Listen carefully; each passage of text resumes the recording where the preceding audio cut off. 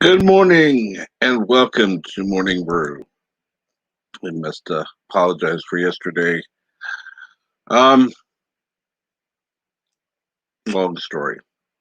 Anyhow, good morning, good afternoon, good evening, good night, uh, wherever you are and whenever you're listening. Uh, Please, if you haven't already, like, share, subscribe, the usual stuff. And let's see here. And good morning, Darth Astor. Orville, you're going to be on the panel? No, I wish. Kapla, Birdo Prey 5, and King of the 30-minute to the hour countdown tells me let's go already. Uh, Greetings, my friend Captain Trek and fellow nerds. And good afternoon, Mountains of Elysium. Greetings, 47 Yorktown. Greetings, salutations, one and all. And good morning, Captain Trek. Good morning, Professor. Let's see here. Listening as I work on projects and go slow. It's slowly insane. Okay, well, uh, I guess it'd be better to go fast, but whatever.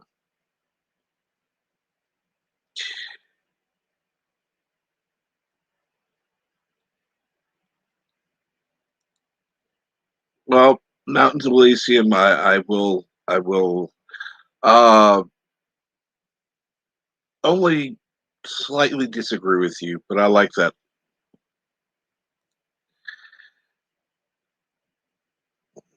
And ghosts? No, don't know any ghosts anywhere. Although I was reading on Twitter how the critics are hating on Afterlife. Uh, Gives me hope that the movie might actually be decent.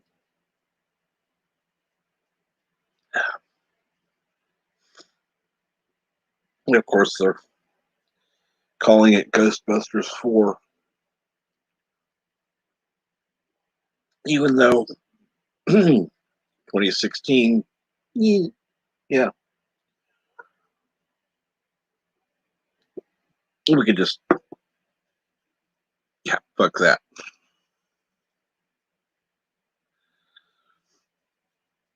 Oh, yes, Professor. I'm sure you've heard a lot of good about Ghostbusters Afterlife.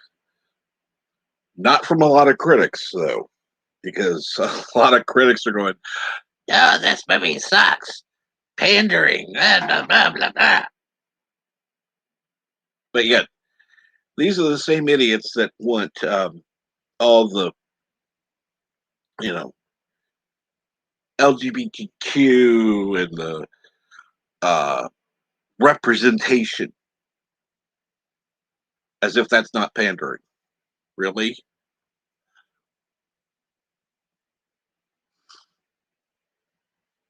You know,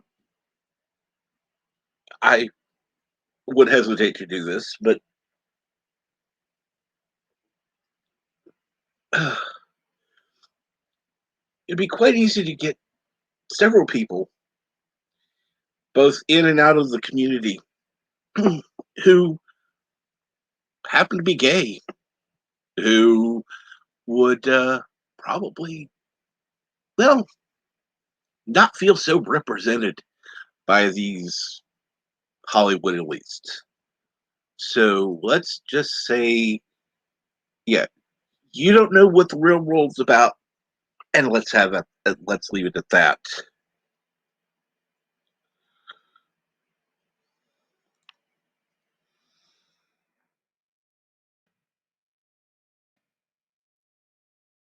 Uh, and I'm actually hoping that Ghostbusters 2016, my God, I had that in my head. Now, let me start that over. As I started to say, so guys, hope that Ghostbusters 2016 has been eliminated from the timeline in this movie because, well, apparently that was pandering. That's the difference.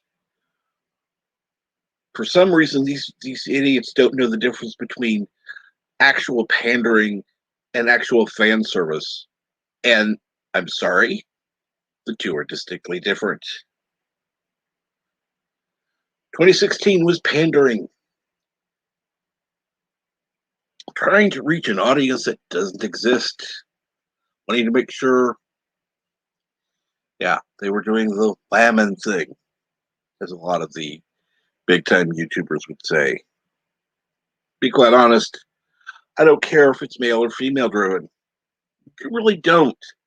Good characters, yes. I don't care if they have a penis or a vagina if they're a good character. Not gonna have sex with them. Good characters make for enjoyment in movies, ones you can watch over and over again. In fact, there have been movies out that I have gone to pay in the theater to watch more than once, and not simply because it was Star Wars, which that's the obvious thing. But no, there are people that just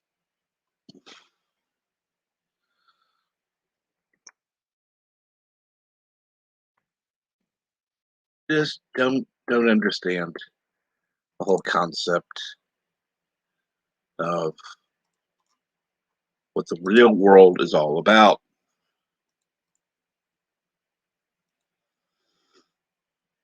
It kind of goes back into what I was saying the other day,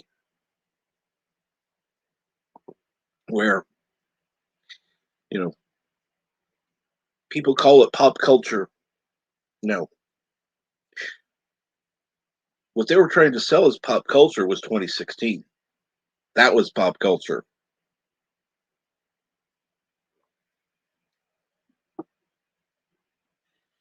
because that's what everybody was talking about, or what they thought everybody was talking about. Um, they don't really give a shit what people are actually talking about.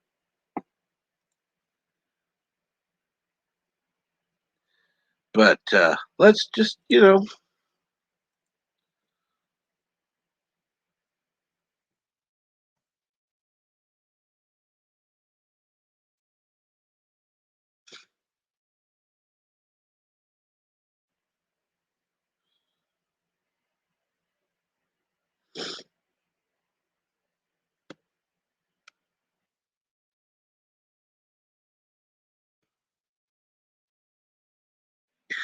uh, now, what I want to see, I want to know, is this available for streaming anywhere? Because it would be nice before, and I'm talking legitimate, not like going to some sites where you can probably have access to it, not so legally. I know that I can't remember which one is doing Dune. Um, I think that's uh, I can't remember what it is.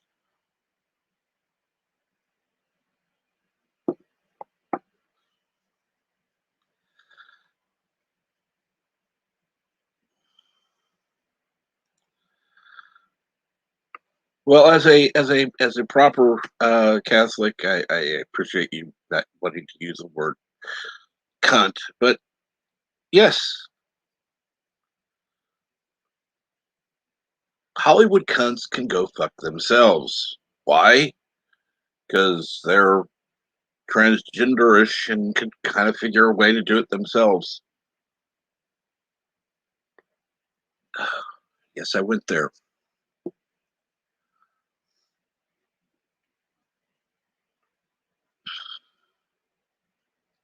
You know, as cool as it was, I was watching yesterday. Even though I was in pain, you could talk to Bert about that. I was watching the launch yesterday, and while I did find it interesting to watch, um, I also found it after the fact when they were doing the interviews to be incredibly stupid because uh, rather than actually spending money on things that matter, let's waste money on joy trips to space where we just touch the edge of space. Don't actually do anything. We get to enjoy. They get to enjoy a few minutes of weightlessness. Woohoo! That can be done on a plane inside the atmosphere. Big deal. The only difference is in a plane, it's only about 30 seconds at a time, where it was 3 minutes or so. Um, but yeah, let's waste all these resources that could actually be used to help mankind and use them to make fucking trips into space. Or how about this? How about this? We get we create a trip where we're just shipping like cargo containers full of necessary supplies like seeds and buildings and compacted, of course, to whatever. Ship that to wherever, Mars or wherever the hell you want to send people, and of course, make sure that it's tight so it's not going to, weather's not going to destroy it. That way, when the colonists go there, all they have to do is open the containers and start the assembly process. Already pre-assembled, they just have to put up the walls, basically. Nothing more. And because it's already been hermetically sealed, all they really have to do is engage the seals on there.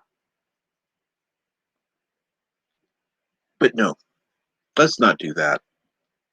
Let's not try to, you know, uh, solve the problems with plastics. Let's not try to do things that are actually going to matter worth a shit. Oh, yes, let's not try to get rid of, or let's legislate out. Uh, let's see here, gas-powered cars. Legislate them out, but not really put any money toward the uh, realization of making it happen. Because if you look right now, okay, a regular car costs what, $20,000? Are you going to get a uh, other type alternative fuel type thing for that? No, not at all. Not at all. You'll spend like 50,000. The fuel's more expensive, more dangerous, and yeah. Personally, I'd rather have a Mr. Fusion and just have a fusion generator on the car. But that's me.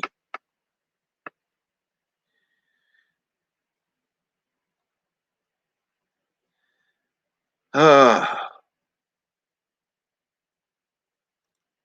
and yes, greetings from the future. Blue Origin joyrides are just publicity stunts, basically a roller coaster for the rich. Yeah, that's exactly what they are. That's exactly what they are. And the problem is, we're being sold that it's a ticket to the future.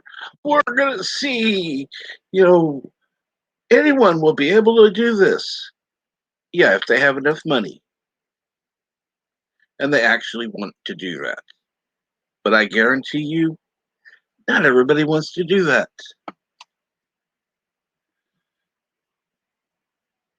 Now, I'm not one to let's just put it this way.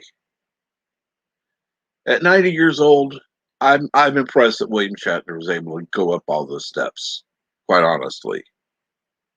Um, and he was keeping pace with him. So he wasn't no slouch. I got to give him that. The only reason I watched is because of William Shatner. And I will say I was disappointed with his reaction. Um, it just, this isn't, no, I'm sorry. He's just as woke as everybody else in Hollywood. He's just not as stupid as some of the people who actually, he has some respect for fans, but he's just as woke.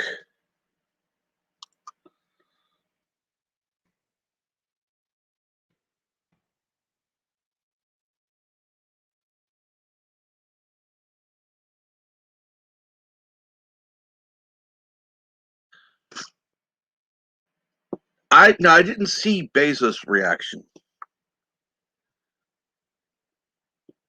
I didn't see his reaction to what Shatner was saying.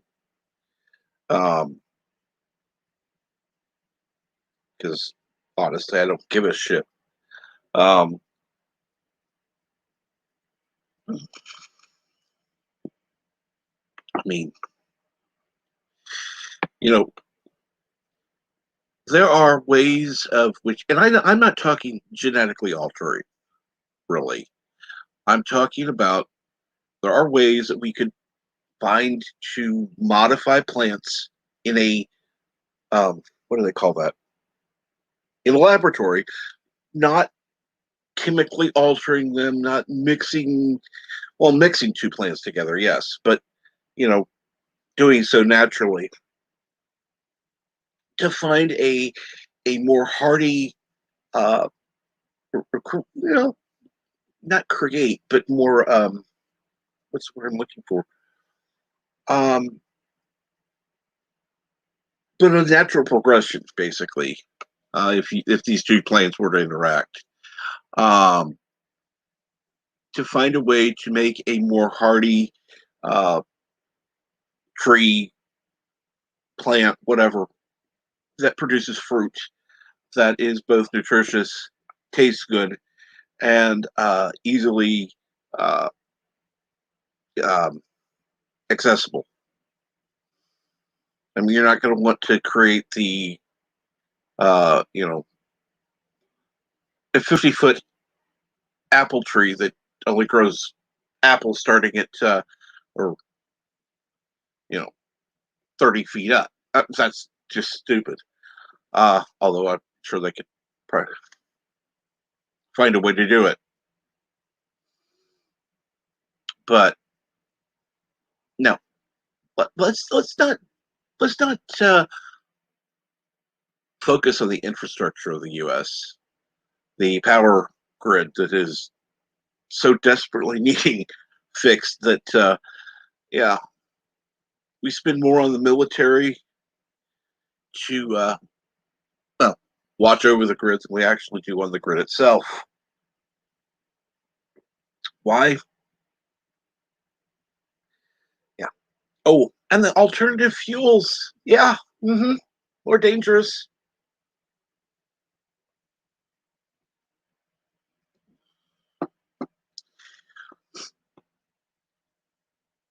And I hate to say it, there are there are going to be certain things that are going to happen. I mean, you know,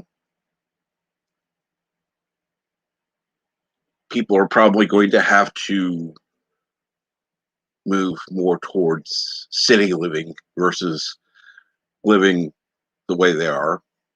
You know, in some places where there are miles, kilometers between houses, um, because it's not going to be practical. But and that way it'd be easier to not need as much fuel. Granted, I don't want everything to be like Tokyo or um, uh, I'm trying to think of some big cities, huge, or like Beijing or um, I can't think of anything in China. Um, Anything else? Where they've got people crammed together. You don't need necessarily with that one Star Trek planet from the original series where everybody was just crammed together. Um, but yes, need more. Yeah, better use of land. Let's just say. Um, or how about this? How about this? A lot of the farmland is now infertile. Why don't we try working on ways to re energize that? You know, let's go with the compost theory and go to super composting, where we could go in and use all this to revitalize the soil that has gone dead. Maybe we could make it where that regions, instead of turning to desert, then become able to grow things again. Now, I'm not talking places where it doesn't rain, for months of the year. Um, but why don't we just do? And here I'm just talking away. I haven't even looked backstage. I don't even know if anybody's back there. Didn't really give it a thought. And let's go back. I've said good morning to most of the people. Good afternoon, Random Menace. Good morning, Dave G Sound. Good morning, Darth Haster. And I've not yet talked about the feature channel of the day, Orville Nation. Now, I wish I could say Orville Nation was going to be here. But that's one thing. I don't talk to uh, the person that I'm going to feature. Now, I do give some consideration because there have been a couple that are going to be coming up that I will have on earlier. They'll be on the same day, but they don't know I'm going to have anything about them. It's just, you know, I don't want to burden somebody else to have to come on. Um, so that's why I just going to do what I do and talk about whatever the hell I want. And so, yes, if you haven't already subscribed to Orville Nation, and trust me, he does more than the Orville. I know that he's going to be covering when the Orville does come out eventually. God only knows when that'll be now. Um, and yes, I've heard a couple of things here and there. Of course, I've also heard people going, yeah, who cares? Well, there are people that care. There are people that don't. I mean, the Orville was a good show. And unfortunately, because of what happened, uh, things were put back. So, you know, I don't know. I don't know how it's going to be done because for example, the kids aren't as young anymore. Uh, that happens over a couple of years. Um, so they're going to have to figure out a way to do that, or it's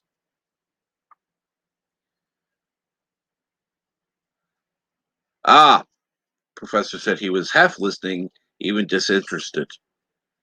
Well, he's an asshole. He's a typical leftist elitist. Um, and there's a difference between a leftist and a leftist elitist. And good morning, Arabic Sonder. How is life in the Mile High? And Let's see here. Mountain says, I know a guy who owns a garden center. He told me you get the same nutritional value from a single carrot you would have eat six. Oh, wait a minute.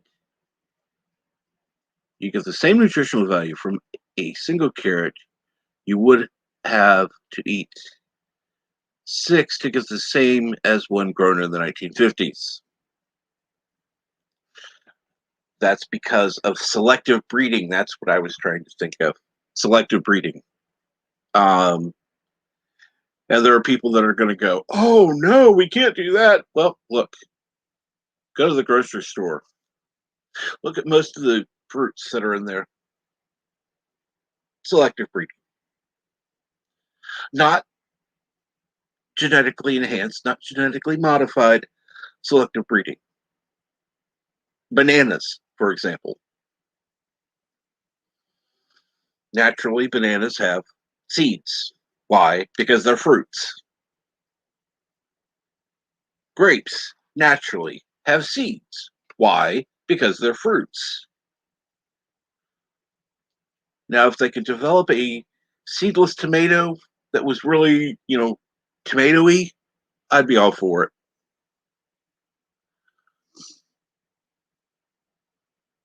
But, yeah. And yes, the tomato is a fruit no matter what. This is a savory fruit, but a fruit. Same as a cucumber.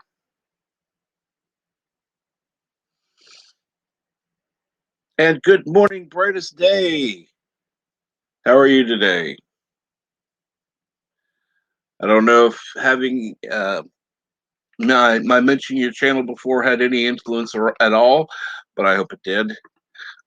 Somebody's backstage. I don't know who it is. Let's see here. It's Mar. Hopefully you took your medicine already, and then it's helping. Yeah, I'm kind of fine again. Good to hear. Thanks for asking. Told you it just takes about 3 days before I get that shit under control. And True. hello everyone. I hope I'm not leaking sound at the moment. Nope. Well, there's a little bit, but not too horribly bad. It's not like other days where this, like today, we could easily talk over you, no problem. Ah, The other day, it was just like, oh my god, even I'm going deaf over it. Uh, oh,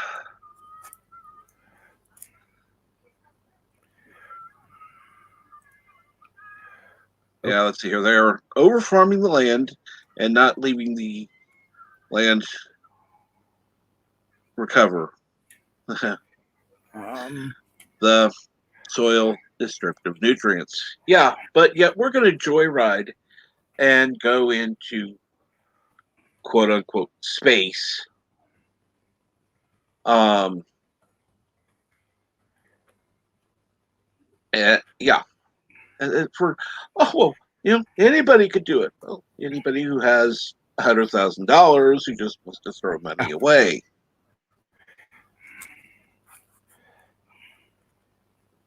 You know, let's spend this money a little bit more wisely. How about this?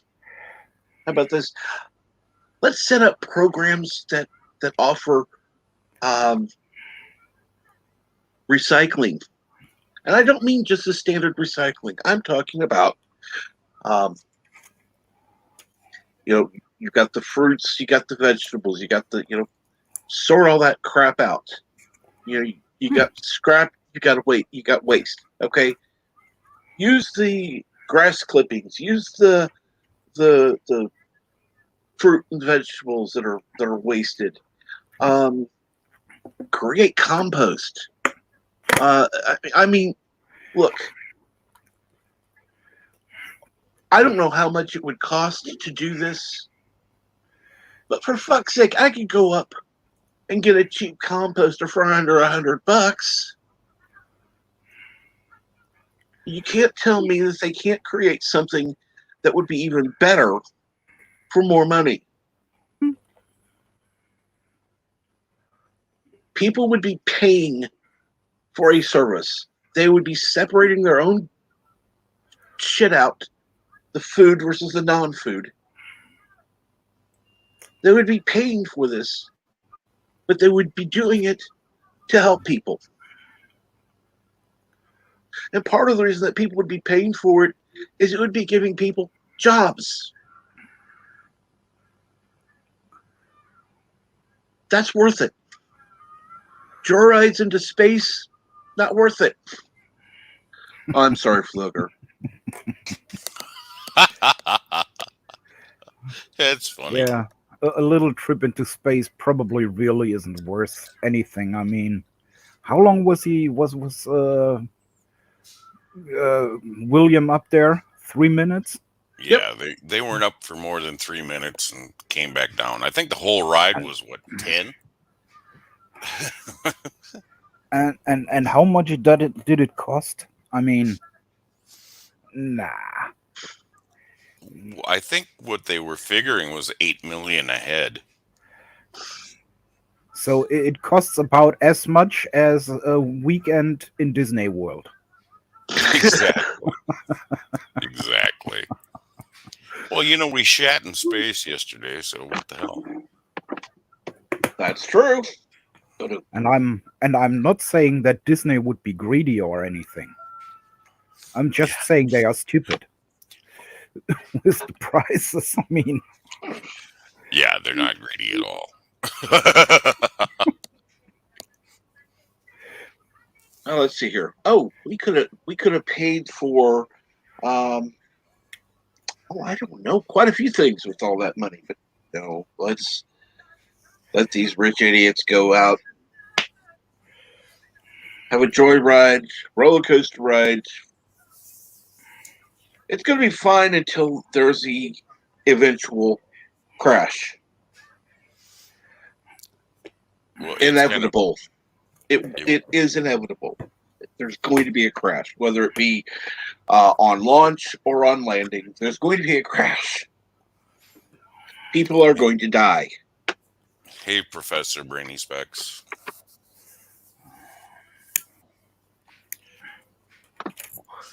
Let's see. yeah, it's funny here in my city. The trash company, they actually collect everything green, Mm-hmm. and they even clean out the streets and everything to get materials, and with that material they make energy Mm-hmm. because of heat, and then they press this stuff to little briquettes and burn them to generate energy with it. And I think that's something that everyone or every city could do, which is kind of funny because, as I said before, I'm not sure if I did it here or on another stream. Here in my city, we was completely autark. So we had everything. We had our own water supply, we had our own energy supplies, and everything. And then one of our mayors was so stupid to sell everything to American companies. Oh, God. That Why? was a bad idea. Exactly, it's a bad idea. No, And no, it's a he god just awful idea. he just sold it for to get himself a little bit more cash in his own tash. Uh, excuse me. He just sold it to get more cash into his own pocket. Yeah. Here in Germany, we say cash in the tash, Yep. and tash means Tasche, which is bag. Yeah. So Yeah. You do have to understand that some of us are nerds here, and we do understand what you're saying. Cash into cash is Cash from the tash is that's yeah. that's pretty much exactly on the nose. Just So yeah. Let's and I'm sure that nerds couldn't come up with solutions for real life problems because totally that would not. never happen ever.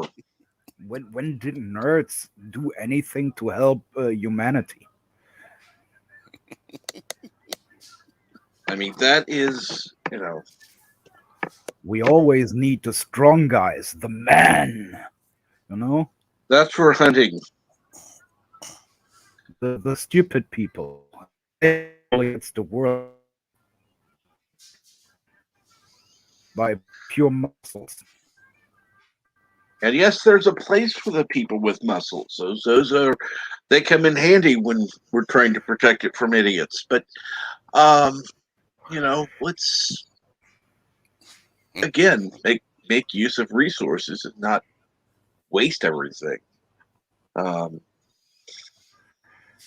And I'm not one of those tree hugging environmentalists. I'm just saying that let's make better use of resources. Use it better, use it more wisely, and be thoughtful rather than being selfish. I'm not going to say everything should be for, quote, the greater good. Because I don't believe in that shit. Sorry. There are some things, it doesn't always equal. Like not having necessary surgery because of a pandemic that should have been over by now, would have naturally been allowed to progress. But whatever.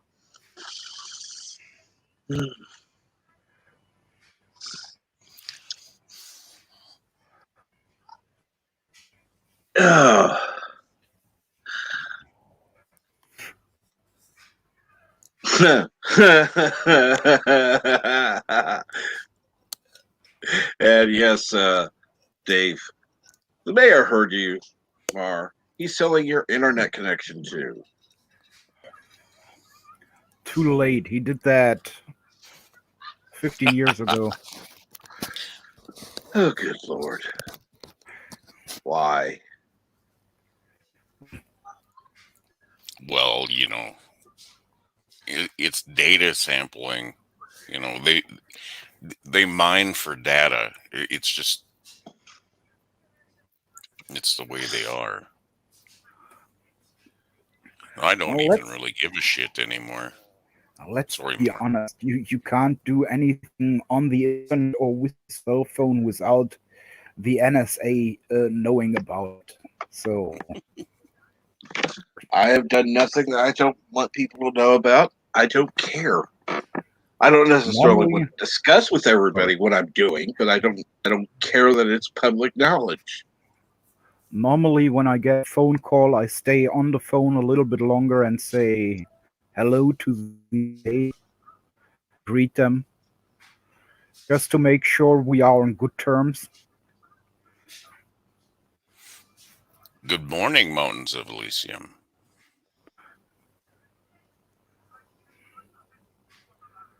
I usually don't do that on live streams, though.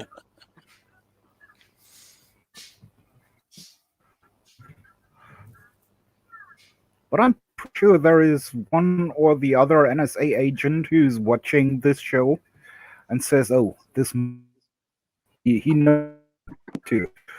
Let's better keep an eye on him and the rest of the folks there." And yes, I know you say so in jest also, but yeah, I mean, come on. We all know that we're being monitored. Duh. Oh, exactly. We get monitored all the time. I think Mara gets, I think he gets censored when he's talking about sensitive stuff like that, because especially robots. And it's like, oh, yep, there's the NSA.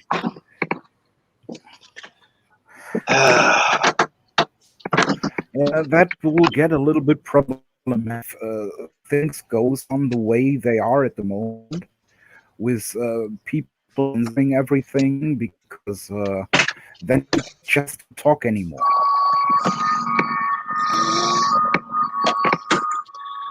Because everything you say will be forbidden, but because because you can't talk about black people if you are white. You can't talk about Asian people if you are white. You can't talk about women when you are a man. You can't talk about slim people if you are fat. You can't talk about people who have glasses if you don't have glasses, and so on. And then you are just yourself. You can just talk about yourself, and then you are a minority, and that also forbids you to talk about yourself because you are a minority. Well, I remember I've seen people who've had their post removed from Twitter because it was whatever. Uh, and of course, talking about having to censor ourselves on here because of the oh fuck COVID,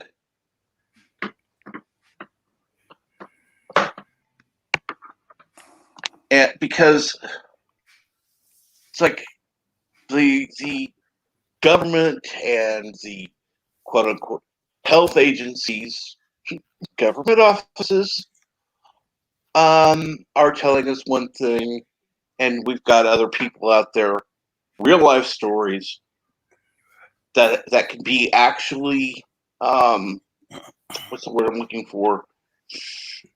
Corroborated, substantiated by medical records, saying the complete opposite. Now, does this happen to everybody? No. But to deny that it exists or to suppress that it exists is wrong. Yes, it is the forbidden topic. A week ago on Monday, I had my first Moderna shot, Mm-hmm. and I keep monitoring everything pretty close because it's like I don't want to have to go through what Bird has been going through, heart failure and all that shit, which is probably stemming from his Moderna shot. So I'm not saying people shouldn't take it. It's just make sure you stay on top of what's going on. Absolutely. I mean, there are. Okay, let me put it to you this way: every medication known to man has side effects. Every medication, Yes. no matter what it is. Aspirin has side effects. Tylenol has side effects. Hell, even grapefruit has side effects. So to deny that Moderna or what are the any other of the shots would have side effects is stupid. It's untrue. Every medication has a side effect. Everything. So, Cap, did you take any of the vaccines or no? Yes, I did, so I could have surgery, Oh, okay. and I still Well, haven't that's had good. it. It was quote highly recommended that I do it, and I was told to. How do I say this?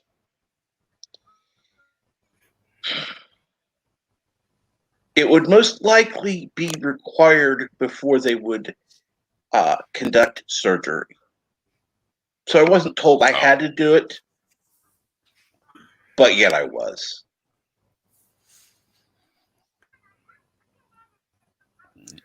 no. So Uh, there's I a want to way they ask you. can go for it.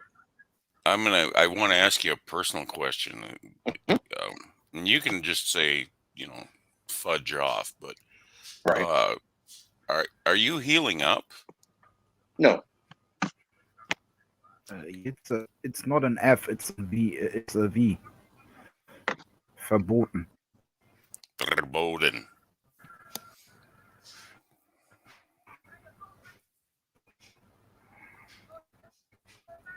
And we're only touching on that topic just for a moment to kind of, yeah.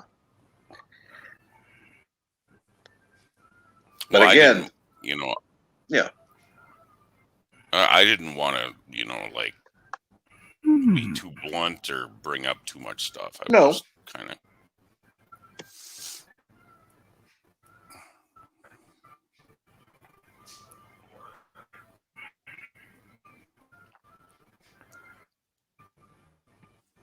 yeah, like I said, denying that there are any side effects of and I don't like using the word, because I don't consider it a vaccination,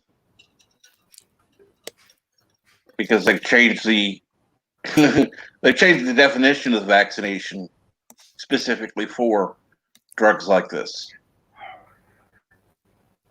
But yeah, any vaccination has side effects. Look, you read on the package. They ask you questions. Are you allergic to eggs? Are you allergic to this? Are you allergic to that? Do you have a reaction to this? Do you have a reaction to that? Okay. Everything, every medical test, every drug, vaccine, whatever, has side effects. Period.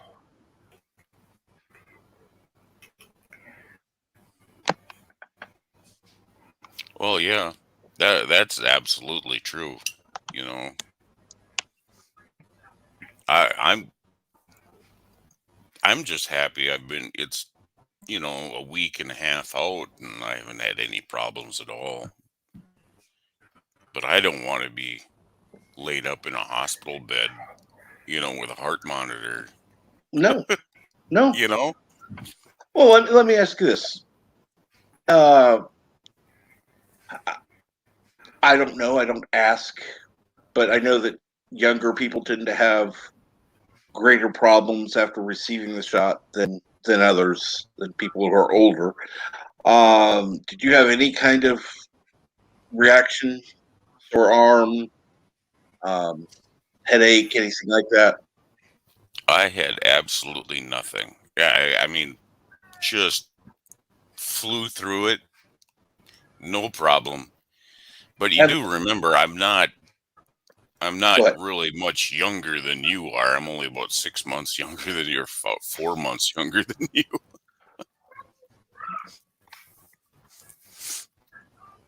I didn't even know that. You just don't remember. No, old. Shut up. No, I didn't even feel the shot. I was sitting there. I was I've heard the same thing from others. So yeah, there have been, different people have different reactions. I had an extreme headache. My arm was sore for weeks.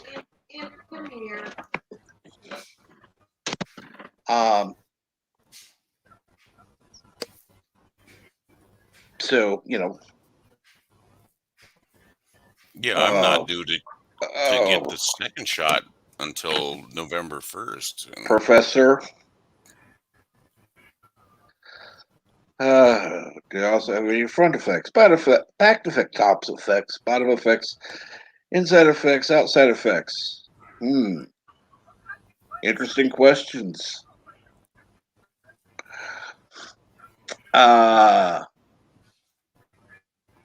Let's see here. No, yes. I don't know. I don't know. Yes. And yes. And I'm going to have an issue if I get disconnected. Don't worry, I'll be back.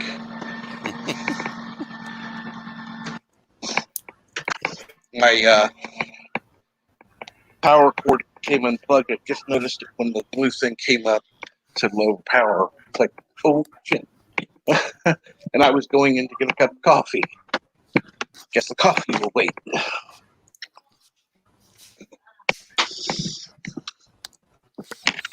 Yes, good morning, Darius Munchausen. Good morning, Darius. How are you this morning? I will say that I'm in much better everything today than I was yesterday. I got the opportunity to talk to Bird, who, well, understands more than than anyone and has had more problems than anyone in our community, medically speaking. Yeah, I need coffee too. It'll wait. I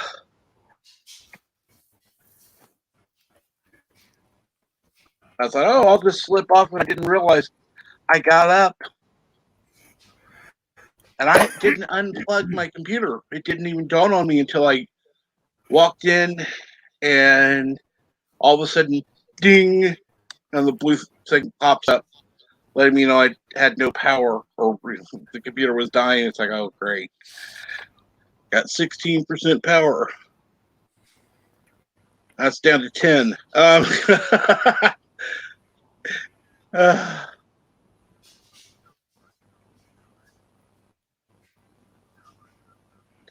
Agreed. Well, like I said, the only reason I got on this was because, we were talking about other things that need to be done. And,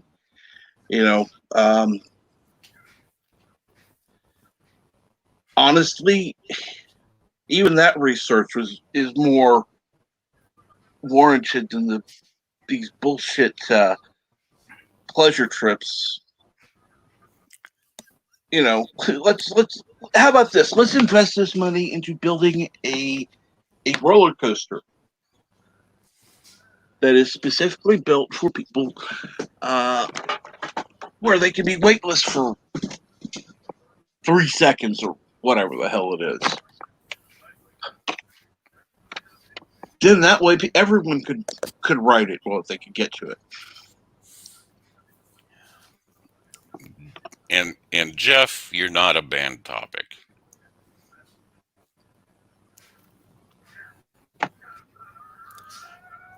I do have to agree, though. I mean, if they would put the money back into some schools, it would make much more sense than to send Captain Kirk into space. Mm-hmm. And the other thing is you just can't give schools money. You have to dictate to them where this money is going. Because I don't know what it's like around where you are or you guys are, but teachers are the worst budget keepers in the world. I mean, just horrible. It's not the teachers who are necessarily at fault. It's the administrators. You've got teachers who are out there buying school supplies for kids with their own money because people aren't giving. Because the administration would rather charge fees for every little thing that they can to every student, because they can. But yet these funds, where do they go? We don't know.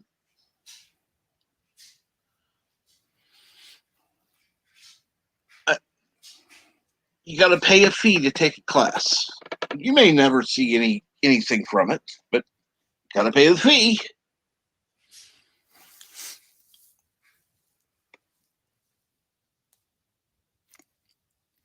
Well, I have a ballot laying on my computer desk. Well, it isn't a computer desk, it's my dining table. But I filled it out and I put down no, no, no. And what the thing is they're proposing $47 million in taxes. And I live in a county that only has 5,000 people in it. No. I mean, it's like, oh, that's damn near $1 million a person, or not? No, not that much, but 400,000 a person. Yeah, that's funked up. Okay, let's see here. No. Um,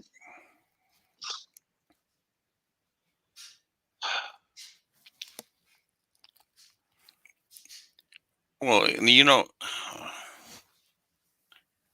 they built the school that you know they want to fund was built on crappy ground with modern cheapest technology they could mhm, use. mhm. Y- You know what I'm? It's like, oh, we're now, now that we have it, up and it's been here for 20 some years. Now we have to, redo it. Like what?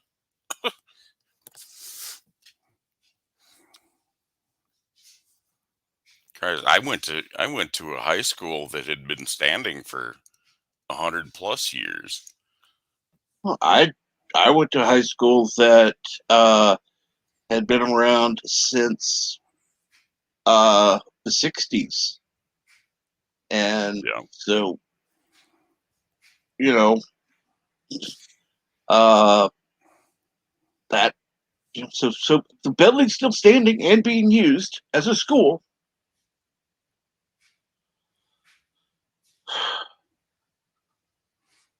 So it's been over 60 years as this building has been there. Now, have they done maintenance? Have they done updates? Yes. Have they done additions? Yes. Um, Interestingly, though, the greater upkeep tends to be in the newer sections. Oh, Wonder why. absolutely. Yeah. Yeah. That's the way it is. And it's just, yeah, let's.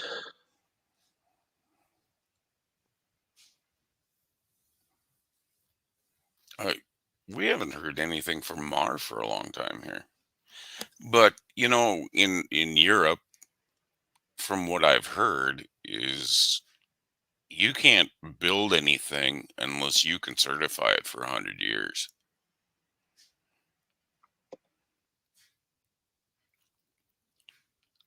And around here, shit, you get 25 years out of anything, you're lucky. Unless maybe it's a steel shed or something crappy like that.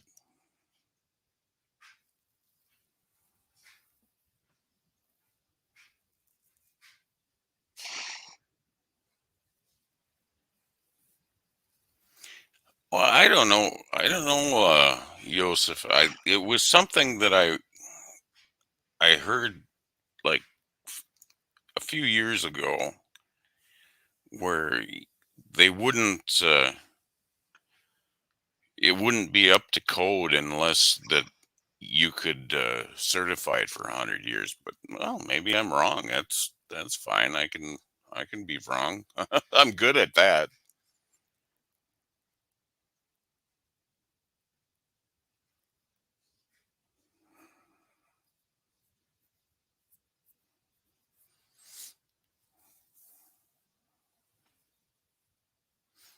Okay, we need a new topic. Absolutely. Let's see here now. Good morning, Michael T.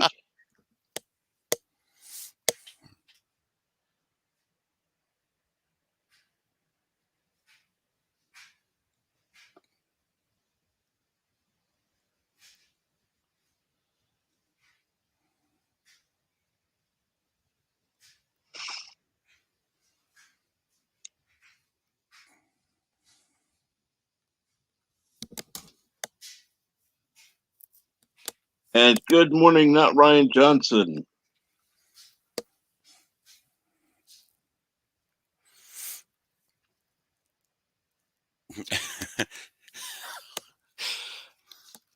And yeah, you're right, Michael T. Everything's built by the lowest bidder, and when I had a because this is years ago when I was having a bathtub installed into the bathroom I was in before, and so I had 4 different people come over. Now, did I pick the lowest bid? No. Did I pick the highest bid? No. I picked the one who actually sounded like he knew what the hell he was talking about, actually had some experience doing the work, and he got it done in under the time he said he would. And it looked like nothing had happened. He had to dig out the floor, part of it. He had to remove the toilet, put it in the drain, all that stuff. Okay, when I walked back in the room, the only thing I could tell was where the line had to be drawn, had to be dug out and put in. That's it. The bathtub was in,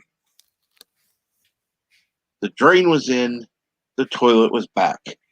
Everything looked normal except that one area.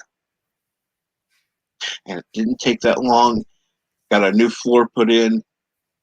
Boom. Couldn't tell where the hell it was.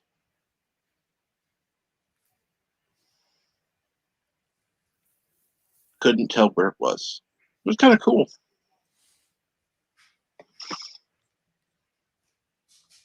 Well, that's good. I missed that tub, by the way. I do. It was nice. I picked it up myself. It was nice. It was deep. I could actually lay in it. And my feet had to be out of it in order for my head to be underwater. But oh my gosh. I could lay down in this tub, have my shoulders in. Oh, talk about relaxing. Yeah. There was a place I rented, 20 plus years ago that had a clawfoot tub. It had to be in a 7-footer. And good morning, Josef.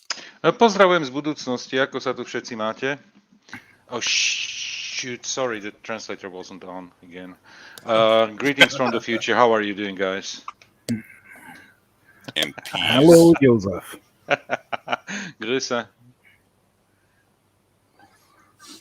And double knee replacement surgery as soon as it And Joseph, what you said before that was a lie. I know that. What do you mean? The thing you said as you came in. That no one else understood. Oh, okay. He's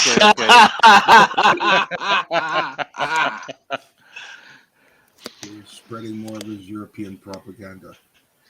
Spreading European propaganda. That's a funny sound like he's pissing on the wall. Yeah. And hi, JPs. You look stunning today. Hello, JPs. Well, like shocking, but yes.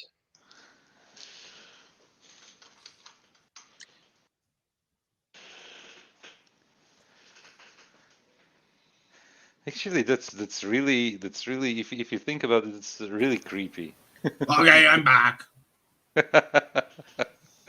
Hello. What's up, JPs? I don't know.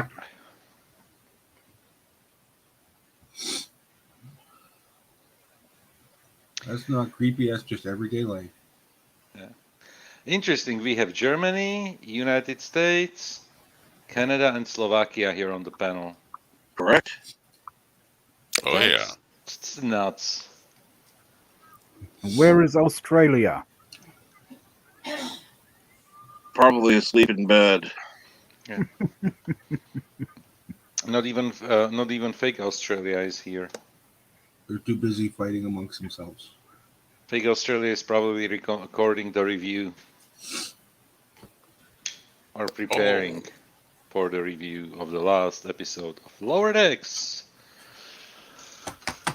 Of Oh season yeah, 2. crap! It is Thursday, isn't it? Oh yeah, Yeah. I forgot about that. Yep. Oh.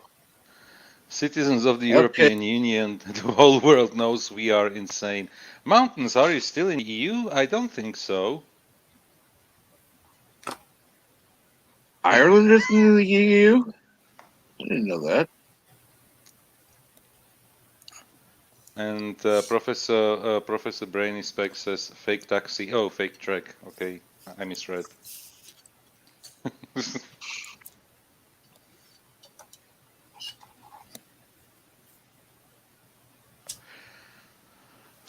Oh, you're in Ireland. Oh, I keep forgetting. Yes. Yeah, Ireland is in the UK. EU, EU. UK, EU. Yeah, EU.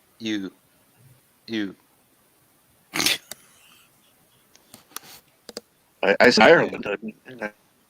I know where he's at. I mean, that's not specifically, but I know the country. Yeah. EU is so me too. That's everyone seems to be in there right now. Yeah, Michael T. Hope that they put that knee back together properly, because when my dad had his knees done, one of them was out a couple of degrees, and they had to go back and redo it another 6 months later. So, Ouch. yeah, it was not fun for him on one leg, but once they fixed that problem, both his legs and knees are perfect now. And this guy's like 70 plus years old, and you can't stop him.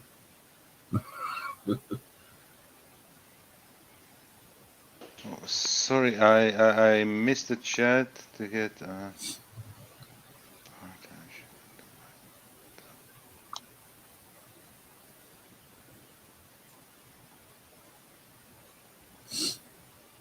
Ireland's offshore island of Great Britain is no longer in the EU, though.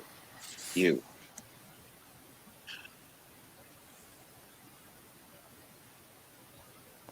Interesting. Yeah. And good morning, Resolute Germ.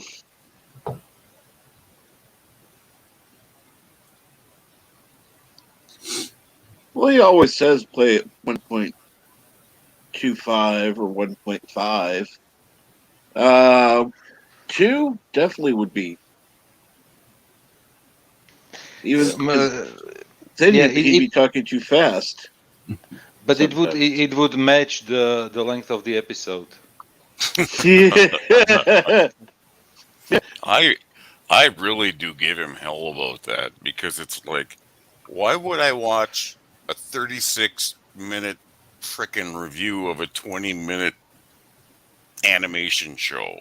And because and then again, I think I was there either in chat or on the panel, I don't remember, when Trekyards were mentioned, where they take the trailer that is like 90 seconds and they talk about it like for 2 hours, and they do a 30-minute review as well. Oh my god. Well, yeah. Well, and especially for JP's, he's up there in that country up north, and they don't have the time to. Michael T, I don't know if I would be announcing that, particularly with your wife.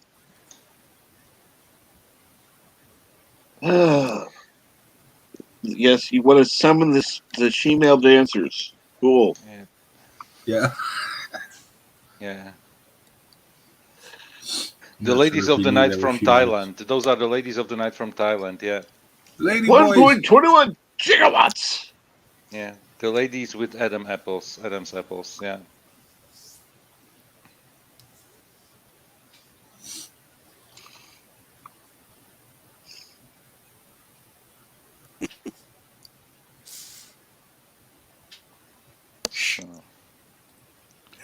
everybody has to be quiet now? Because Why? I don't know. Oh, they suck at dancing. They just usually break stuff. They are amusing for that much, at least. Yeah. Ah, Yes, that goes like with the saying that some people are like slinkies. Yeah. Worth nothing, but it's fun to look at them when they fall down the stairs. Yeah. other repairs. Everybody's funny when falling down the stairs. So.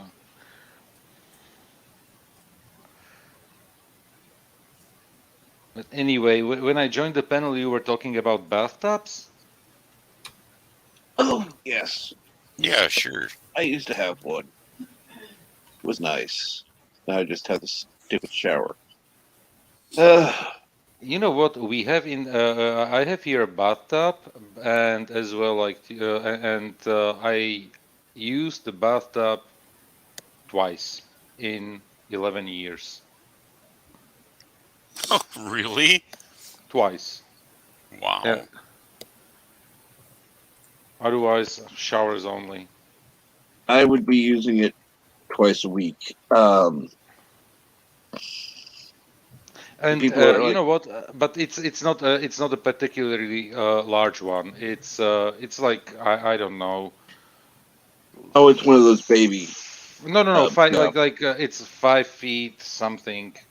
So it's not like I can tell you that my grandparents they had like one of those ginormous ones. Like that was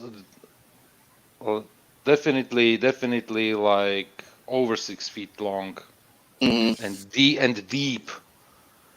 And with me being 6'6", it's literally if I can basically because it's literally I need something like a spoon to get into the bathtub. Like to help me. Like how do you call those? That you use for putting on shoes. Those Shoehorn? Shoehorn, yeah. shoehorns. Yeah. Like shoehorn me in the bathtub. Yeah. Or you Okay. just grease up the sides and jump in. I'm just glad he didn't say Hoyer lift.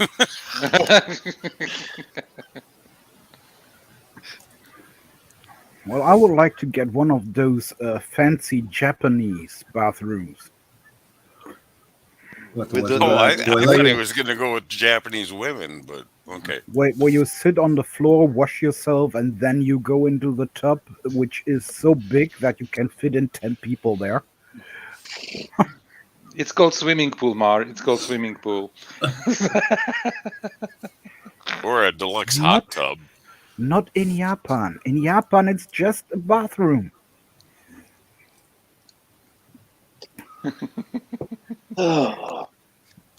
It's Oh, we're turning it into a shit show, aren't we? correct. No. Hey, Michael. What's going on, T. Michael What? T? President Taffet is not amused. And I love to sit in my bathtub and read books back in the day. Now I just have a shower. Ever tried to read a book under the shower? No, thank you. Yeah, I got electrocuted because it was a Kindle. Yeah, Somehow I exactly. knew a kid was going to come into this. Yes.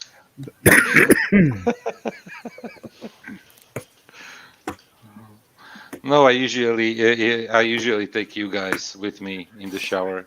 And yes, No, we Michael don't T need to know does that. confirm. You usually do clean yourself before taking a shower or bath. Yeah.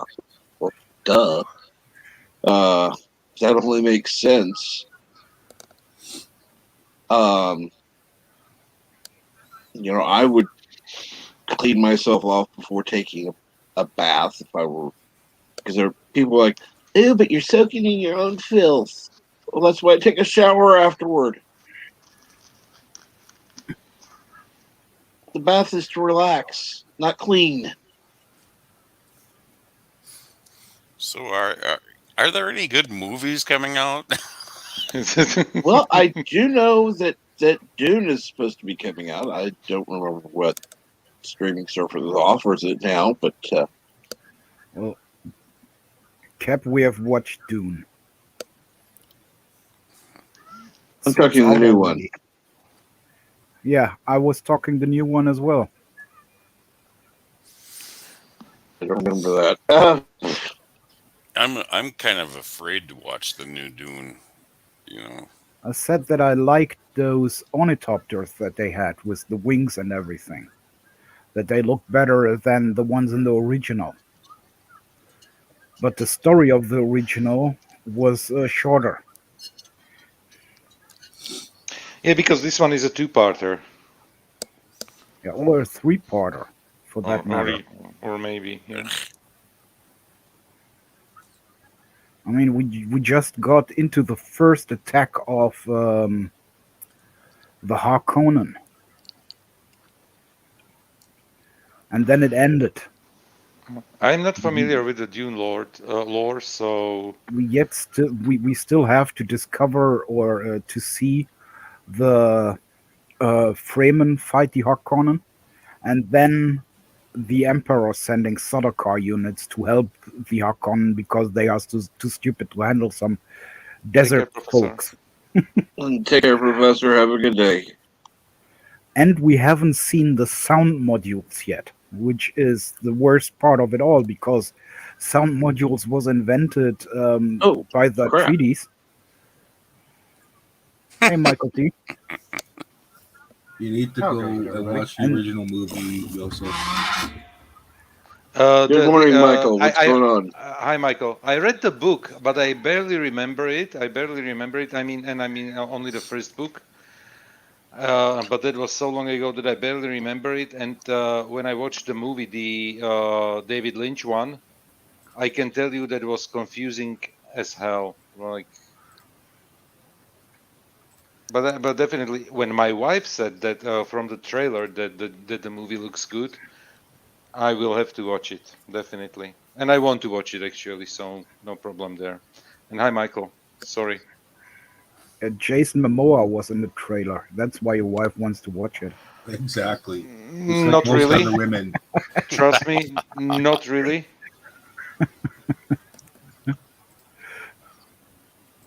Because when she sees guys with long hair, she would like take the scissor, and cut the hair.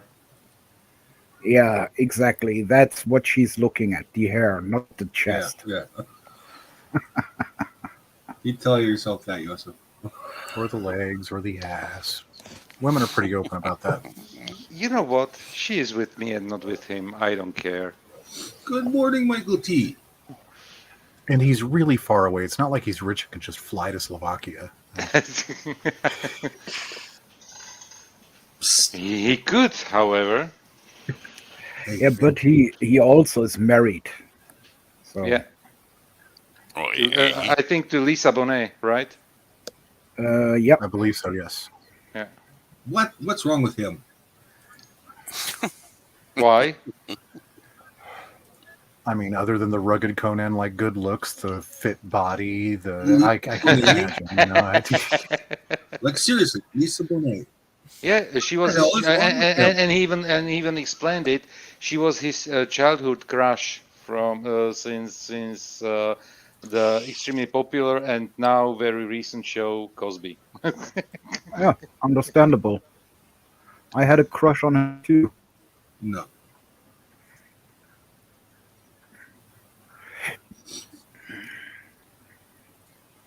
She was cute in that in that show.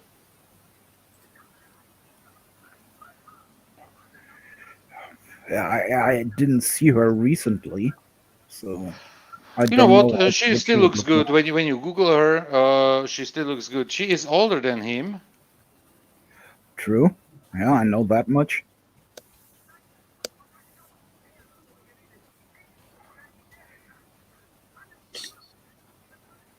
That makes me a little weary to see that.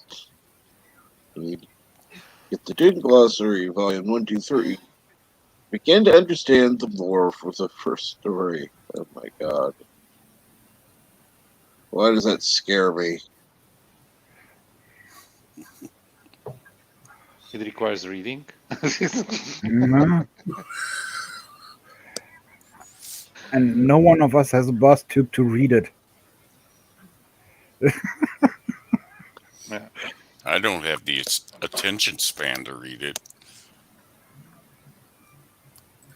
Volume I don't of think I've sat 3. through a book in a while.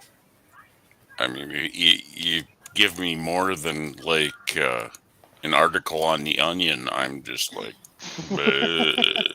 Onions. Onions. The attention span. Forget the Onion. The Onions. Babylon Bee's where it's at now.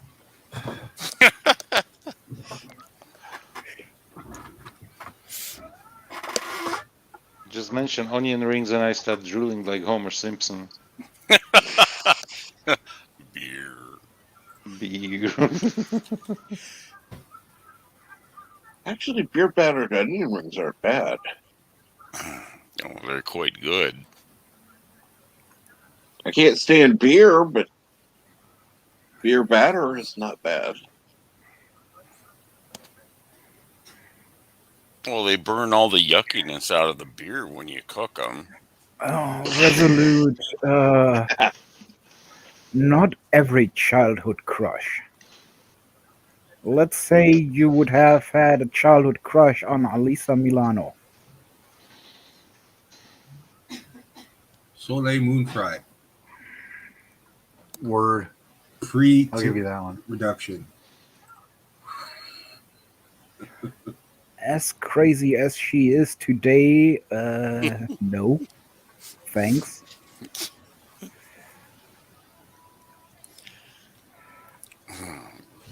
Yeah, she's a fucking fruit. Yeah, Alisa Milano gives off this old cat lady vibe at the moment. Oh, I don't know. Track Cap. Have you seen some of her stuff? no, I haven't, thankfully. Oh, yeah. You should look around on Twitter or Insta. It's like Scary. Are we wackadoodle. talking? Are we talking Maria Sierra's level? worse than that. Beyond that. Way worse. Whoa! Way worse. Who? Alisa Milano? Yep. But she's cute.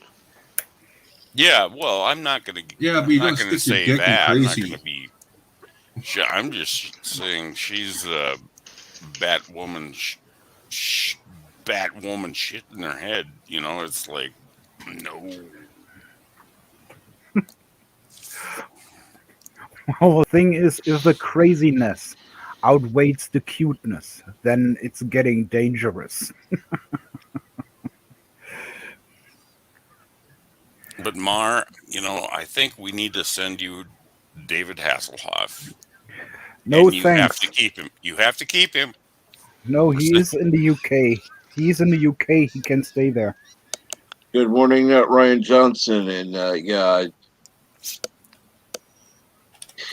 not even interested to see what kind of shit she puts out. You know what? But I will still watch Charmed. Oh, I- I mean, I'm not gonna let her art. ruin, but yeah, The stuff she's done as an actress. Yeah, sure. That's not a problem. But her topic. I still watch Commando. Oh, I would watch That's that. wrong. Okay. That's too young. Right now. That was Arnold at his prime. What are you guys talking? Oh. Yeah, exactly. My name is Arnold, and I'll be back. Remember when I said I'd kill you last? I lied. I just can't do the Austrian accent, son of a bitch. Neither can I. I just go for it anyway. I don't care. Starting of the Well, Nielsen. Bird does the same thing. I mean, he can't do worse shit, but hey, I have to say that back as I was 12, I've had a yes. major crush on Courtney Cox. But I like the series Misfits Who's of called? Science. Oh, that's the name of the show. I was looking for that show like for years, but I always keep forgetting what to look for. You know what? I'm writing it down. Misfits of Science. Misfits Hmm. of Science. It was in the title song. Misfits of Science. I don't remember it. I saw it on TV maybe 30 years ago or so. Yep, exactly. It was never shown again. It was just a one timer that it was on TV. Right? And Good And Morning, good V-Star. morning. Yeah, yeah. I was doing the same thing at the same time as Cap. What the hell? Good morning, V Star. Always good to have everybody in chat. I hope everyone's doing well. I do want to say again that, excuse me, the feature channel today is Orville Nation. The link is in the description below. If you haven't checked him out yet, please do. He provides excellent content. They have panel discussions over different shows that are on. Um, he'll have interviews with different actors, directors, any other people Producers. involved in producers. Yeah, Yeah, and big um, supporter of the community. Definitely. absolutely huge support of the community. So Yeah. if you And heavy haven't star. already subscribed, yeah, please do so. Uh, and this, actually, he's part of one of the reasons I felt inspired to have uh, feature channel list was to have real community support rather than just fan service and say, "Oh, we support the community here," because he encourages people that are mods in his chat that have channels here. Put your link out. Let people know you're there. Yeah, sometimes I have to say that I'm surprised that Ryan Johnson is in the chat. But then again, we mostly go off about J.J. Abrams and not Ryan Johnson. So, of course, he would watch this channel. Why not? So, yeah, sorry for that. And yeah, I know he's called not Ryan Johnson, but let's be honest, he is Ryan Johnson. Trust me, I wish he were. No, he is. He is. You can tell that he is. I mean, Ryan Johnson, he doesn't have the imagination to come up with a different name, so he just adds a not. That would so totally be Ryan Johnson. Well, while this is true, I think that there's enough said in the chat by him to prove that he has more imagination and thought process than Ryan Johnson would. Uh, I think he just goes with the flow, which also would be a Ryan Johnson thing to do. I love this. Again, the chat's talking about different stuff. I think we're being left out of the chat. Meh. Chat's just going on ignoring us. Oh well, hey, go for it. Love to see. Actually, that's wonderful to see because again, that means that people are actually talking and involved with each other, which is a good thing.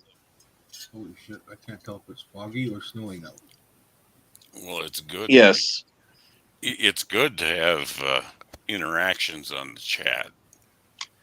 Well, and I'm not talking the numbers thing, but yeah, it is good to have interactions because people are actually talking and getting to know each other.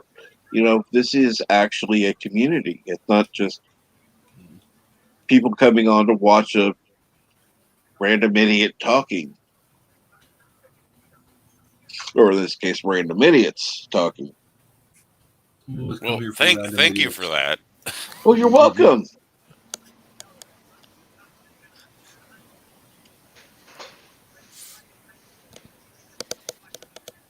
So what is everyone doing?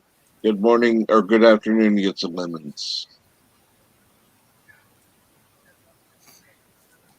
By the way, let's see here. 1, 2, 3, 4 of 6 people have a Yitza original.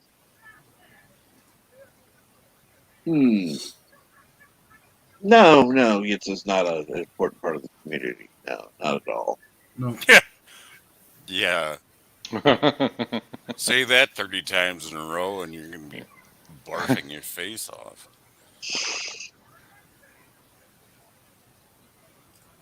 And if someone would be so kind as to put in Yitza's link, because he always needs more subscribers. People should be watching his videos because they are amazing. I hear you, Michael.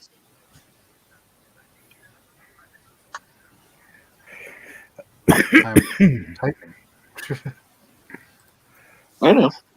Yeah, as I said before, Yitze, very great artist. He made most of our avatars. And before I used my avatar, I asked 2 million people on Facebook if they liked the avatar. And one said, yes, you have to use it. Was it So Yitza? here I am. Yep, it was Yitze. No, I'm Now, kidding. I'm kidding. There I know is you're kidding. I know there you're kidding. there is really I've shown this avatar to some friends, and they all said I have to use it, and one even said I want one too. So I asked Yitze to make her one as well, and she also loves her avatar, even God. if she is not really a YouTuber. But she was on. I think she was on here, and she also was on LDG's stream. But as I and say, we are living here in Germany at this time. She's probably at work. So, Good morning, good Jedi morning. Bill. Thank you. But just getting to that. Good morning, Jedi I Bill. know. I stomped on you. I'm sorry.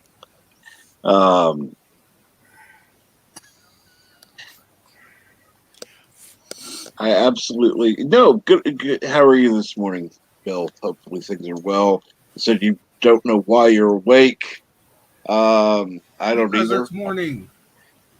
Well, I don't know how long he was up last night. Did he have anything? Because I didn't. I went to sleep early, so I don't know.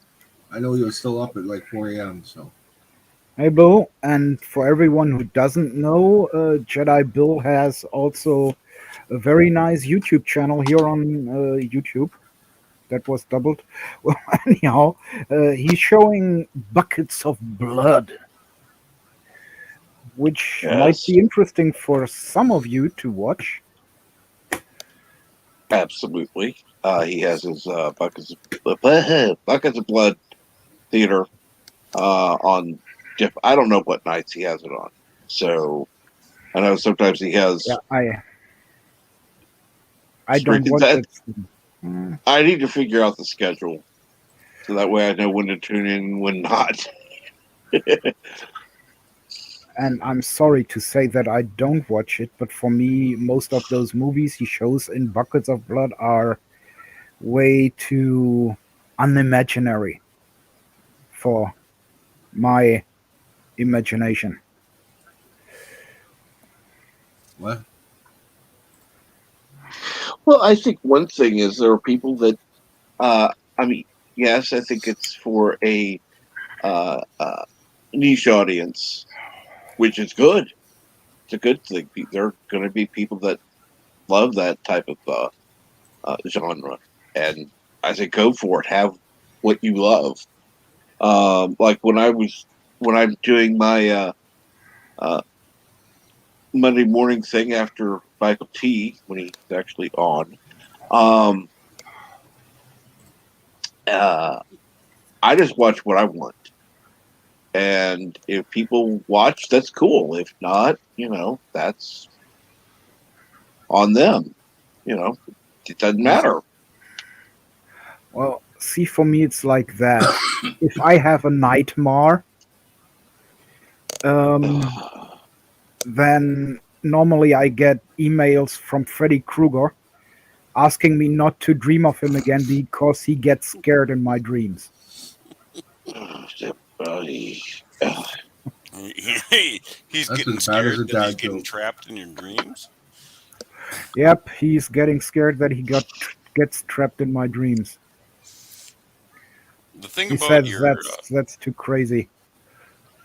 the thing about your avatar is it really looks like German. I mean, it's spot on. Hogan's Heroes German. Oh. Just looks like he's got some poop on his upper lip. I think it comes from another avatar I use, which would be this one. Yep, there it is. I know nothing.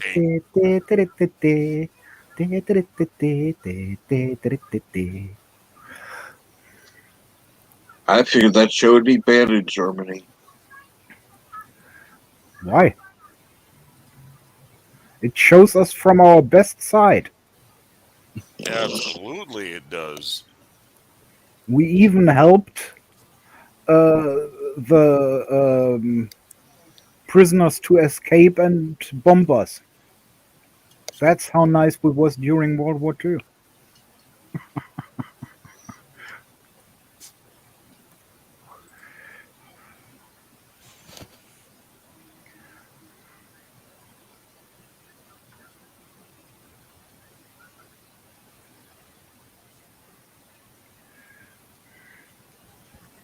So the soup ran all night until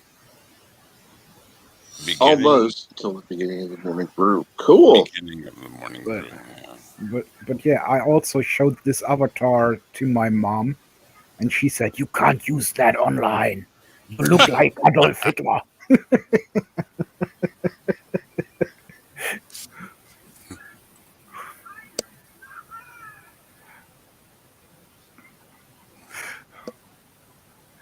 I don't think I look like Adolf on this picture, but well, that's my No, mom. No. That's my No, mom. She sees a helmet and it's Nazis, Nazis everywhere. No. you're talking to an American that's kind of I don't know. Mustache is too big. Yeah, yeah. I mean, I love it. It's great. Absolutely. I love it too. I still don't know why the lightsabers are ignite on the back, but Yitze said because it's badass and totally cool. So I run with it.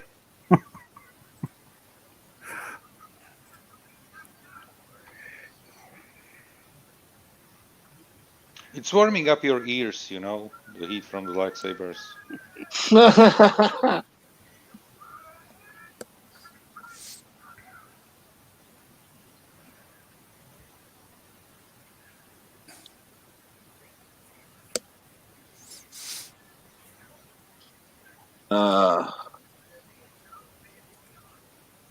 Yeah, but space didn't want to keep William Shatner, so it spit it back to Earth after just 3 minutes. Yeah, it's true. Space was like, nope. Yeah, you have I it was back. yesterday. I was watching a TikTok from a guy who basically just covered the whole flight, Shatner's flight to space, in a 60-second video, and he called the rocket that William Shatner, the actor playing Captain Kirk, went to space on Jeff Bezos's rocket Dildo One, and I was drinking. I was drinking tea. I spat it out on my phone. Like, okay, thank you, thank you. I have a cracked screen. I don't need liquid damage. Oh yes. Well, yeah, we shat in space. But you know what? I was. Shat in We space aboard the cock rocket. Yeah, we can make jokes as many as we want, but I was so happy for him, especially when he landed. And there is as well a recording from the rocket when basically everybody was joking around there in the weightlessness, uh, and Shatner was just staring out of the window the whole time. Well, let's be honest here. The rocket looks a little bit like a first version of Traumschiff Surprise. Oh yeah, yeah, without the nacelles, yeah, or how to say it, yeah. Mark, can you find a picture of Traumschiff Surprise so that Captain Trek can actually see what we are talking about? Well, I should have tons of them in my folder. Okay, Just have to find them. because I think the guys who don't know Traumschiff Surprise, they should definitely know about the movie. Oh, that's the full movie. There was like one of those beauty shots of the ship, I think, somewhere in the opening of the movie, so you can basically bring it up and share it so that we can actually see it because Okay.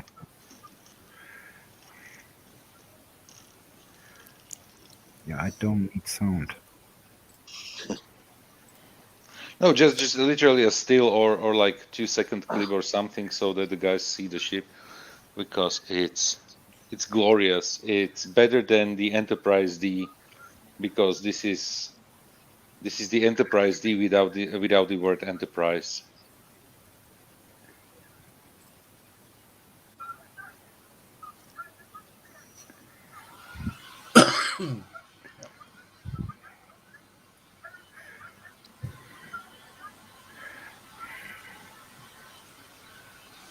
Come on. Give me the right scene.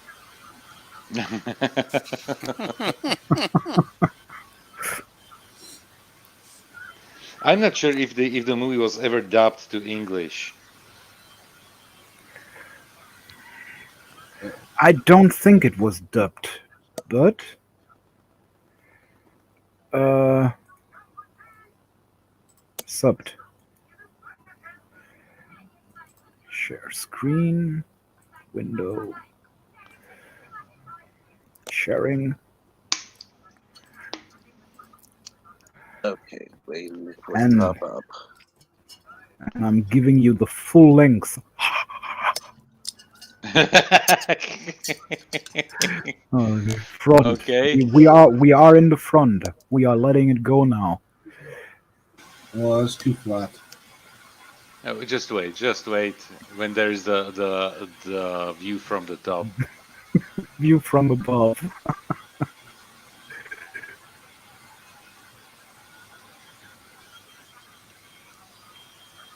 Oh yes. I also like long vehicle.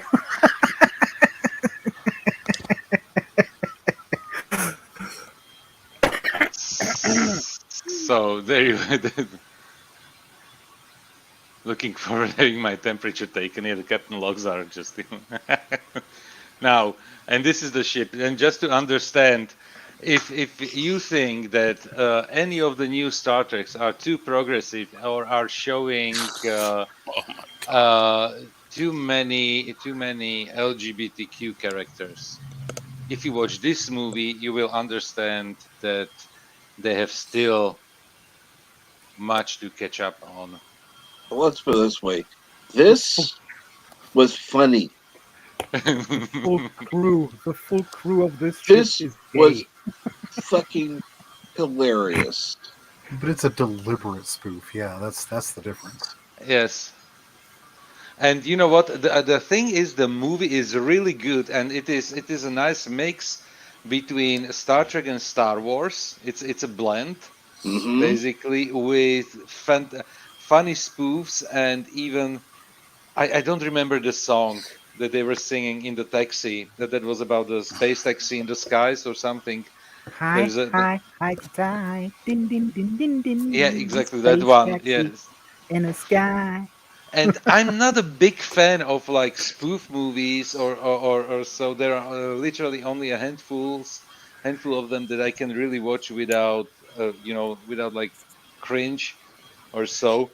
But this one Mm-hmm. is just hilarious, and because it's just uh, basically a troupe of comedians who started out basically in something like uh,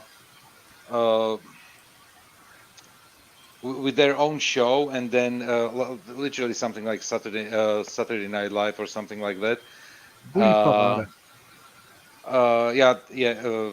Basically, just the sketches and scenes and show and jokes, and then they made like I know about two movies. I don't know how many movies they made.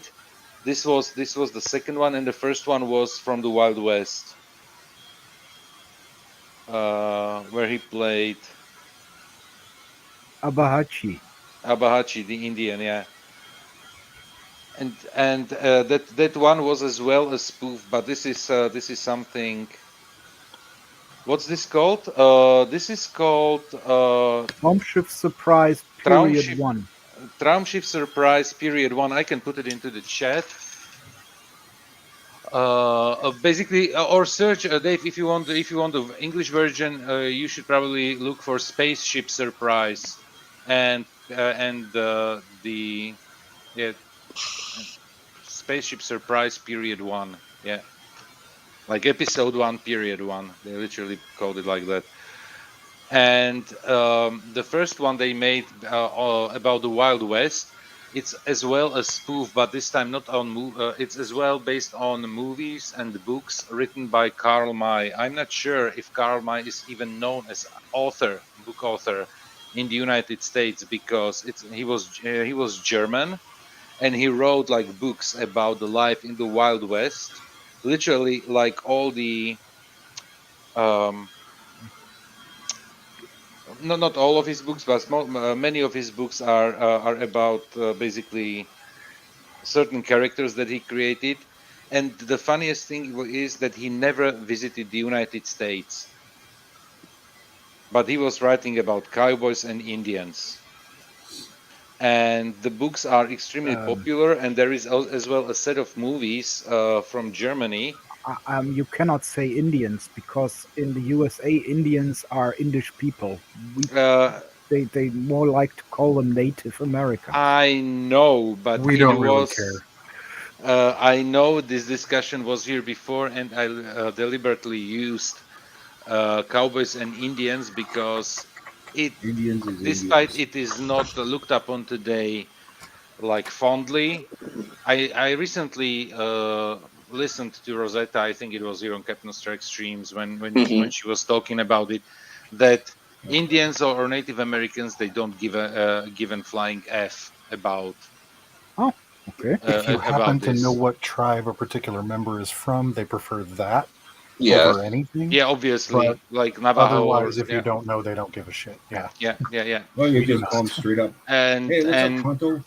and I will listen to people, rather to people like Rosetta than to some deranged SJWs who are offended in the name of others about things they know crap about. Like the ones Yeah, that invented words in that offend the people that they're actually supposed to be representing. Yeah. in The the other half shoe of of my heritage. in the Yeah, shoe the of Manitou, shoe of they Manitou. have Yeah, one exactly. line. They have one line, and I let Joseph translate it now because I will say it in German, where they say, "Das sind schon Schonen, sie kommen aus dem Land, wo die Schonen wohnen." Mar, Uh, you were so breaking up while you were talking German. yep. And speak of the Like, devil, here she is. Oh, for Christ's sake. I'm not the devil. Hi, Rosetta.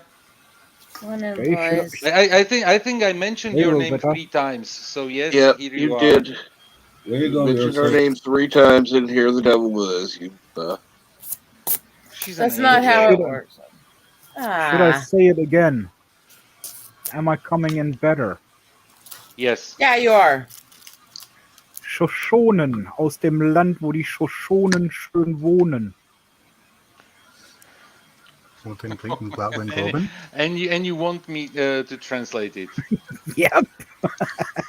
No, I'm not giving you my papers. Was it like Shoshones, I think. Shoshones Shoshones, I think. from the land where the Shoshones live? But it's just crazy. But the movie was as well a crazy spoof on those books, and everybody was crazy. And the funniest thing was that there was this. I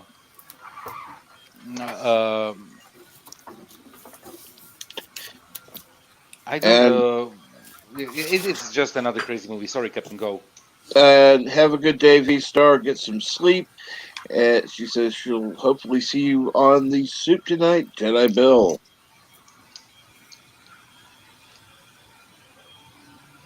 Go ahead. Yeah. And it's an extremely funny spoof about a very popular movies that were made here in Europe based on the books from this German author. And the funniest thing was that the how do you call the head of let's say an Indian clan, Chief. or like chief? Okay, the chief was played by a French guy. It was a German production, and it was filmed in Croatia. Well, I mean, I will be honest, when you're dealing with, depending on which type of Indian, if you're dealing with the chiefs and natives, Hollywood has a tendency to always have them played by either Italians or Frenchmen. It was European production, so you have literally problems to No, find. there's a lot of problems with it from day one. Every time they make Yeah. movies about them. You know what? Just have a look at Wrath of Khan and a Sikh being played by an American Mexican actor, Oh my God. right? So And we can go farther. We have the Scotsman played by the Belgian and the Egyptian played by the Scotsman in the same movie. oh, you mean Highlander, right? There can be only one.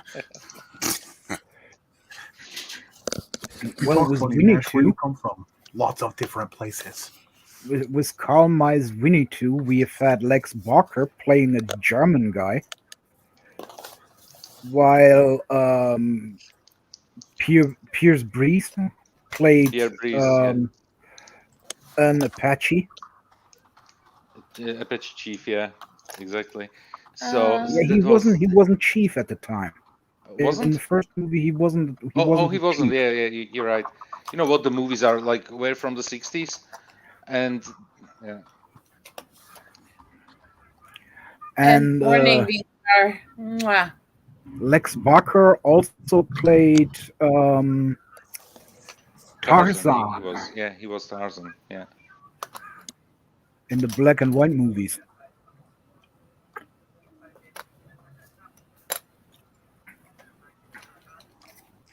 Yeah. I So don't know. definitely, yeah. So definitely, those are like a great spoof comedies, and I love them like crazy. It's literally you can watch those movies. And Yeah. in the comedy version of Bully, they've had Winnie 2 renamed as Winnie Touch, and he had a gay brother by the name of Abahachi. Yeah, and the gay brother had a horse named Jacqueline.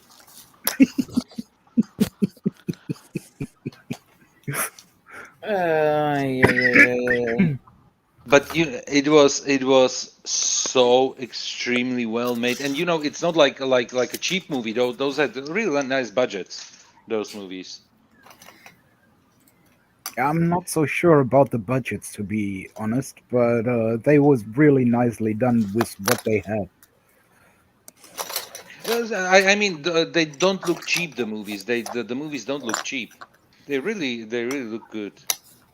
I mean, from the production value, definitely, from the acting as well, and you are dealing with a bunch of comedians.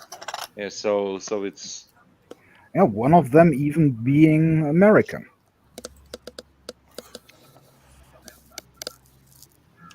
Oh, you're right.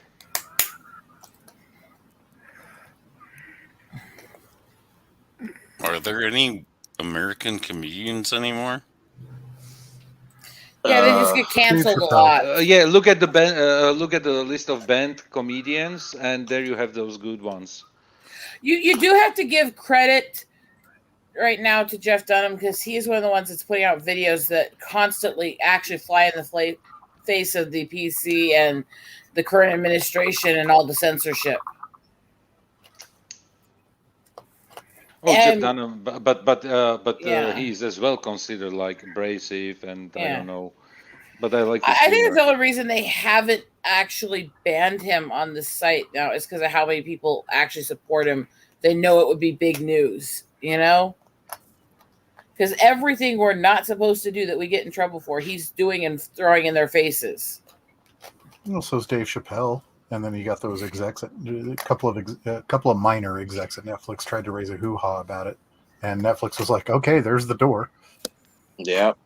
And but you know what? When you look at the recent show, you know who is complaining the most about the show? Those who just who didn't watch it and watched only bits and Mhm. pieces and didn't watch it till the end.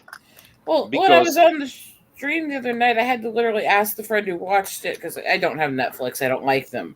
But I was asking my friend, okay, you watched it. Tell me the truth about what he actually said because I've heard so many rumors and I don't believe any of them from anyone. Yeah. You know? And no, when he sat down and he actually walked me through what happened, because again, he understood that I was trying to make sure I had the real facts before I just commented. It was bullshit. It was nothing. It was nothing offensive.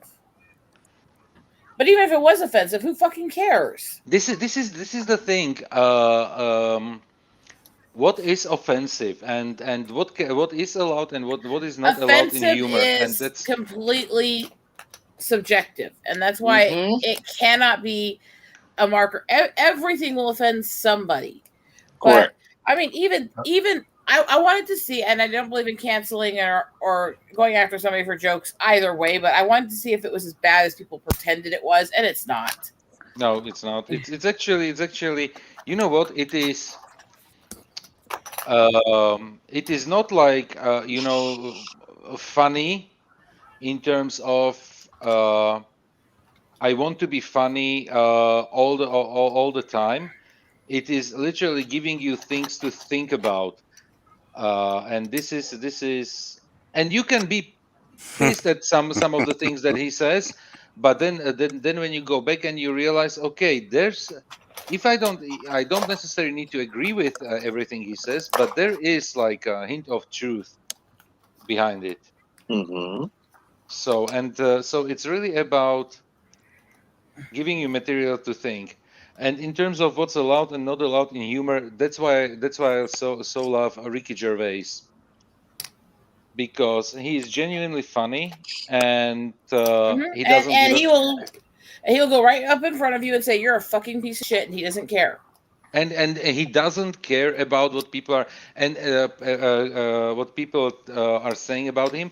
And I think the more backlash he gets from the put it in quotes righteous ones, the more popular he gets within with his humor, the bigger reach he has, and he's genuinely funny. He's genuinely entertaining. Well, and that's just it. I don't care who somebody is making fun of, what their beliefs are, if their humor is even something I agree with or not, as long as it's fucking funny. Yeah. If you're funny, if I could sit there and laugh, I adored Robin Williams. Half of the shit he said in the shows I didn't agree with, and I was still laughing my ass off. Exactly. And we do have Mr. Offensive himself. He calls himself. Oh, hi, LDG. And hi, LD.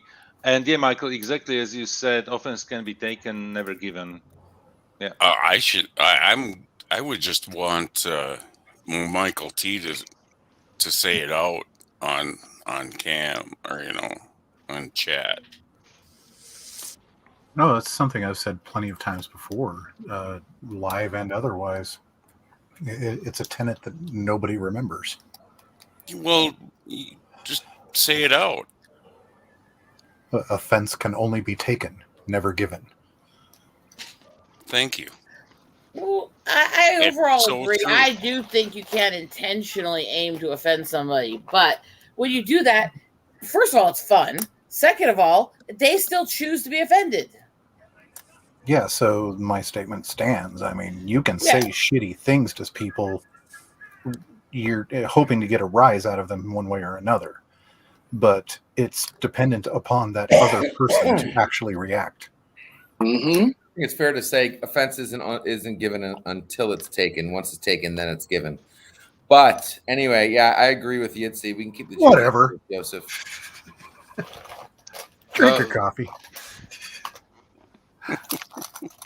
Keep the Jews to the Friday Night Cosby show.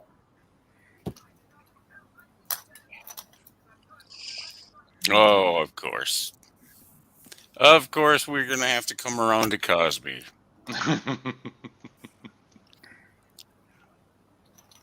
I have several records upstairs, LPs, vinyl, that are absolutely classics.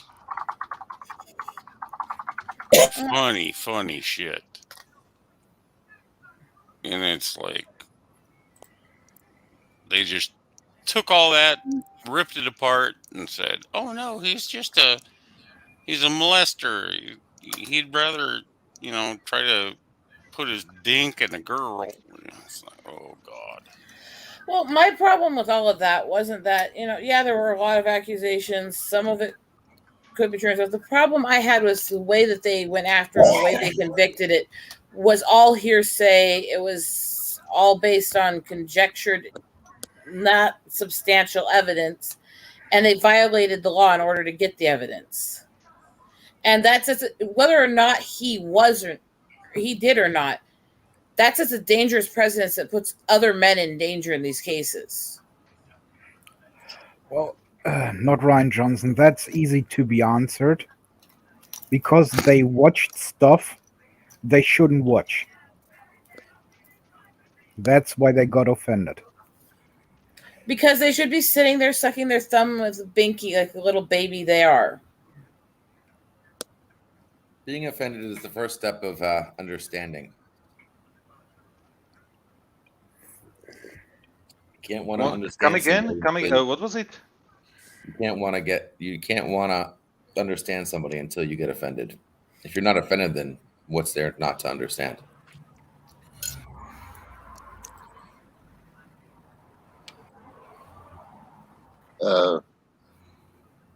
Okay.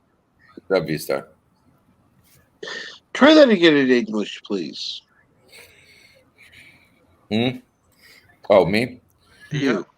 Yeah. I'm trying to analyze in my head what you just said, because I would say you can get offended options when you misunderstand something.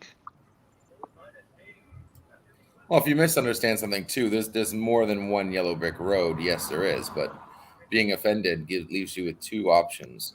One, cry like a little baby bitch, or two, try to figure out why you're offended and try to reach to the person who offended you to see if you really needed to be offended.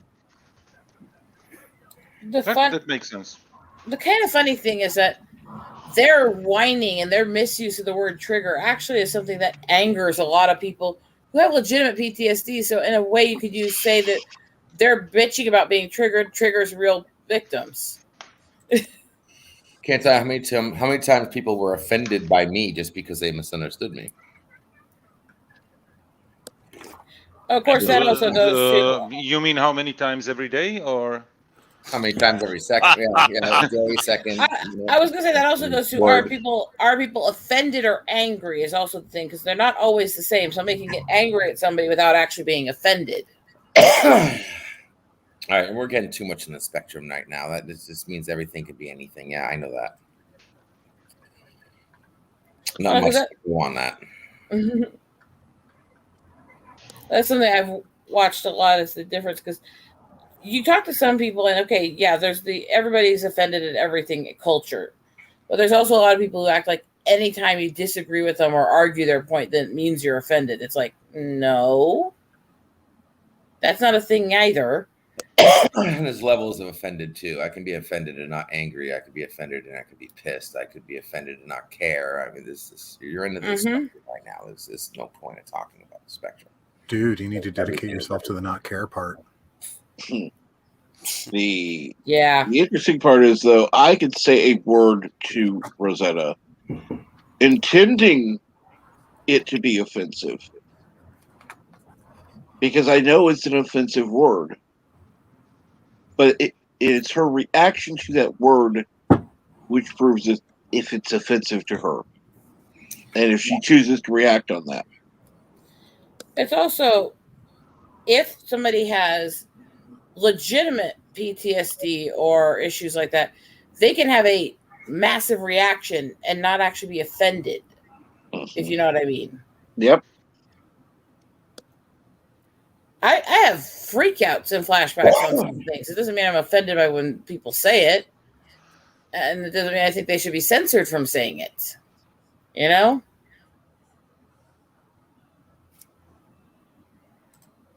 Well, again, this comes down to being sane and understanding that not everybody's a mind reader like most of these fucks who are out here doing this shit now. Yeah. I'm sorry. There are going to be people that are offended by the word coffee. Well, you know what? Fuck them. Let's be clear. I'm not sane, but I am more sane than these whiny SJWs. Unfortunately, I have to agree with that, Rosetta. 100%. See, that's one thing. I at least admit my failings, which is something that these people will never do because they think they're perfect. Kid, I have to mute myself for a few minutes. Absolutely. And mute the stream, but I stay here.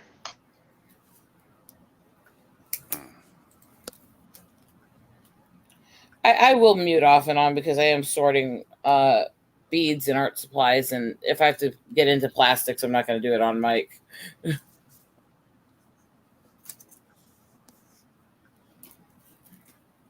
I'm not that mean.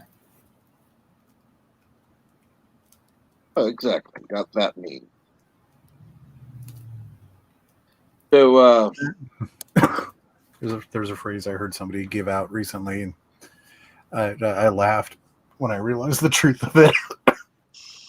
It's not progressive if you're progressing to the where we already fucking are.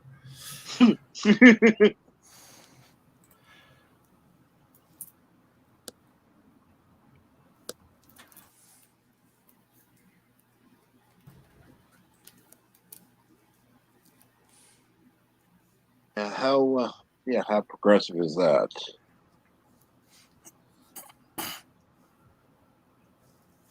What would be considered progressive now? My question. I don't know that I'd consider anything progressive because most concepts have been introduced in some way or another. Through some sort of pop culture media or through just general evolution of society at this point, honestly. I have to disagree. There's plenty of thoughts people haven't thought of yet. Nothing new under the sun. There are 7 stories.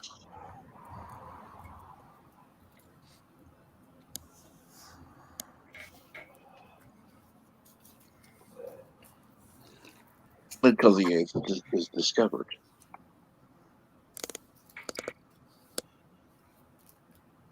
I mean, I agree there's a possibility of something like that occurring, but something like that occurring would be a massive consciousness shift for humanity.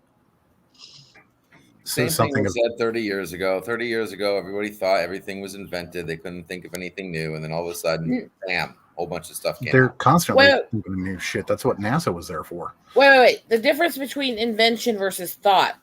There's so many people, so much time through history. The likelihood that you're having a completely unique thought that somebody hasn't had a either very close or similar thought is highly unlikely. Your ability to make it into something else or create something that hands haven't been able to create yet is a distinction, but it doesn't make it fully unique.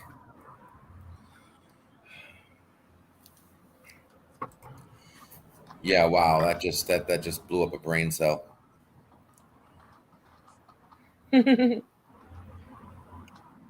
Well, you're on your last one there, LDG. So I was going to say, I'm sorry, I'm not trying to fry the last remains of his brain.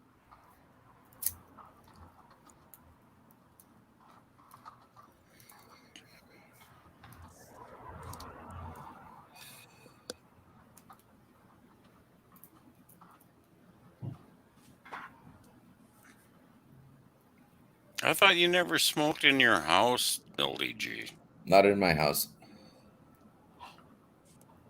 See that glass Yeah, door sure. behind me? That goes into my house. Okay. This is called the patio. I'm outside. I'm outside with a roof over my head. Semi-outside. Quasi-side.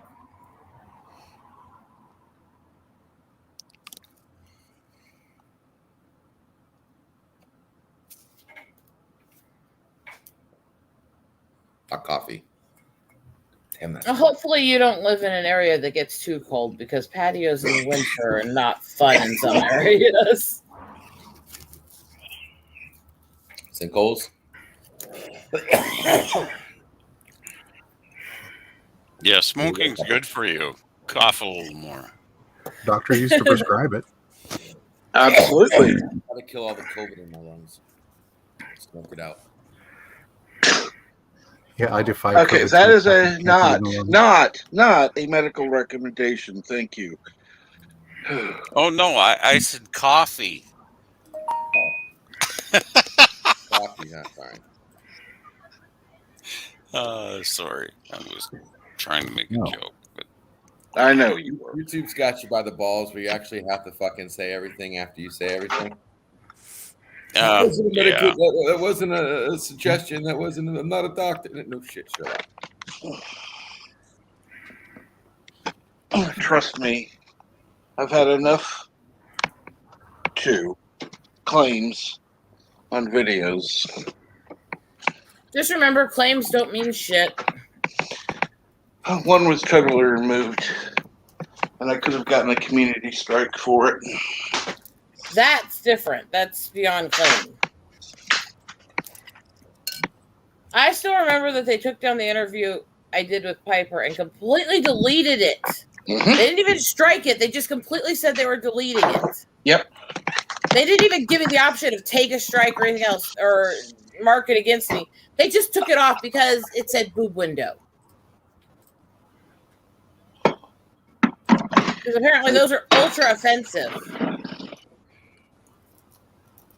What I love is how they won't allow you the opportunity to remove the infraction.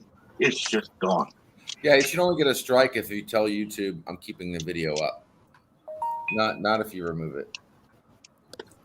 Yeah, that's not what they did with me talking about my disabilities. It's no longer there. Like what? That's not what they did with me talking about my disabilities. I didn't even talk about all this other stuff. I talked about my own medical, and they struck it as misinformation and took this video down and still left a strike. Yep. Yep. Yeah. That's why I'm saying that every single medication, everything we take in has a side effect. Somebody is allergic to something. Yes. Look, there are still a few hundred people in this world who have different forms of allergies to types of water. Amniotic fluid, tears, sweat, or actual water that's not filtered correctly. Yep. So there are people who are allergic to anything or can be allergic to anything. So, yeah, sorry. It's not medical misinformation to say that a person had a certain condition because of a medication. Not everybody has. Sorry. People can't, not everybody can take aspirin. Sorry. But anyhow. Let's see here. LD, are you still around? I'm here. And good morning, the A-Team. And thank you for doing your stream yesterday morning with the chat. That was fun. I enjoyed it. Yeah, absolutely. I was surprised to see a big YouTuber pop in too. That was cool. Oh yeah, Captain Kirk's in space now. Well, he went to space. He's back. Well, quick. Before space who didn't popped want in, him, if I may ask? Spit him back up. What happened? I said, who popped in? Oh, Matrix Decoded. Cool.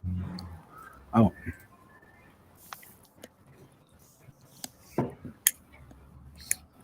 Oh yeah, channel I watch that actually watches me back. Cool. That was awesome. I just feel bad that I insult her by calling her a man, but yeah, it's what it is. You're offensive. I'm sure she took it. It didn't take offense to it.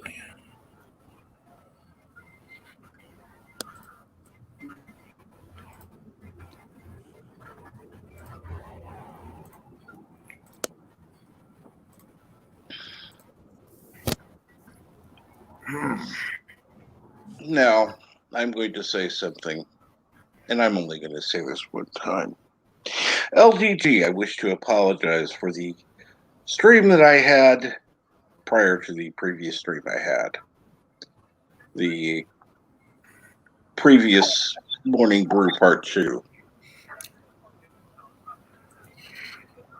Oh? Yes. Okay. Now, as far as things that were said to me backstage, we will deal with that backstage later. Because there are some things that need to be discussed. Said to me backstage. But those were not public and should not be public.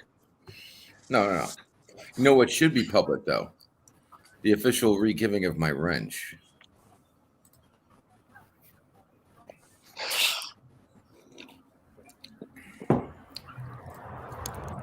All right. I'll give you the terms. Oh, terms? Terms. I already agreed to terms on YouTube. I got more terms? Okay. You agree that you were intentionally trying to goat me into ranting? Getting to rant. Yes. That was obvious. I have nothing to. Yeah, that was. I literally made that obvious on the stream. I would like you to say that in your own words. I intentionally wanted to get my fix by getting you to rant because I haven't heard you rant in a while. All right. Now say something in the chat, please. Say what? Say something in the chat, please. Oh, okay.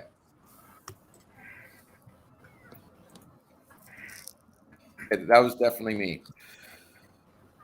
If it wasn't clear for anyone. Oh, shit. Is this how you get a wrench back? I am a man of my word.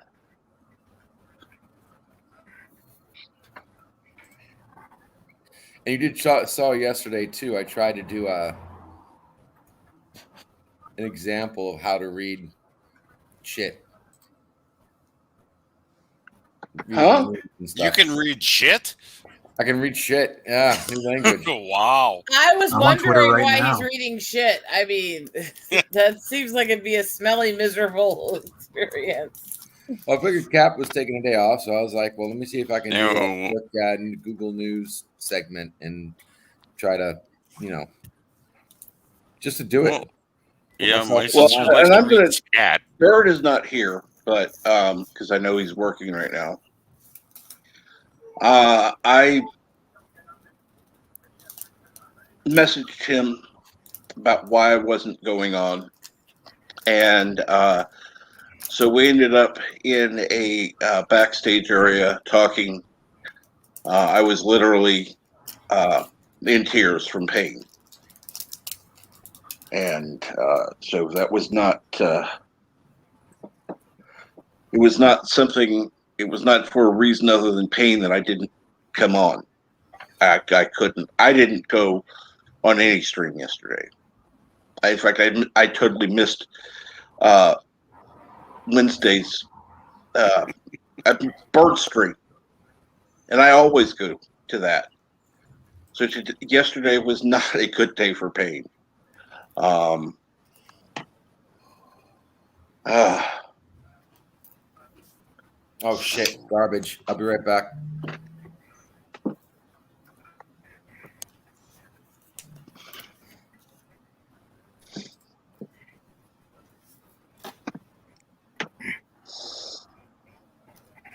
and I see that I have the stream up because I had to give his wrench back and pin the comment and all. I see it was behind. I hate when it does that.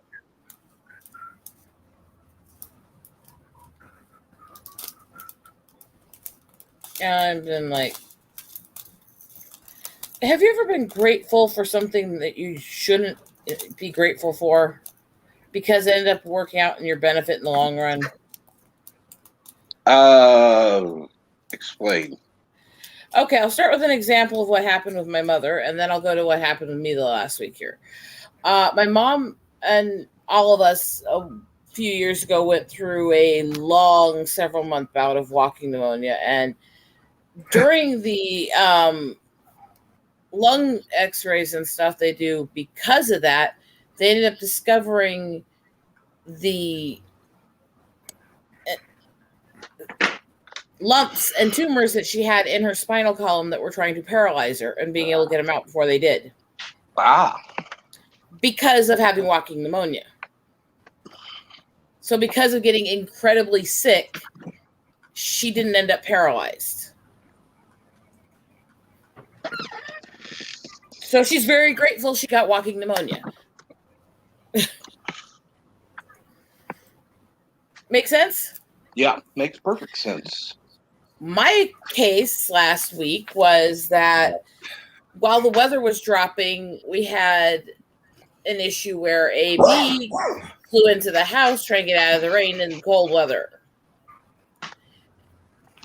and got trapped in the bedroom. So at some point couldn't figure out how to get out and panicked and stung me in my sleep,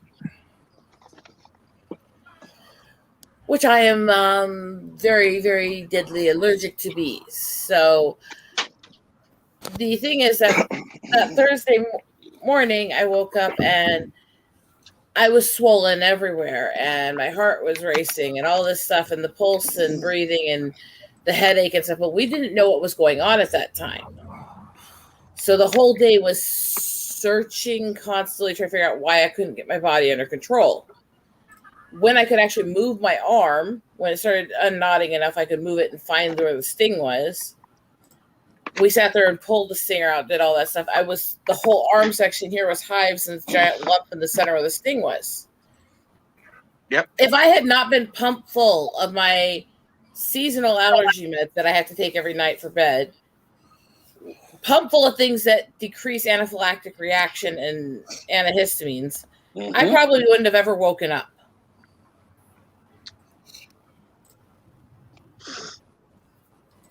So I was great. I'm very grateful right now for having my seasonal allergies and having to take those meds. If that Yeah. makes sense. It makes perfect sense. It does. Because, yeah, I probably would not have woken up. And well, hopefully things will go well at the hospital today. And you're gonna be meeting a cute nurse. Get their number. Who is that? Ah. Resolute Germ. Yeah. You know, cute nurse, ask them out. Why not? Worst they can say is no, or they're What's the worst they married. can do? Up your morphine dose so you die? I mean, what? Wow, you went really dark with that fast. Oh, speaking of because gets us a free ride when you've already paid. Oh, have anyone of you on the panel or in the chat seen Twitter where this one bitch on TikTok went off because of the whatever. racist bimbo? You're gonna have to be way more specific. Yeah, exactly. Well, so much shit on Twitter. She went off on a Uber driver because he was talking to her instead of paying attention to the road. Oh, well, that's not the one I was seeing everywhere yesterday. So yeah, it's like, bitch, get a life. Newsflash: you can actually have a conversation and still keep your eyes and ears on the road. Absolutely. Here, number one, she didn't go into anything that was being said. I mean, if it was offensive, I can understand if he was commenting on her breasts or something stupid like that. But from the sound of it, it was small talk. And, asking somebody how their day has been, and I saw several comments. You're told to do that stuff when you're working customer service of any form. You're told to have a conversation with the customer, even if it's just polite, nothing's like, how's your weather been, how's your day been kind of stuff. Yeah. You're supposed to, so they don't feel like you're snobbing them. Exactly. Yeah, but this is a simple way. So I just don't feel like talking right now. Thank you. Exactly. That's all you have to say. I don't feel like talking right now. Thank you. And be done with it. So the driver stop and kick her out at least? Well, because you live on a platform where people do that shit on purpose just to get views and clicks. I know. No, but did the Uber driver Not like kick her out somebody at promote least? a platform that would eliminate that shit as being a front page article. I don't know if he did, because I very much doubt she actually would. Karens rarely admit when they get called for being a Karen. Let's put it that way. What? What does that mean? I'm offended.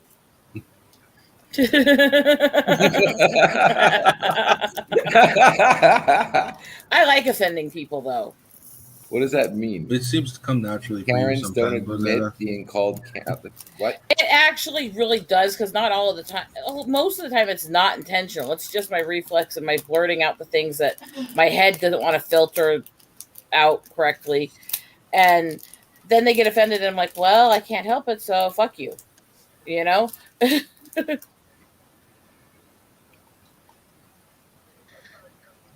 Only someone would make a platform that doesn't have that stuff. Well, no. You can't make a platform that doesn't have it. You can have a platform that doesn't promote it.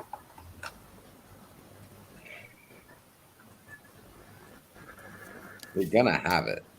You're gonna have it. Absolutely. You're gonna have stupid people, racist people, lovely people, ugly people, skinny people, fat people. You're gonna have diversity at your fingertips.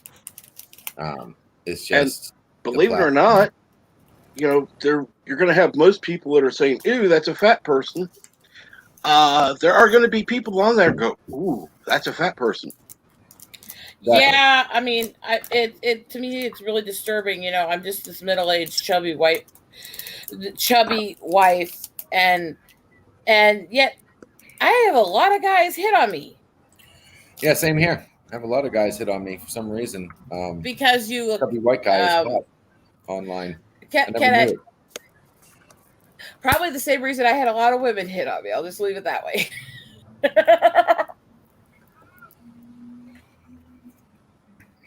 No, that was the total thing. I actually have had a lot of women hit on me over the years. I gotta admit, I've had more people hit on me online than I've ever had them hit on me in real life. Oh, absolutely. And I'm not even joking. Like, that is a fact. Not me, but I've never understood all the people that hit on me. I've had men profess their freaking crush on me online. I've had Twitter feeds where people have said strange and weird things about me, professing some shit. Well, you're strange and weird anyways, so. I just never expected that. Maybe I should do an OnlyFans. I mean, you never know. Maybe I'm the next big online or something. A few of my friends had an interesting point the other night. Since these guys keep sending me creepy, thirsty messages asking for an OnlyFans, I should start one and just only post my more lewd artwork I make and nothing of myself. Kid, if it made me $100,000 a month, I'd do so much shit on OnlyFans. It's not even funny. You would totally be a man-ho for money. I mean, I'd be a man-ho. I'd be a hard man-ho. That's just wrong, LDG. Maho. Hey, I'd do anything to get Prometheus up.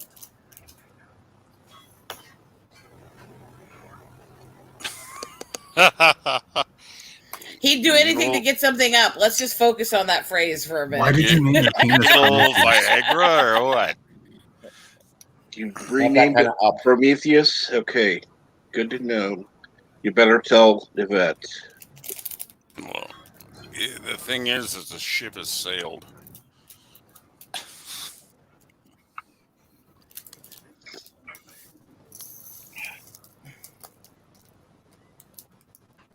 I mean, this is what about Yvette? What do you mean? What about Yvette? Nothing wrong with Yvette. I wasn't. Well, surprisingly, I on the radio yesterday while I was heading out to my interview, there was a trivia on a radio show I listened to, and they were like, "In what country do women have, on average, the biggest breast?" And I was thinking the answer was like Brazil or something, or Sweden, some shit. It's the UK.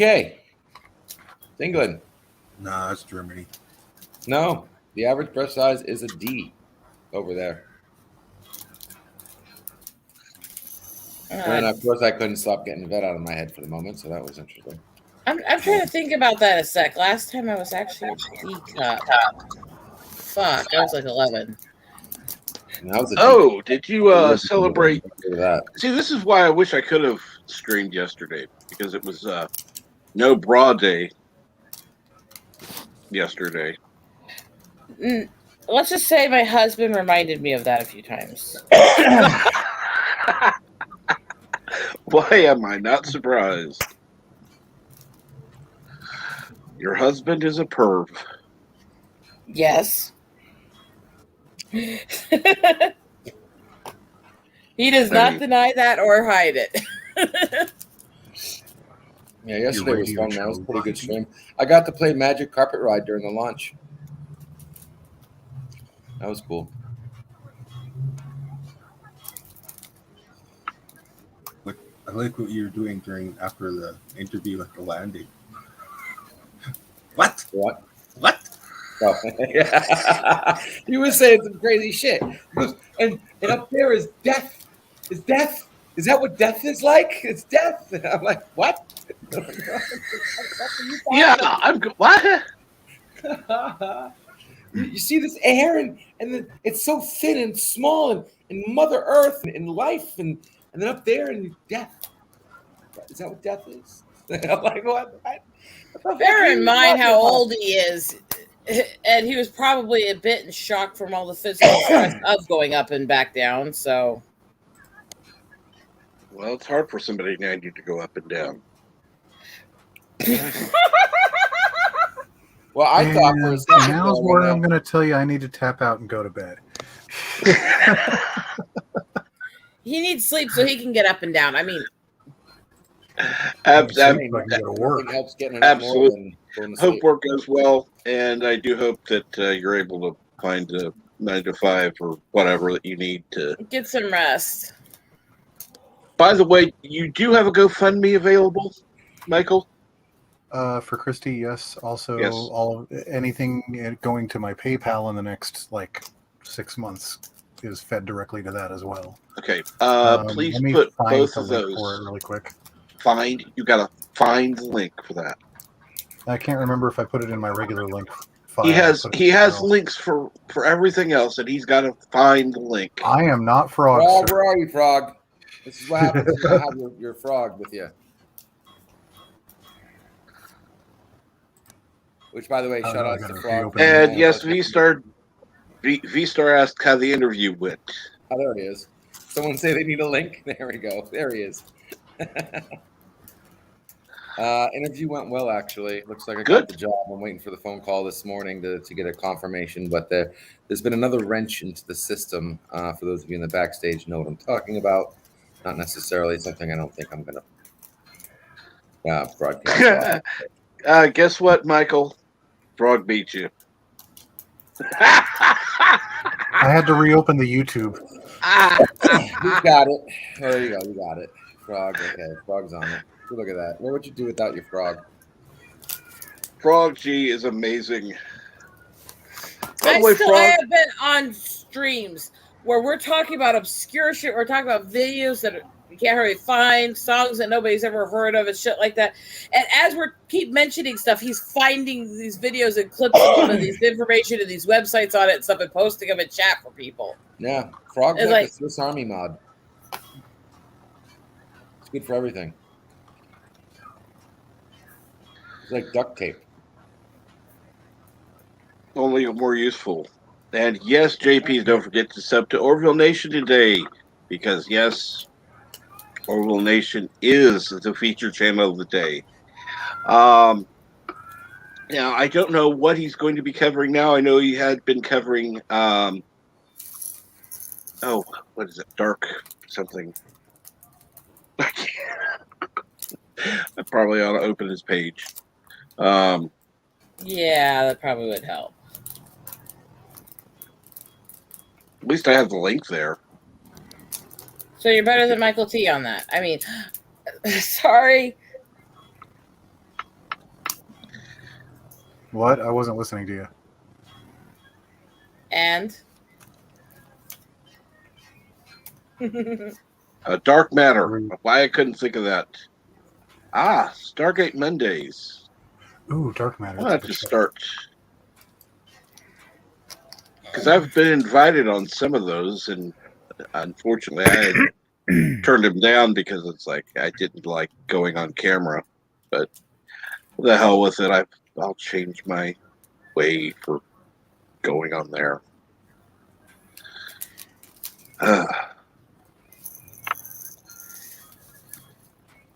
V-Star, are you talking about do I have merch? No, I do not have any merch. I do. Actually, Michael, you should have merch. You should. Eventually. You do some good artwork. It's not the priority right now, but yes, that is on the horizon. It does help, though, because you don't have to do a lot to have the merch stores up other than post it. And then every little sale will get you some contribution to help pay for the things you need for her. Like I said, you should have it at some point.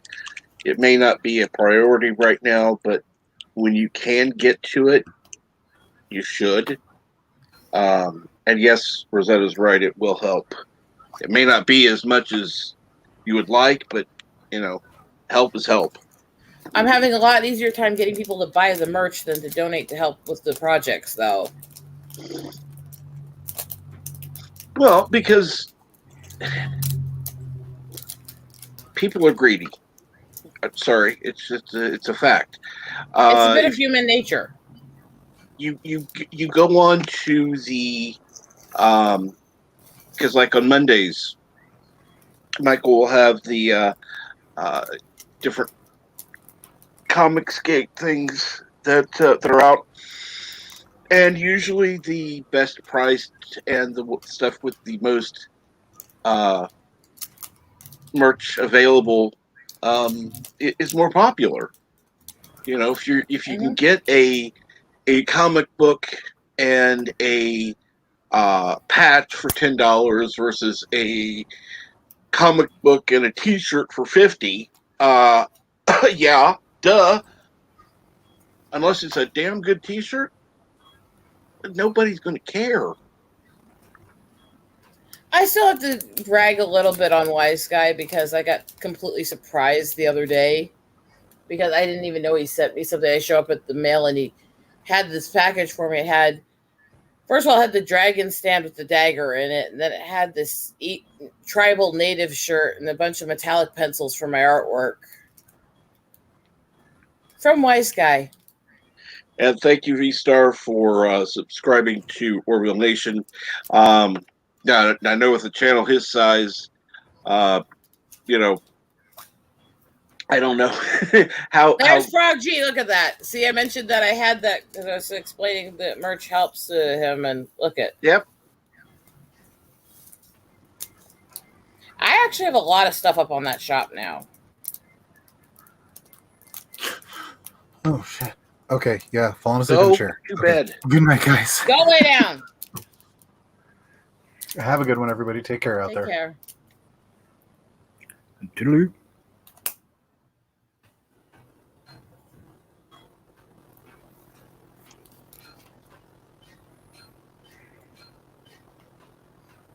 Meanwhile.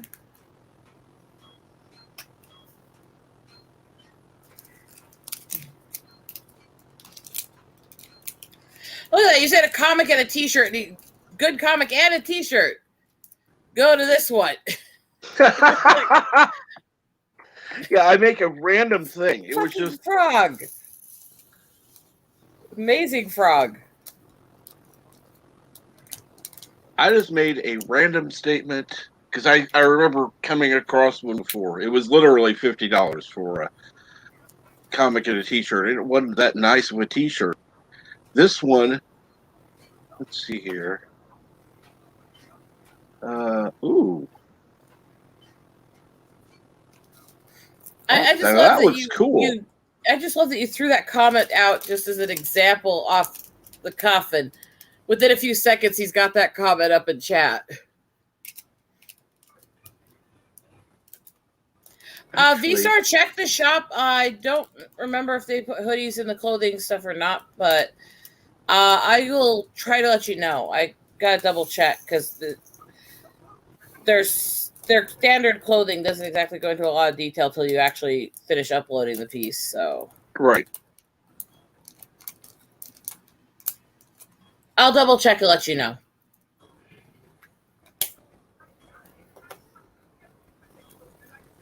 Unfortunately,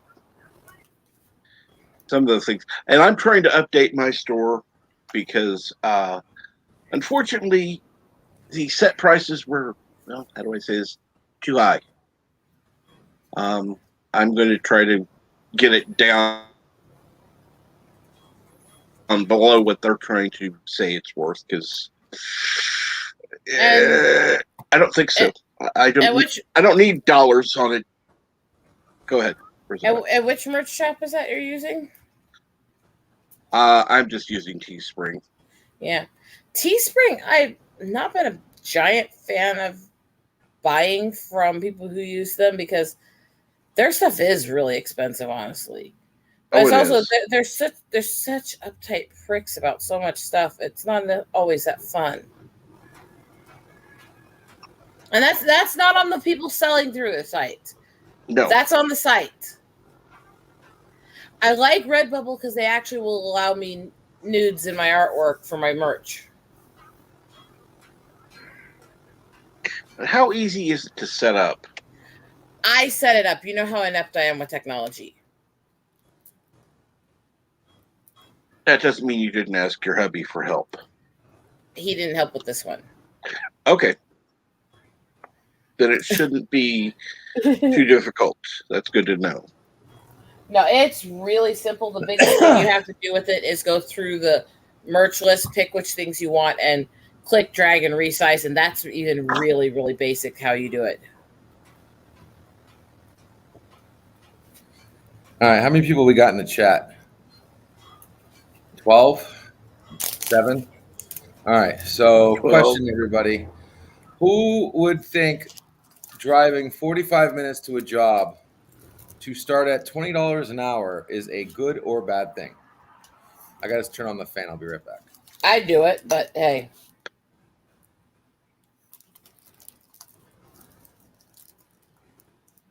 I'm sorry, what was that? Having a 45-minute commute for a $20 an hour job, I'd do it. I would. Even if it's only a few hour shifts, that's enough money. You get something out of it.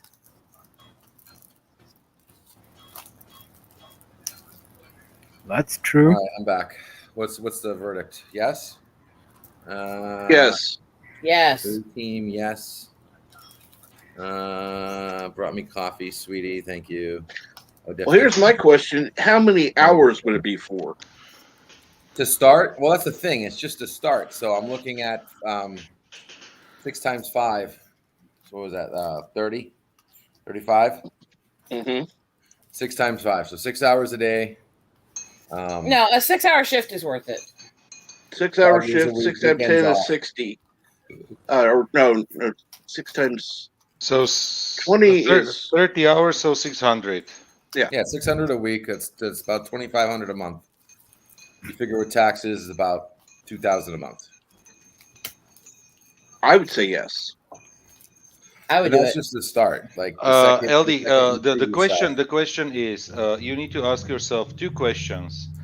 What's the net difference between your current income and the income that you're going to have, and how much are you going to spend on the commute and True. on clothing? Those are the 2 things, because eating is not a question, because you would eat anyway. So clothing and then gas. Those are the 2 main questions that you need to ask yourself. Is it worth it?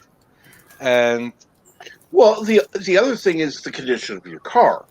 If your car is in a good condition where it, running it more isn't going to matter whether or not is one thing. If you got a shitty car and you're going, oh God, please let me get there, then yeah, it's maybe not. But reliable transport, I think, is also important. Yeah, we pretty much got a reliable car. But even if I had to do like an enterprise rent a car, might be an option. I don't know how much a rent a car is for a month. that's costly. That's extremely costly. No, the thing is, I would do it, but then again, with my car is really good gas mileage, so it'd be like $5 for the whole commute, So I wouldn't be worried about it. The thing is, it's just an entry. So I'm going to be the manager. All I have to do is just prove to them that I can actually do the job, which they're unsure of at the moment because they don't know who the hell I am. No, resume is just a resume. Well, most people don't know who the hell you are. I mean, sorry. Yeah, seriously, exactly. until you actually work there, they're not going to know you. And Nightsin says, "Don't do enterprise." I would agree. Enterprise. Gosh, there's no way of carpooling. I don't know anybody who drives to Orville, so. Well, let me put it that way. I've had. You'd have better luck leasing a car than you would renting from Enterprise. Leases would not be a good idea if you're doing commutes like that, though, because they give you such restrictions. I know. But listen to what I said. Yeah. Versus Enterprise. Oh no, it would be better. I'm saying that still would be painful, though. Yeah, it would. It would. I have had 4-hour rides to my job, and I got 8 euros the hour.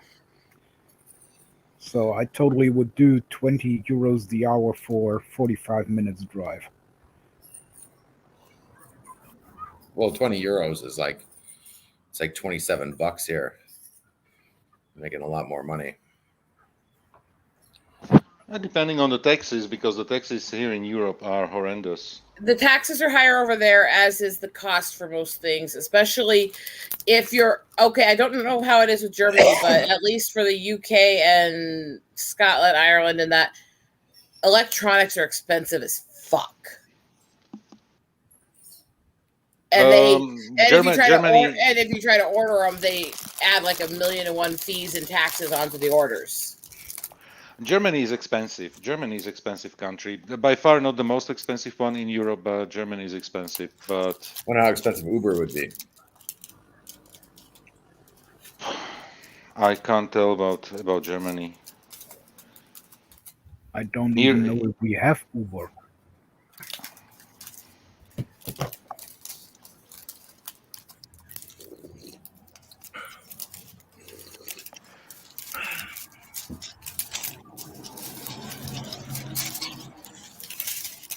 Well, the point of the matter is, once I prove myself, then I get raises. So I'd most likely make a lot more than 20, like maybe even $26, $28 an hour. But then there's the opportunity for making company profit. So you said that would start at 10%. So that could be an extra $3,500 a month. Fucking knew it. Absolutely. And good morning, Milton. Or I do know it's morning because it's not. But if you want to create, like additional revenue and margin for the company, you have to completely abandon your idea of Prometheus way of making business. What? You have to abandon the idea of Prometheus ways of making business. Why? Because capitalism doesn't work that way. Capitalism works both ways. Prometheus is built off true capitalism. Or maybe you didn't understand what Prometheus is. I mean, to be fair to LDG here,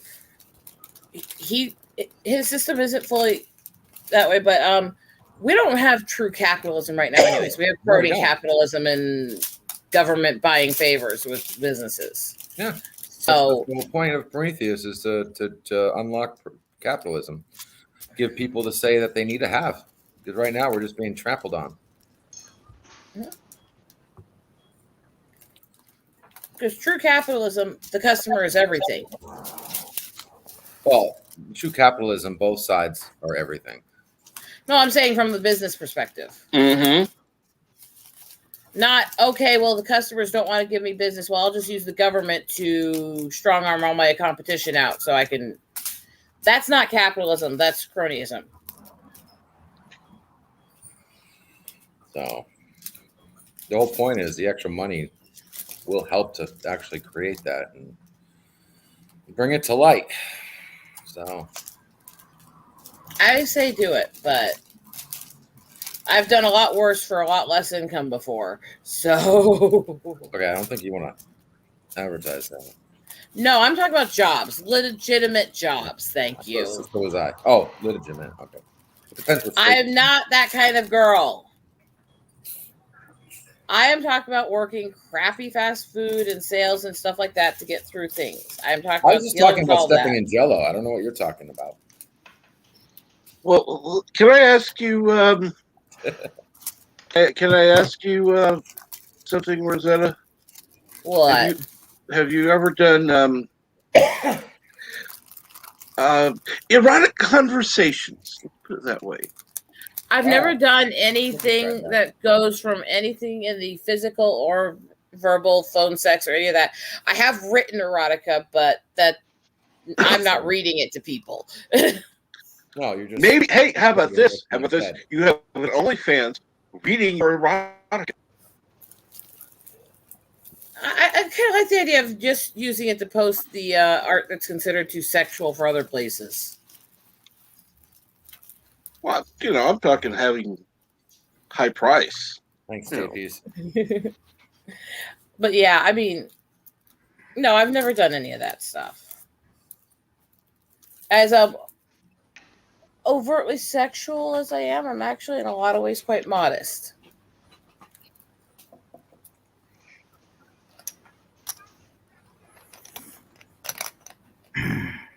I know I'm weird though. We all agree there. Excuse me. I did not hear what he said when I said I wrote erotica, but oh shit. Who didn't?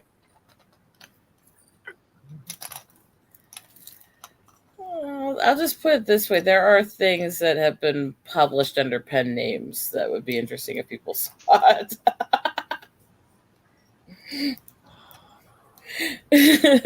Oh, God. Yeah, I never was published. Yeah, but John Doe isn't a particularly usable name. No, Resolute, that wouldn't be for money. That's a completely different reason to do that. And I do anything my husband asks. And doesn't ask. Including making sandwiches. Just because she knows he's hungry. I almost missed a sandwich joke with Rosetta. Okay. This was started by my husband. Okay. There's a YouTuber we watch called Stevie T, and in one of his videos, he had the love songs gone wrong. And he did the whole little joke of, I'm all out of lunch. I'm hungry without you. Now go to the kitchen and make me a sandwich on one of them.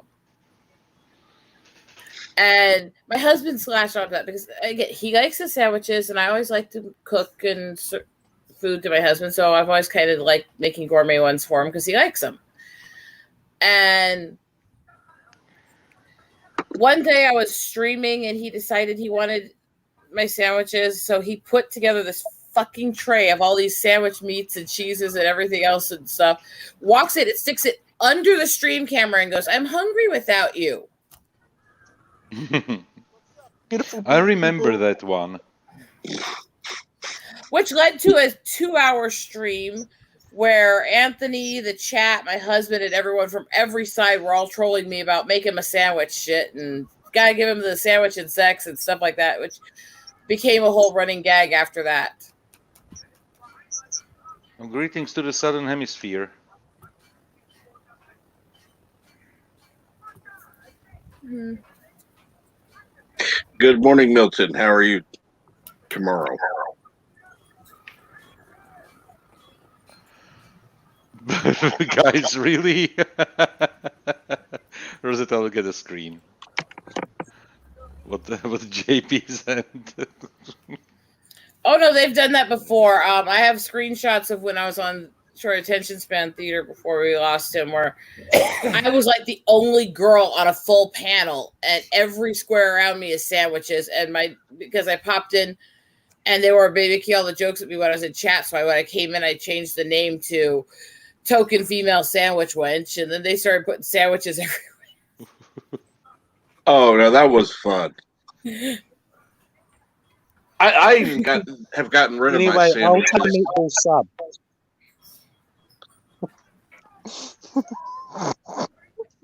It does look good though. But I actually was.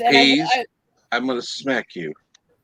I have to find a second co-host because Richard can't do it with his schedule with his mom now. But I was literally doing sandwich wench rants where I would be making gourmet sandwiches for my husband while we ranted about idiocy of the week. Well, if you have luck finding a co-host, good, awesome. It was so easy having Richard there. He was really good at do all the screen shares, switch the stories for me, all that stuff. So all I had to do is make the sandwich and read every so often. And he made it so easy.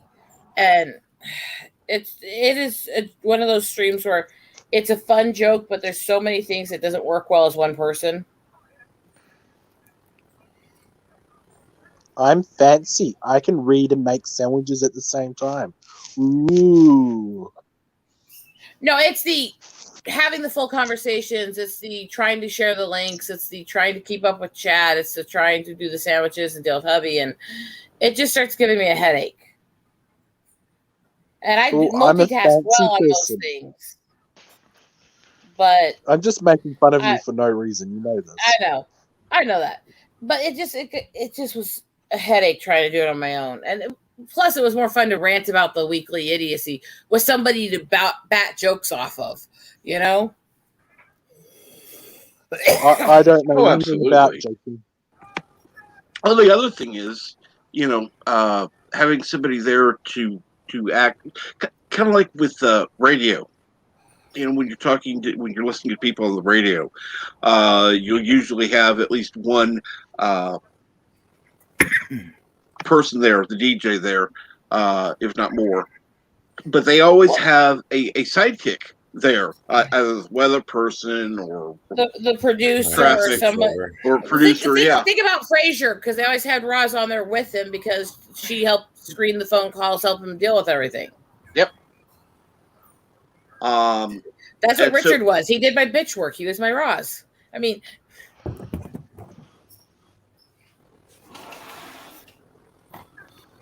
wouldn't that be Rachel? And at Derivative Jill says, I've had to drag my laptop in the kitchen to wrench a stream while making dinner. It's quite difficult to do both. But not impossible. To be fair, I agree. To be fair, wrenching I've wrenched plenty of other people's streams while sitting and making stuff for my husband and stuff. But when you're actually trying to host the stream and you're trying to have a conversation about what you're cooking and making, and you're trying to read news articles and share videos and stories and stuff, there's more layers, you know? Mm-hmm. I mean, I've been on a stream, been on as a guest, not hosting the stream, as a guest. It's somebody I've already committed to being on that stream before. And then somebody else asked me if I could be there to wrench another stream. I said, I'm already guest on this other stream. So I said, I'll watch, but that's all I can promise. And I did both. But I wasn't running the stream. Don't worry, Captain Trick. Easily. Don't worry, Captain Trick. If you're desperate, I can be a wrench for you anytime. There's only one word I block. Dear Lord. I don't even want to know. Put it in private chat. I don't even like you to say it if you're. It just begins with an N, and I'll leave it at that. Okay. Why would you block Nancy? That just doesn't make any sense. I will be honest, and it doesn't matter which channel I am. Every place where I wrench, I block racial slurs. All of them. Yep. Not just that one. All of them. Yeah. And because also when you say those in the chat, most of the people saying those in the chat are doing it because they want to get the person running the channel in trouble. Yep. And it can get you in trouble if you let that go on in the chat and don't censor it.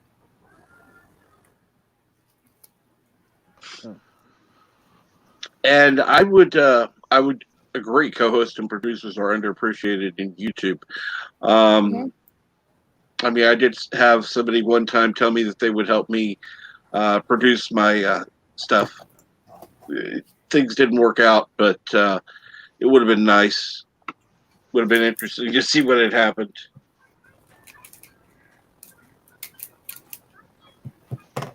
Well, anybody on the panel can come onto my channel anytime they want. They just have to hit me up on Skype. I don't know what we'll talk about, but you can show up.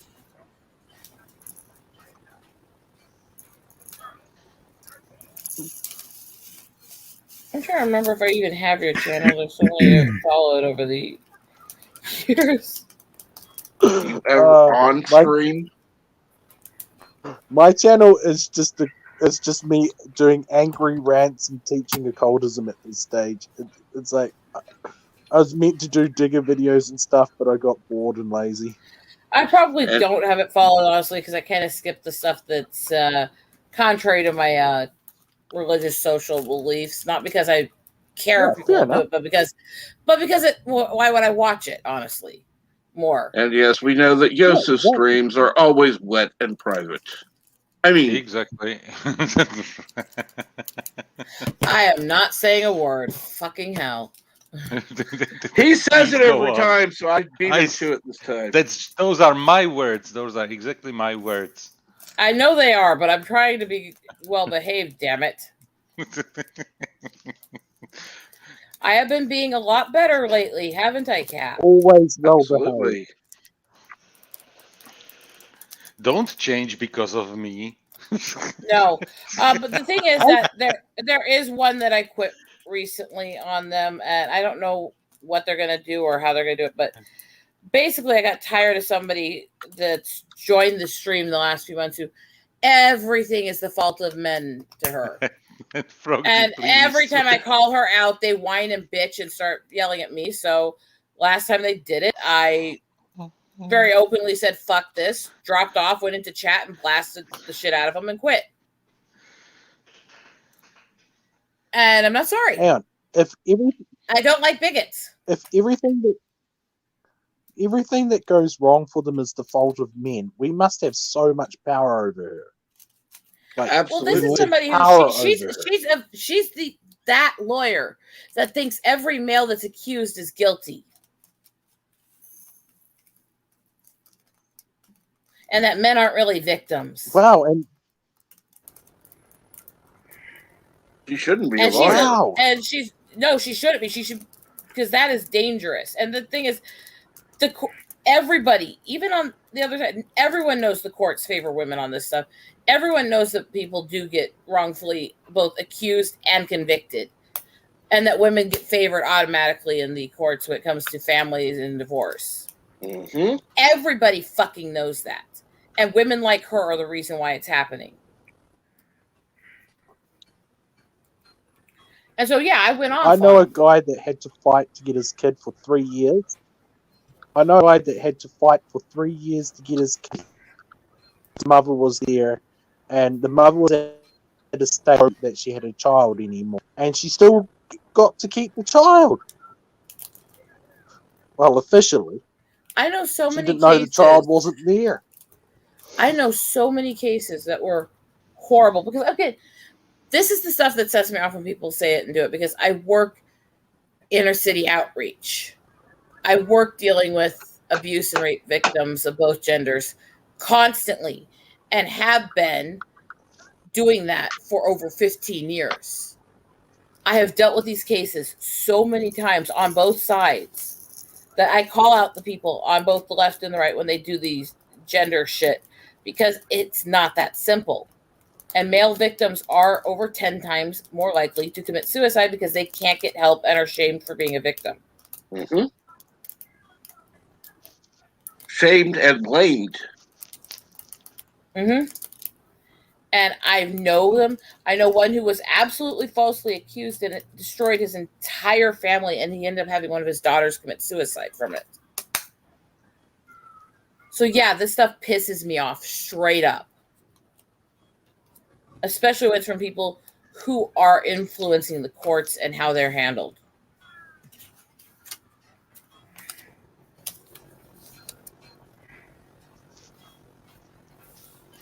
So it came down to the, If she's a lawyer and she already has bias and she makes it noted, yeah, that's the problem. I'm pretty sure bias as a lawyer is against the law. Yeah, but try to get them disbarred in today's society if their biases for the women and they claim to be victims lawyers. Okay, let's see here. I don't know who blocked you, V-Star. I don't know what's going on. And Rocky says, 2 points to Rosetta in my book. Thank you. So yeah, this was I hard don't know for what me. we're giving points for. I've been on this stream. I've been on this panel weekly for about 1.5 years at this point. And to walk out like that was hard. But I can't listen to that shit. And good morning, NB Geek. Hey guys, how's it going? Hey. V-Star, Andy. I'm checking the chat. There is not a single message being blocked from and none of your messages are blocked here. Mm-mm. What could happen is that you put something that Google or YouTube doesn't like, and they block it immediately. And in that case, not We we don't don't even see see it. it. We don't I Yeah. even don't even see it. see it. So yeah. Yeah. Oh, and Yeah, we by had a the few way, the Google moderator team, how many times has they fucked over Hunky Chunky in my chat? Oh, As one of my main wrenches for almost 2 years now, and they're constantly flagging him everywhere he goes. So yeah, I took what's his name's advice. I forgot who said it, but Eureka Blu-ray. Don't worry, half my comments aren't even allowed to be seen anymore. awesome. How much was that? It's like $45 for the entire series on Blu-ray. That was just too good a deal to pass up for me. And it came yesterday on my birthday, so that was freaking nice. Oh, you had your birthday yesterday. Yeah. Eh. So Yeah, Frog G, it is a great birthday. series. the thing is, Hope you had a happy one. Happy used belated to- birthday. Go I ahead. used to wish people happy birthdays, but NB, do you realize that with every birthday that you celebrate, you are getting like older? So I decided no birthdays for me anymore, so I don't get older. Okay, let me make this let me make this absolutely clear, because actually, it's actually how do I say this? When anybody, okay, when people have a wedding anniversary, we don't say happy wedding. But on the anniversary of their birth, we say happy birthday. Oh, you say happy anniversary. It's not the wedding. You don't say happy birth. So, also today I finished up, talked with my wife, and Saturday we're going to Indianapolis for the Indy Comic-Con. And I Nice. went ahead and paid a little extra money to get a photo with William Shatner. Oh, is he going to be there? Yep. He's going to be there all especially- 3 days. Especially after Yeah, what he's he gonna be just there. did. Woohoo! After what he just did, to be one of the first people in the next event to get picture with him after, it would be good. Oh hell Yes, yeah! especially considering it's after he just got back from space. So He you're was getting a picture obviously with a an bit disoriented astronaut. when he came down. The way he was talking, you could tell he was just in shock and disoriented a bit. But Still, he talks really well for a 90-year-old man. oh no, he does. The thing is, he is. But yeah, I could It's understand over him being visually 80%. overwhelmed. Over 80% of the people in their physical prime cannot pass the physical tests required to go on 6Gs to actually get a rocket. Yeah. Because of what it'll do to your muscles, bones, and organs if you can't pass it. The One fact that thing he could pass that and actually go in a rocket and stay okay at 90 years old, he's a fucking badass. He Yes. is totally agree with you. And the thing is, how clear he is in his mind. There was a short video posted on Twitter.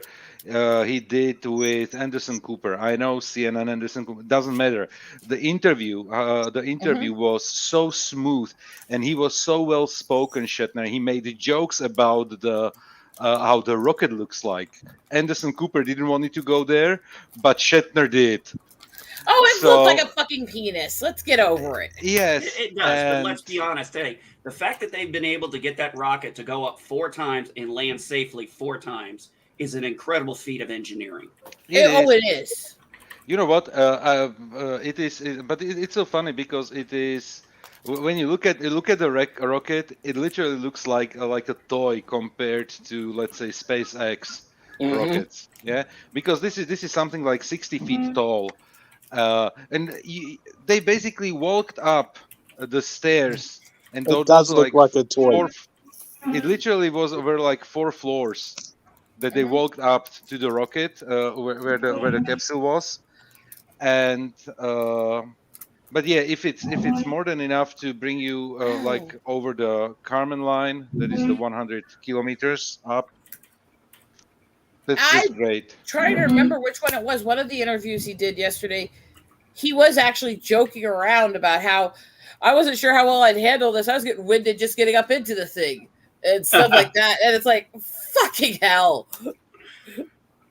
Yeah, I like what Anti-Derivative Jill said here. It's like, yeah, I get to meet not only the guy who played Captain Kirk, but I get to meet him and now as an astronaut. Yeah, exactly. So yeah, that's going to be. I would have gone Friday, tomorrow, but my son's room is getting renovated. We're getting that closet finally done. Thankfully, they moved the light switch and put in baseboards and stuff. Now our rooms actually look decent with baseboards. It's amazing how naked a place looks without baseboards.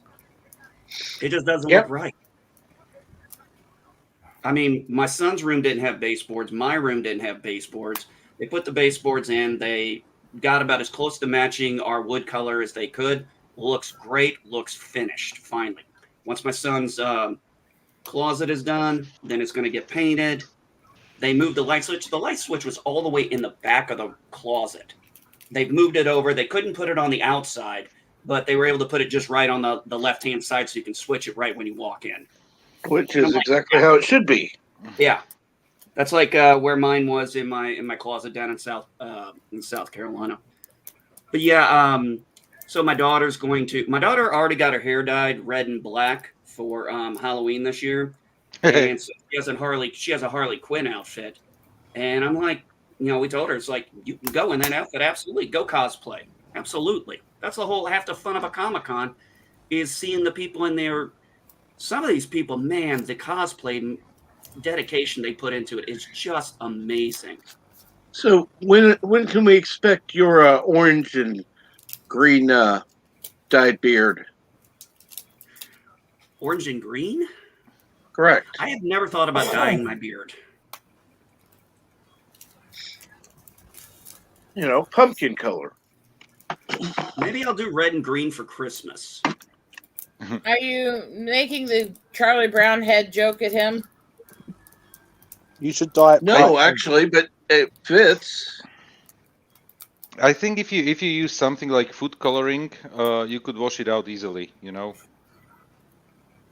Yeah, they make temporary ones too. They make those no. Wait. Let me address chat here a sec. First of all, A-Team, he did not pay for this ride. He was offered it.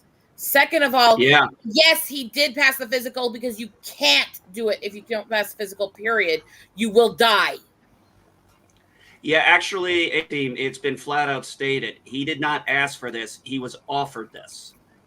They called him and offered this to him. There were two paying people on the flight. Two. Yeah. Neither of them were Shatner. And it doesn't matter even if he did pay. Yeah, he did pass the physical. You have to pass the physical. You can't skip it. Because and anyway, guys, if you don't pass it, they'll kill you. Just raise hand if you wouldn't like to be in a mental shape as he is right now when you are turning 90. Oh, when hell you turn yes. 90, in that mental shape and even physical. I know he is slightly overweight. You know what? Who cares? If I'm able to think as clearly as he does when I turn 90, and I'm planning on turning 90, at least. That's just my wish, and actually for everybody. He's kind of the only person I think his age that's probably in better shape is Dick Van Dyke. I mean, he is mentally and still physically there. I watched this one time on YouTube. They were doing the Mary Poppins theater, and here comes Dick Van Dyke out, and he's doing some of the dance steps of the chimney sweep. And he's doing them quite fine. And, it was just amazing. It's like, damn, I want to be like that. If I live to be 90, that's how I want to be. NB, there is a British singer. Cliff Richard is his name. I know that he was popular as well, like in the United States, but probably somewhere in the 60s, 70s, maybe a little bit of 80s. And Cliff Richard, he is I recently watched a video of him on YouTube. He is 80 or 81 years old, and he was dancing and singing like 30 years ago, and he is 81. I was like, oh, holy shit, that's impressive. Exactly, Jill, on that, by the way. And yeah, when I talk about the 6Gs and what it does to you physically, again, I deal with a lot of these freaking stats of speed and physiology and stuff, just listening to my husband talk about the avionic engineering and stuff. So, yeah, both of us sat there going, that's impressive. And then my husband started going off literally about how each G affects the body, and when you hit 5 and 6, why they have to do certain tests and stuff. I'm like, oh God, please shut up. but it makes sense too. And the thing is, if you don't have the physical ability for it, it's not that it'll make you sick or cause you pain. It will literally destroy your organs and kill you. Well, like you said, you've got a 90-year-old guy who passed mentally and physically to go into space. Now, that is badass. There is no way around it. That is badass. Yeah. And yes, it was a stunt so they could put Kirk in space. And as a Trekkie, I salute that stunt. Amen. The only thing that would have been even better is if Leonard Nimoy had still been alive and they both could have gone up together. Yeah. Nimoy couldn't pass the physical. You don't think so? No. He was suffering for many years with severe lung conditions. Yeah. But still, and yes, a lot of that was it a stunt? Yeah, exactly. Was it a publicity stunt to have William Shatner, Captain Kirk, go into space? Yes. Yes, I don't it was, care. of course. And I don't care. No, I called it. It's basically like we poor people, we go to Disneyland, and the rich people go to space right now, because it's literally just like a park ride. And it is completely publicity stunt, and it is for the rich people. But you know what? On the other hand, I know that that in the beginning of this stream, and you were not here, we were talking about it, that it's basically typical Jeff Bezos, and like just showing off what he can do. But on the other hand, when you think about it, it's just progress. It's just progress. There's a video clip though of them from this where Bezos was actually freaking giving Shatner toys that he made of Star Trek stuff as a kid. So he is legitimately a Trekkie. So you got to give him that. I don't necessarily like half of the shit he does or believes or how his business operates, but I think Jeff Bezos is weird. I'm just gonna say. He is a fucking weird, disturbing man, and his company is definitely a bit on the woo-hoo creepy side in some ways, but I do give him credit where credit is due. He did this as a gift for Shatner, and he is at least a bit of a Trekkie. And I try to give even people I don't like, I try to give them credit for what I think is right about them. Well, one of the things also, the man's not stupid. He did it for publicity only. I mean, I'm sorry, Captain Kirk going into space. Yes. That right there pays for the flight. That publicity alone pays for the flight. Oh yeah. Not only that, look at all the exposure in media he got for that one.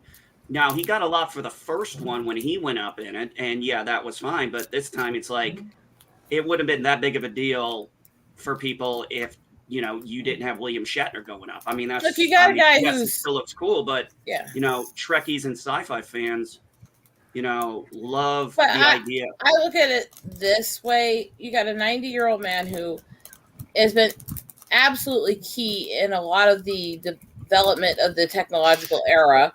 Yep. Not because he is developing it, but because everybody that's in the technology era basically has idolized him at some point.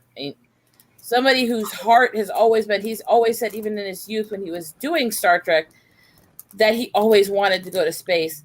They basically gave a man who, let's be honest, most likely does not have a lot of time left in this world. Most people do not reach 100.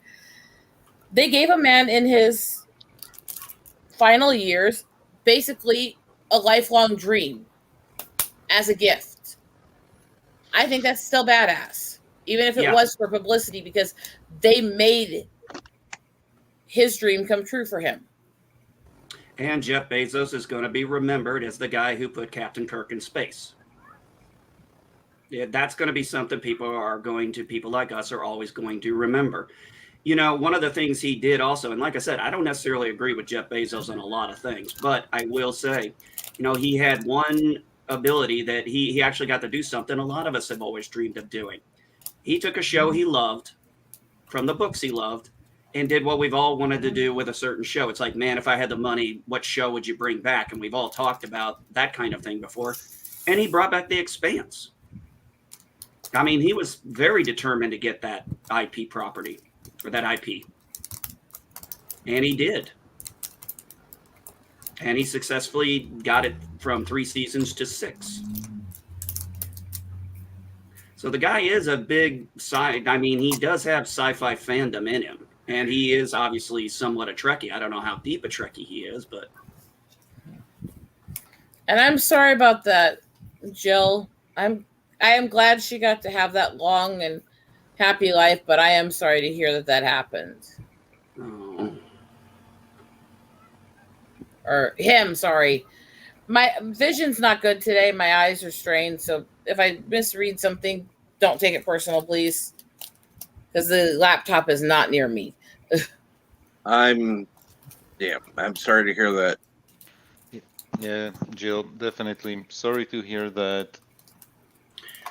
97 is a beautiful age, but still a loss is a loss. It always hurts. My grandfather Absolutely. was in his 90s when he passed. It still just absolutely ate me up. And how long he served, how long he dedicated his life to military, country, and nation building and stuff, was just absolutely proud of everything he was, you know?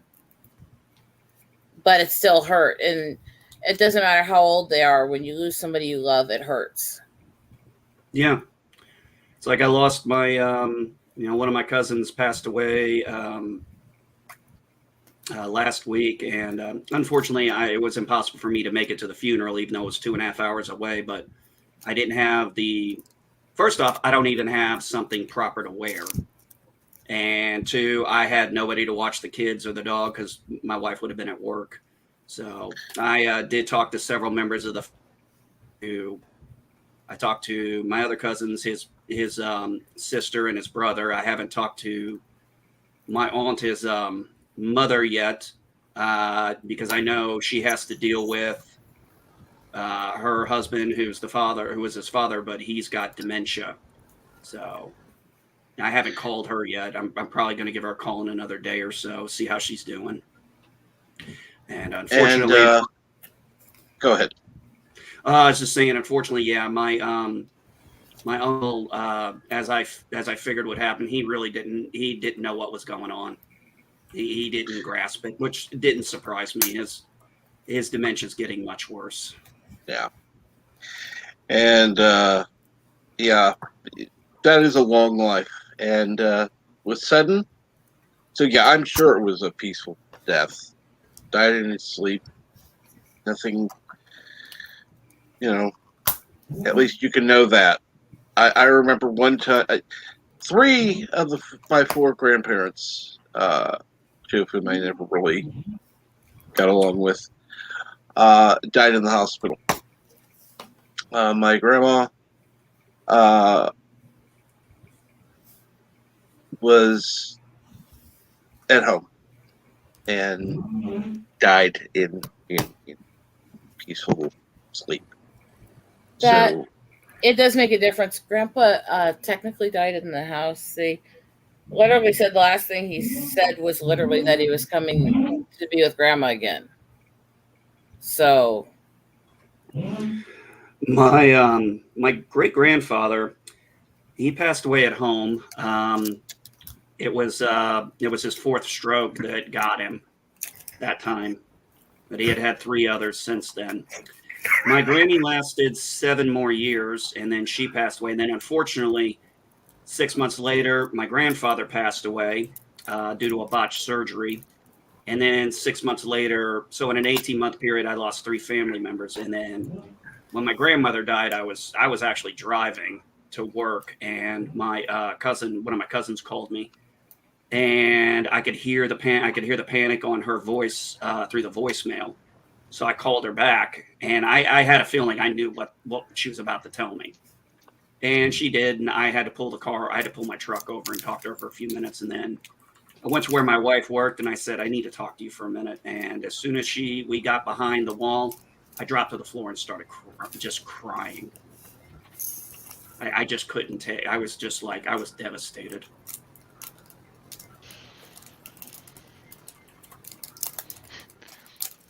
I'm just reading a fantastic tweet. At the rate we are going, they are going to cancel shampoo so bald people don't get offended. Don't give them ideas. It's a tweet. The idea is out. I just read a tweet. I know. I'm talking about the people who put the tweet out. Don't give them ideas. They'll take it. They'll run with it. They'll go, oh, that's an idea. This guy, actually, you want to know how serious these people take this kind of garbage? There was a guy I was listening to one time. He said he was writing a satire paper about how Lucky Charms should be banned because of it's offensive to, Irish and stuff. And he wrote it as a joke. And they took it seriously and took Lucky Charms out of the school. Ow. Oh my That's God. how screwed up these people are. These people can be. They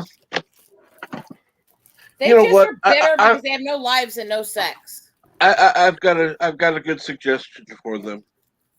If these idiots with Star Trek want a good idea, how about this? Make Uhura and Nurse Chapel a thing.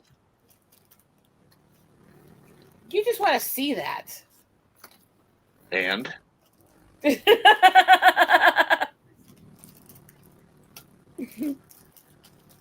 I ask what it is about men wanting to watch women together? It's hot. I don't get that. It's not like women are sitting there going, oh yeah, I want to watch a guy do another guy. That'll make me want him more. No, it doesn't work that way. Most women would prefer to see girl on girl than guy on guy. I don't want to see either. Oh, okay. But if you do the actual polling on it, you will find men and women will, even straight women, they'll be like, I'd rather see 2 women than 2 men. Yeah, and there's also this, it's widely accepted and not shamed in public for women to be bisexual. Bisexual males go through a lot of shit. They are absolutely publicly shamed for it. Well, I know it's like, what? Can't you pick it for a team? Why is it good for a woman and bad for a man? That's what I'm saying. It's very, very weird to me. It's whatever the people want, and who fucking cares if it's a male or female? Let them do what they want.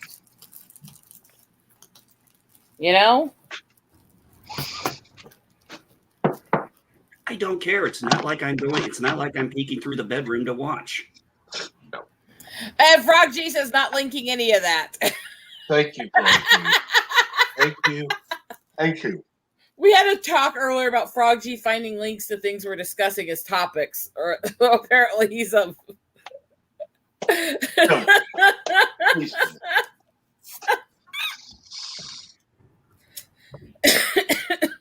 Shit, Frog. Damn it, ow. Actually, there is something you can link out. I know there.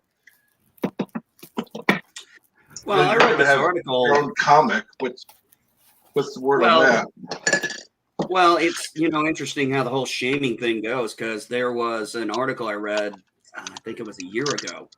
There was a porn star, and she was refusing to do a scene with with another actor because he was also doing I guess gay porn as well, and he was not using condoms during that, and she did not want to do that with him. and she made a comment to the whoever's replacing her for that. She made that public on her Twitter, and she got so much hate she ended up committing suicide. And I'm what? sorry. That's a safety issue.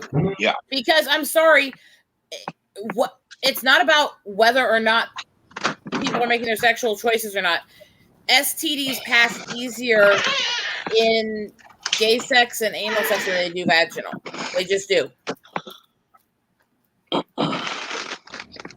Well, yeah, she got so much. I mean, just she was getting so much hate and everything that it just, she killed herself. And then, like a day or two later, she hung herself, which is unusual because normally that's not how you hear a woman commit suicide. Normally, Usually, a lot of times it's pills. Yeah. Yeah, usually it's pills. Hey, I got a new package today. What is it? My headset. Oh, nice. New headset? Yeah. I got a cheap one because I needed a replacement immediately. And, ooh, wow. Okay, let's see here. Is this to drown out the noise from the background? This should help with that as well. Does it have outside noise cancellation? I don't know. I'm going to switch over just a second. Okay.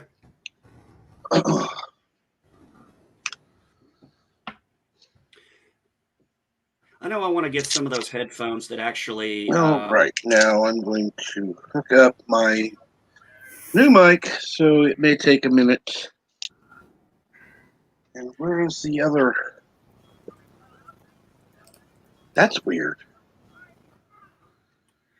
That shouldn't work. I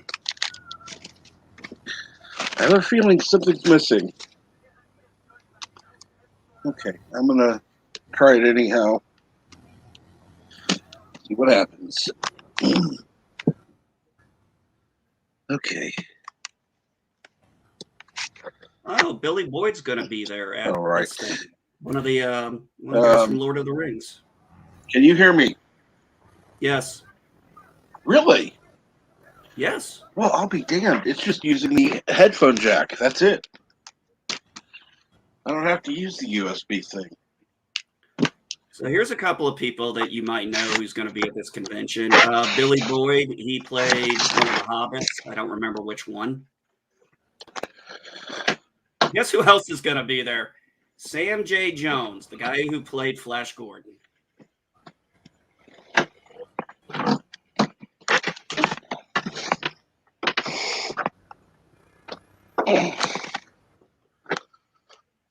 Here's some of the artists that are going to be there. I don't know if any of you guys know these names. Mike Del Carlo, Jeff Easley, Michael Golden, Bob Hall, Jimmy McGullen, Arthur Sudan, and Reese Starter, I guess is her name. One guy I do want to see, I'm going to actually take, there's some guest authors there. Michael A. Stackpole, the guy who did a bunch of X-Wing comics and books, he's going to be there. So I'm going to see if, Pippin, thank you. That's who it was, Pippin. And I'm going to see if he'll autograph some of my comics that I have of his and maybe a couple of the books. Worst he says is no. No, yeah. I don't know. I think I'd respond to you with a fuck off, but that's me.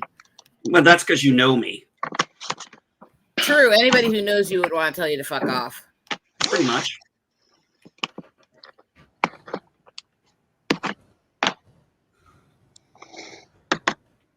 I haven't watched Lord of the Rings in a while. I probably should maybe sit down and watch that again. Maybe sit down with the kids and watch it over a long weekend.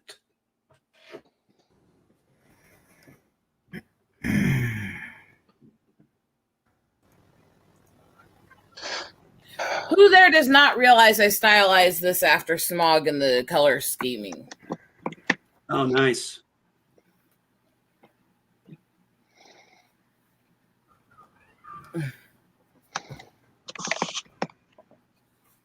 Oh, you watch Lord of the Rings every Christmas, huh? Well, that's a good tradition to have. I generally watch Gremlins, Home Alone 1 and 2, and Die Hard. Those are generally my Christmas movies I watch every year.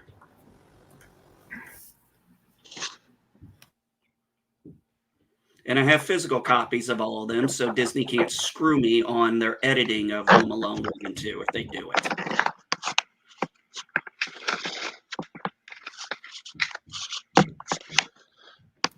Thank you, Jill, and yeah.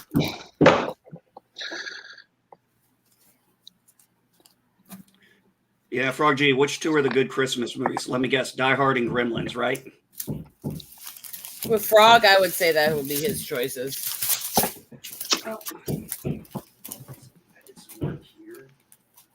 Well, I know what hell's going to be like for you, NB. Ooh.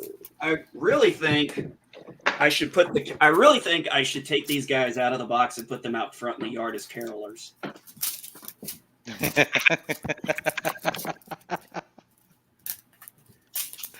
That looks hilarious. Is it if it's something collectible, don't open it, but otherwise play with it. I don't care, That's what I Resolute. got to say to that. Yeah, I don't care, Resolute, because either way, it's Tim Burton's whiny modern goth shit, and I fucking hate it. That's actually my daughter's favorite movie. I She hate loves Tim A Nightmare Burton. Before Christmas. I fucking hate Tim Burton. What don't you like on about his style? It is. It is the over-the-top cliche of the modern goth. As a gothic girl, it's very contrary to my personality. Oh, okay, makes sense. I cannot stand his movies. Don't get me wrong. I like the soundtracks to his movies. Mm-hmm. I don't like his movies. Okay, so probably in that case, something like Beetlejuice, definitely not, because Winona Ryder was there basically playing. I always thought that was an overrated movie. So yeah. Really, Yes. I really like it, but yeah. I enjoy the movie. My wife and I sat there and It's watched it not together. as- She had never seen it, and she didn't care for it. And I said, well, yeah, I mean, let's be honest. Tim Burton is kind of a niche when you really think about it. He's a niche to a specific type of that niche only. That's the thing. He is very much painted in the modern, over-the-top style of goth, not the traditional gothic. And that while a lot of people wouldn't think there's much difference in that, there's a big difference in that. They're very different culturally and in style and how they phrase things and how they do things. So I can't get into stuff. And yeah, Beetlejuice isn't as bad as some of his other movies to me, but I can't get into it. That said, it's still better than some of the movies I've seen out there. Oh my God. Rosita, and I completely understand because I like his movies very much. But for example, for me, Zack Snyder, his style is something that I find completely boring. I don't like any of his movies.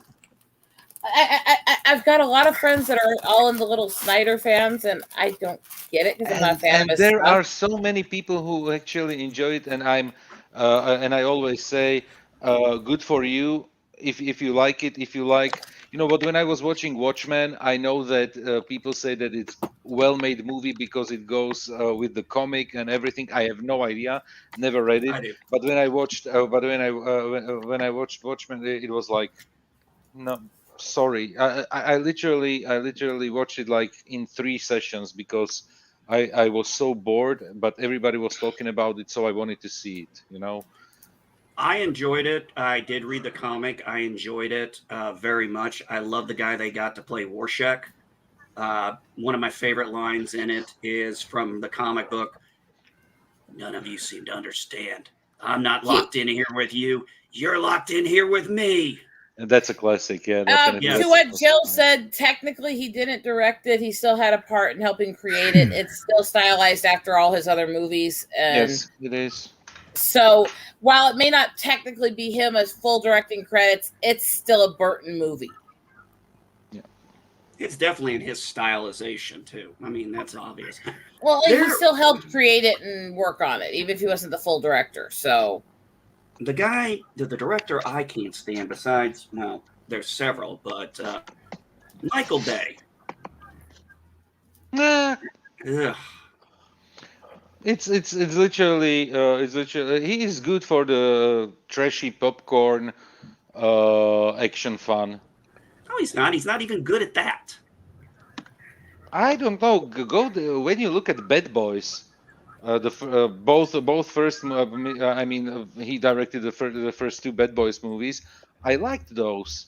Yeah, but he's gone downhill quite a bit. Possible, and honestly, especially, I think he gets a lot of hate because of the Transformer movies. And by the way, I think deserved hate. Just to put it in perspective, because honestly, the first Transformer movie was like fine. That's the one that I really watched, and I think, but that's the only one that I've that I have seen from the whole franchise, besides Bumblebee. And the Bumblebee, just because it was on TV when we were on holidays, so it was on TV with Arabic subtitles. That was a real treat. That wasn't a bad movie, but I don't think that was made by Michael Bay. I don't think Here's Michael some Bay things Michael directed Bay was a Bumblebee. part of. Here's a production house, and he was a part, apparently, Platinum Dunes, where they did the remake of Texas Chainsaw Massacre, Amityville Horror, The Hitcher, Friday the 13th, and A Nightmare on Elm Street. Texas 2003 Texas Chainsaw Massacre was actually pretty good. 05's Amityville Horror sucked. Hitcher 2007 sucked. You're not going to replace Rutger Hauer. There's just no way around it. Friday the 13th remake 09, okay. A Nightmare Before on Elm Street 2010, that was garbage. Now The Rock was good. I mean, some of his 90s stuff was good, but he's just not that good of a director anymore. Everything's all explosions. The last good movie I saw by him, I'm going to say, was The Island. That was with Leonardo? That one? No, not that one. This was the one with Ewan McGregor and Scarlett Johansson. Oh, yeah, I know which movie you mean. I hated his Transformer movies. I never saw Pain and Gain. And some of this other shit he's got. Yeah, some of his early stuff was good, but past The Island, I just don't care. Well, okay, Pearl Harbor, he did that too. Well, Armageddon I liked. The Rock I liked. Bad Boys 1 and 2 I liked. You see, there you have like 4 movies that are actually good. But the Transformers movies are just garbage. There's no way around it. Especially Revenge of the Fallen. I don't know what the hell why they decided to bring that stupid guy in, and the one screaming and acting like a little bitch the whole movie.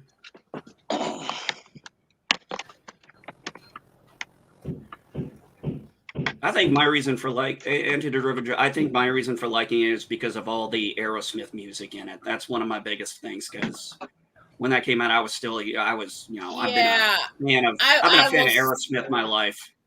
I will say honestly, with Armageddon, I actually couldn't. I thought it was too slow and too boring for a movie that's supposed to be about the destruction of the world. Yeah. See, I would have put that on. What was that other disaster movie? Deep Impact. Oh, that reminds me of a story, because, okay, we're visiting my aunt and my uncle, and they like to watch the cheesy, low-rent horror movies. Right. And they're watching it and stuff, and I remember the look I got from my aunt when me and my husband are sitting there as they're watching it, and about a half hour into it, we start going, Why is it? Come on! Why aren't they dying yet? Come on! This is pathetic. Come on, kill them! Stuff like that. They're looking at us like, what? Come on, this is supposed to be about the end of the world. How come nobody's died yet? And my aunt was just looking at me like, oh my God. Yeah, Sherry, I know I'm in the minority of people who like The Island. I know it wasn't considered a very good movie. I enjoyed it. Right. But I understand it's not that great of a movie. He understands his opinion is wrong, so let him have his wrong opinion. And Elihu, Armageddon was bad science. But you know what? Another of the directors that I consider like guilty pleasures of watching his movies is Roland Emmerich, because Stargate and Independence Day, great movies. But then you go into something like Day After Tomorrow or 2012. The sequel to Independence Day, the ID4.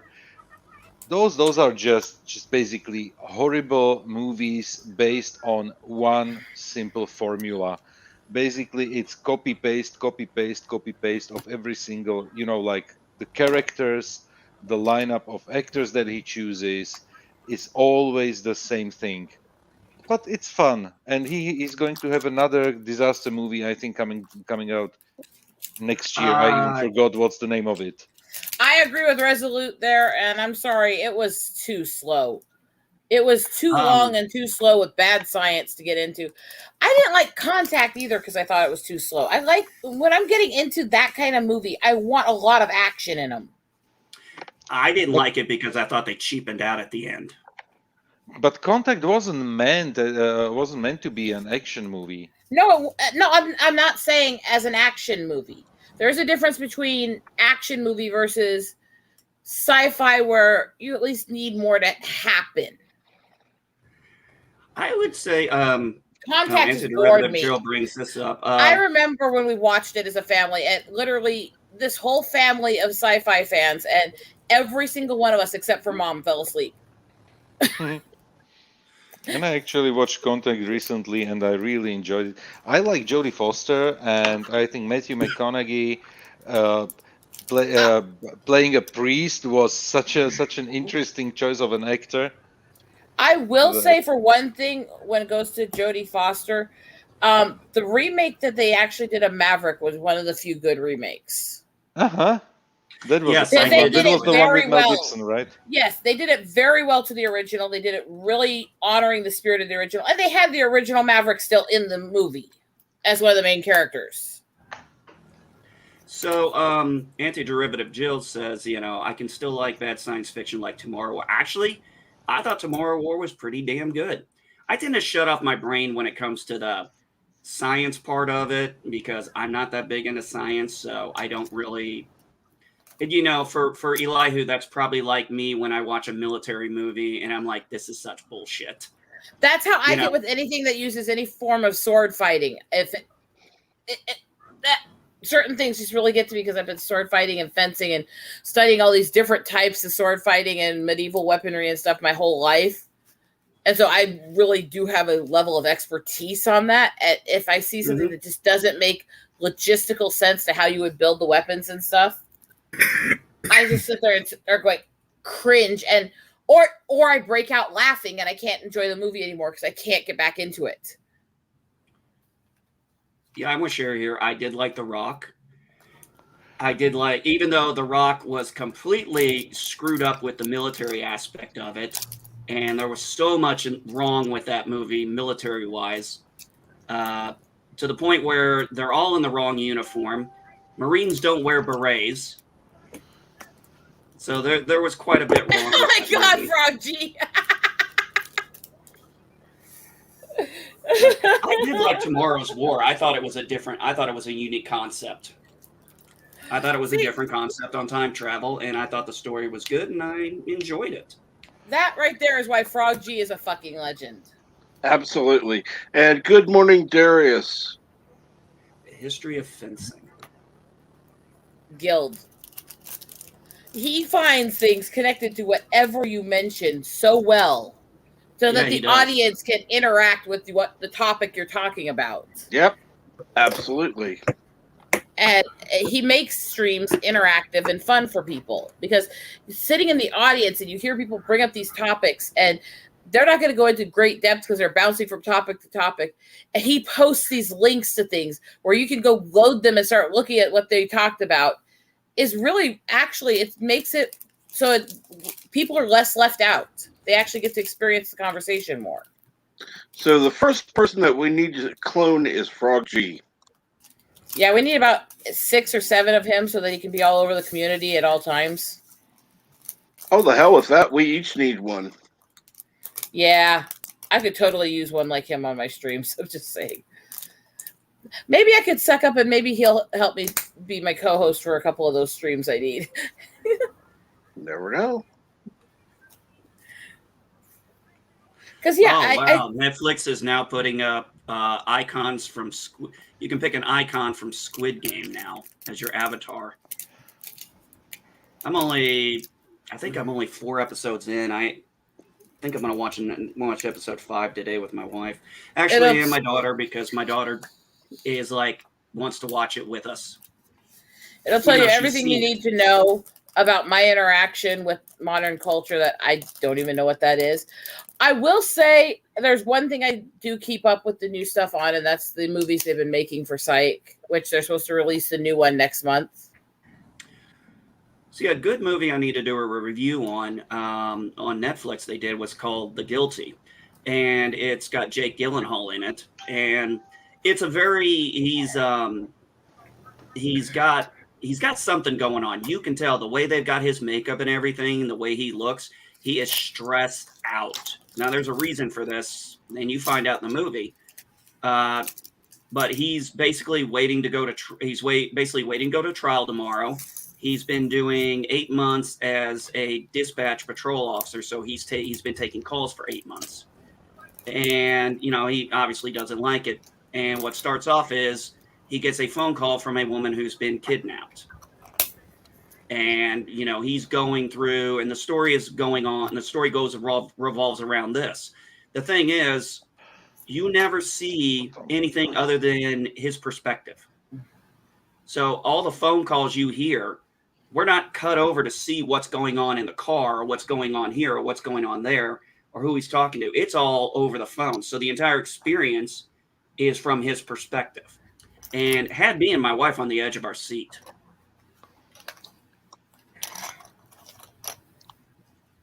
I mean, you can make good movies and, have a low budget and, do something unique with it that's going to keep you going, because it kind of felt like an audio drama. You're sitting there hearing all this stuff going on from the phone call, and your imagination's just going like, okay, what am I seeing? What's going on? And that was really an added psychological part to it, because I love psychological thrillers, and that's what I would coin that as. See, I prefer the psychological stuff over actual horror. I prefer the thriller side of it, because horror, by the time you get to true horror, where it's not a cross genre, it is very much about the scare factor and special effects, less about the plot.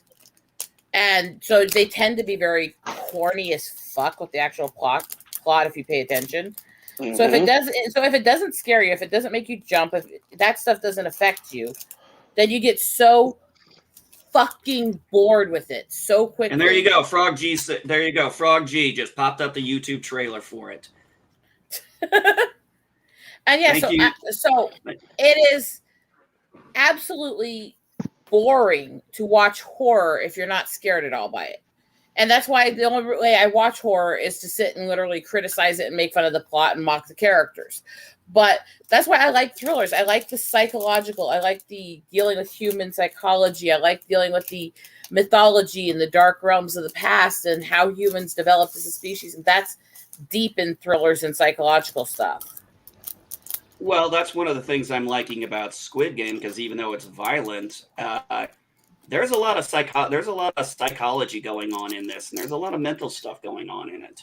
I think that's why I prefer a lot of the old style horror, where it's about what you don't see, where it's about making you think about what could be out there and stuff like that, is because that is, to me, more terrifying than any special effect anyone can ever do. because then my brain's thinking. And that's also why my Halloween traditions always include high anxiety. If anybody doesn't know what that is, that was Mel Brooks spoofing Hitchcock movies in a dark horror thriller comedy. Yeah, but you see, the one thing with Mel Brooks is he knows how to make a parody and make it funny.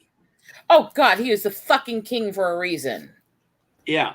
Well, there's a reason why he's one of only few people who has actually won an Oscar, an Emmy, and a Tony. And see, the thing is, I am an absolute Mel Brooks addict to the deep end. I know all kinds of weird, obscure shit he's made. I talk to people about the fact that, yeah, the first thing he technically actually produced, directed, and stuff like that was Get Smart. Yeah, people don't know that. And yes, I am the Mel Brooks addict. I admit that. I love the fact that in Silent Movie, the only person who talked was fucking Marcel. It was the famous mime. The only person who talks in the entire damn movie is a mime. Now that's funny. Yeah, Sherry, I did read about that The Guilty is a remake of the same name of a Danish movie. I haven't seen the Danish version, but I thought the American version was very well done. The very well done concept of a movie. But like I said, I love, I grew up on Hitchcock about as much as I grew up on science fiction. What's unseen is far more frightening. That's why Psycho works so well that way too. Yeah. And one of the things that I absolutely love every year is Arsenic and Old Lace. Now, to those who actually know what this movie is, it is from the mid-40s, and it was actually one of the first spoof movies that was designed, but it wasn't the true spoof like they do Mel Brooks era past. It was designed as a mockery of what horror movies are. And so it was comedy interlaced with this twisted horror about a bunch of serial killers all in the same family, basically. And the guy that keeps stumbling upon it while he's trying to deal with the fact that he just eloped. And good morning, Sherry. And the cab driver's still outside. And I remember them talking about this because it was made in the 40s. It was fucking Cary Grant. And there were some things they threw in it that were really great. Like the fact that the play that it was based off of, the guy that played the main villain was Boris Karloff. So they kept making jokes all the way through the movie. Him looking like Boris Karloff. Yeah, you just killed my moment. Oh, sorry. My bad. I was leading up to it. You just gave away what I was saying. I'm sorry. But yeah, they make jokes all the way through the movie about the guy having botched surgery that made him look like Boris Karloff. And so it's things like that. But the play had a line in it that they absolutely wouldn't allow because it was the fucking 40s. And it tells you how far we've come with the censorship stuff and how we're backpedaling. Because they recreated one of the lines of it to write it because it wasn't allowed to be put in a movie because he was supposed to scream to celebrate that I'm a bastard. And that is the way they do it every time they do the play anywhere, which I've actually seen it as the play too. And yeah, they had to change that to I'm the blah, blah, blah and connect it to what his dad's career was and stuff like that. And because they couldn't say that word in any movie then, or it was X-rated. It wasn't allowed. And so they had to cut that whole part and change it. I remember the reason I know Arsenic and Old Lace is mainly because we, in one of our classes, we actually read the play, read the play out, and then we watched the old movie. And yeah, it was interesting. I admit it's harder for me because I've never been great at watching black and white movies because my eyes have trouble tracking because of how light sensitive they are. So when I was little, I had trouble getting into it because I had trouble watching it. It made my eyes hurt. And so as a little kid, if it makes your eyes hurt a little, you just go, screw it. I don't want to watch this. And you leave. And so when I was little, I didn't want to watch it. I couldn't get to the plot and understand what they were watching because my head hurt every time I tried to. Mm-hmm. As an adult, I've kind of learned how to taper that back, how to change the TV settings and stuff so it's not as bad for me. But I watch it because the plot's great. and because it's genuinely funny. Oh, and don't forget, in Arsenic and Olace, what is it? Is it their nephew or their grandson, the one who thinks he's Theodore Roosevelt? Oh, God. How about the fat Taft joke at the police? Yeah. Oh, God. And the funny part is every time it's like every time he goes outside, the cab driver's like, "Are we going yet? Are we going yet?" And the cab driver's, throughout the entire play and movie, it's just outside waiting on them. Mm-hmm. I love when he's literally sitting there explaining how stupid the guy in this play was for not realizing he's in danger while he's doing the exact things he criticized it for. And the guys are like, "You're right about that, man. He really was stupid."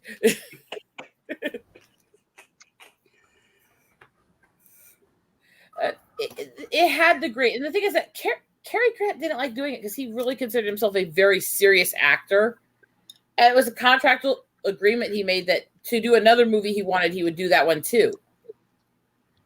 But because he was enough of a serious actor, he took the role serious because he took every role serious.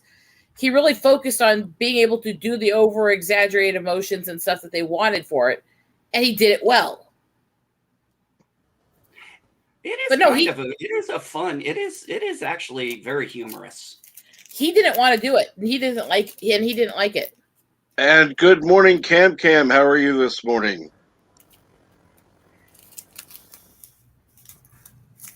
Yeah, I hadn't thought about Arsenic and Olace in a long time, but yeah. I watch it every October, so I've been trying to get people together. I'm trying to get some people together and actually do a couple watch parties of it with some people, so I can share it with people who haven't seen it as much. Now, wasn't Grant's character named Mortimer? Mortimer Brewster. Thank you.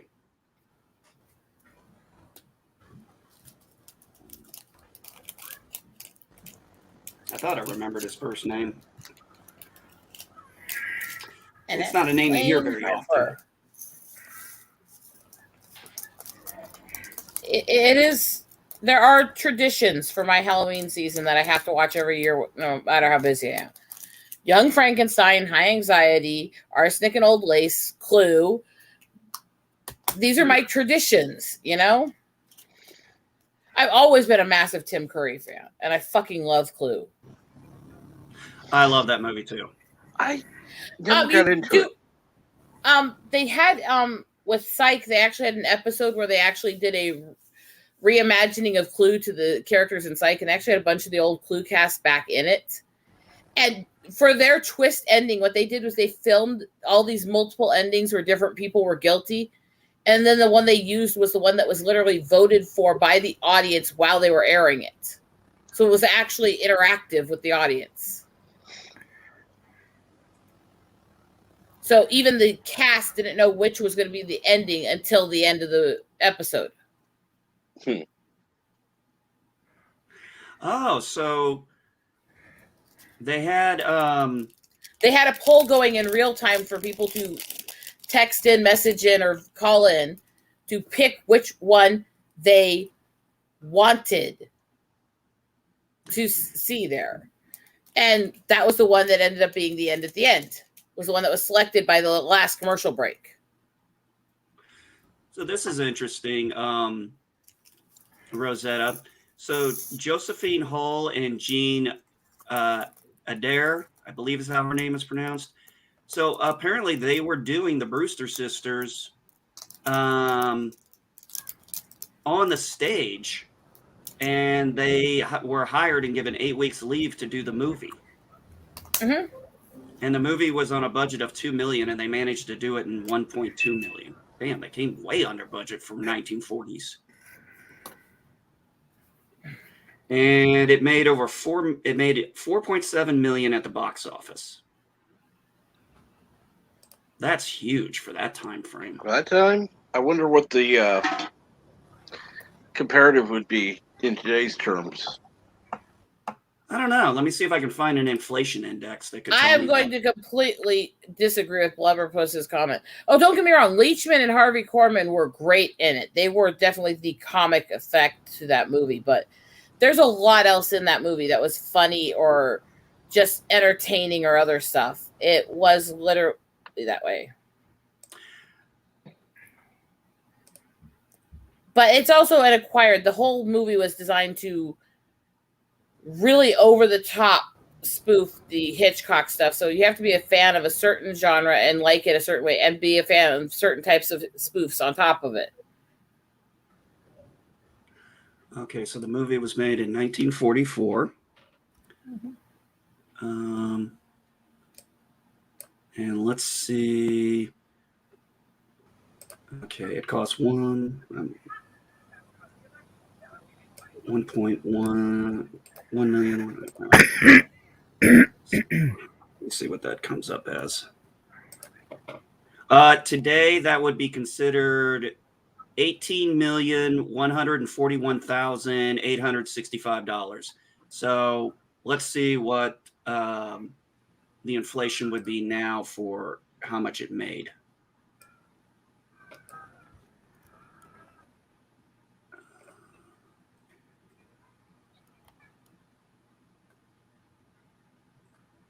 By today's standards, that would be $74,562,000. So an $18 million budget on our time making $74 million is still would still be considered a huge success. Oh yeah, a small budget movie, because 18 million now would be considered a small budget. Yep.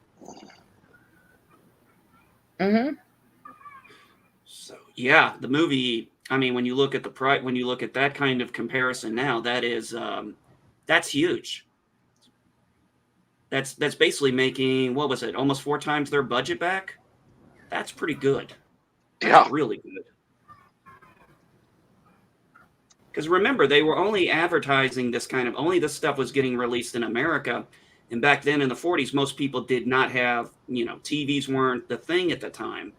Not everybody could get one. So, people went to the movies and,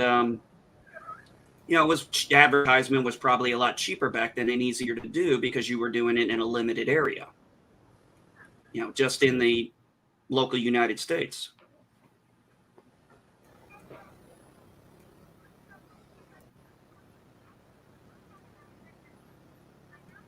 Let's see here. So how's the game going, JP's? Been watching you for a little bit. Mr. Mute. I'm getting my butt kicked. Taking lessons from Bird? No, I just haven't played this game much. I've been playing. You need to play with Bird sometime. I've been playing Terminator Resistance, and this game is no joke. It is not easy. I have died so many freaking times. I've really had to learn strategy, getting around Terminators. There's so many smart-ass comments I could make. I'm going to sit here and try to be good. This is me we're talking about. Why would you hold back? Because I'm really trying to learn to not blurt everything out, even though my freaking brain doesn't want me to not be able to. So I've been biting my tongue a lot lately. Good. It hurts, and I actually have to physically bite it to stop the reflex from that. I thought Terminator Resistance was harder if you play the Terminator.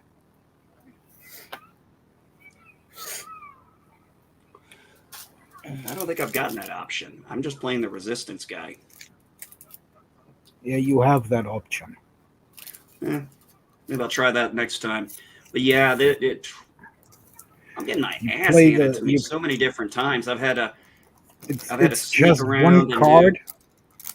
It's just one card, and you have to try to get several objectives done as a Terminator. Like, for example, kill resistance leaders and stuff like that, and you have to get in there without them finding out that you are a Terminator. or you have to kill them before everything goes south.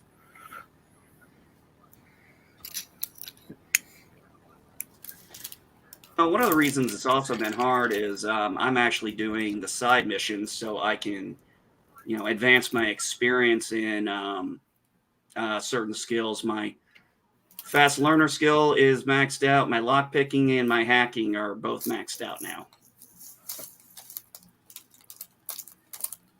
Because those I found to be, and now I'm working on weapons because those ones there, the hacking and the lock picking, were actually very valuable skills I needed.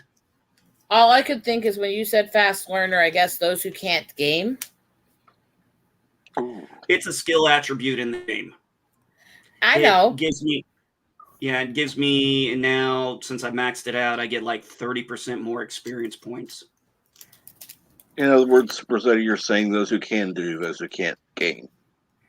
Mm-hmm. I'm just saying he can't learn fast in real life. Let's just say I flat out said I am not a gamer. I do have Predator Hunting Grounds, but I have not played that yet. And I'm pretty sure that is completely an online game. But playing a Predator is fun. The only thing I've done with it is I did the tutorial, and that was it. I haven't done the actual online story mode.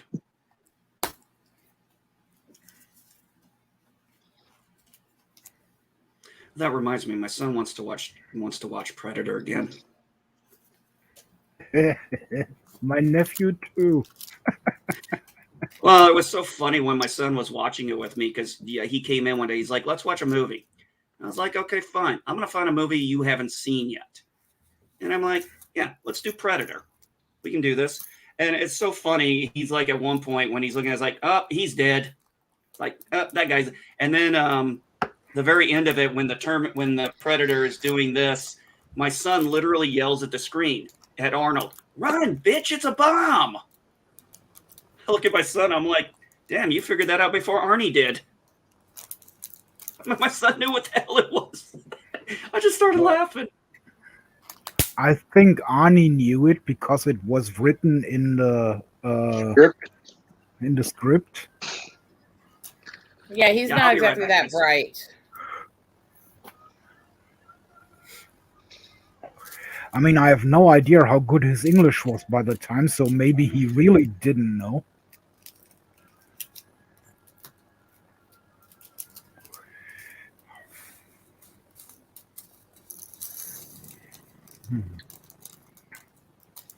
Actually, I don't know if you remember JP's. I know that Bird has a friend that has a private server that they play this game once a week. I don't remember who it is, but you may want to ask him later.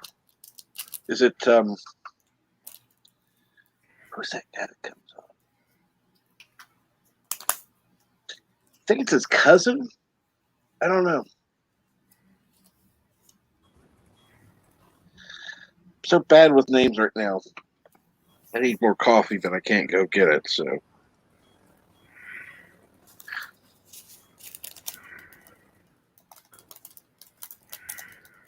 I think part of why horror doesn't scare me is because I got so jaded to it very, very young. Because Grandma was that woman. She didn't care if kids were in the house. She was going to watch what she wanted to watch. And she was absolutely addicted to her horror movies. They were always on. And I was a few years old sitting there laughing at the people killed at them by the time. You know? I was so jaded to it so quickly as a kid. Well, I like to be at my grandma's because on the weekends I could stay awake as long as I wanted. And I could watch Tutti Frutti. I like to be at their place because Grandpa. Because I had fun with Grandpa. I loved Grandma to pieces, don't get me wrong, but she was very much in some ways that old world woman and a little bit stodgy in ways. Grandpa was a crazy bastard, and he was fun. Grandpa was about as close as you could get to some weird combination of a truly classy man of culture, a military bomber boy, and a redneck fisherman in one. And the thing is, he was very artistic, and he's the one who taught me color theory and how to do a lot of these arts and crafts and stuff as a kid. And yeah, but then he'd be out back with me doing fishing shit and telling stories, and you never knew what to expect from him, you know? And Resolute Germ, I do want to say, you must not have been on one of the other 20 times that NB was telling that story. Oh. And it's still cool. Don't get me wrong. And to be fair, most of us YouTubers have a tendency to repeat the stories we tell. Well, I'm not saying anything bad about it. No. I'm just saying, yeah. No, I know you're not. I'm just saying to clarify to the chat my opinion on that. But yeah, NB is kind of known for repeating his stories a lot. Yeah, trust me, that is a problem with me. I admit it. And now, if it's a story I don't want to hear, it'd be like, okay, NB, we've heard this before a couple hundred times, but you know, a couple hundred times. Stories I like, that's fine. Don't care. Well, thankfully, I just had to mute off and step aside. My son's they got the drywall up in my son's room now in his closet. I got to finish up, let it dry, come back tomorrow, finish up a couple of things, but got that hole in the attic patched that it went to the attic, so now that's going to keep his room from getting hot. Getting the baseboards in is going to help with any drafting that was coming through, so.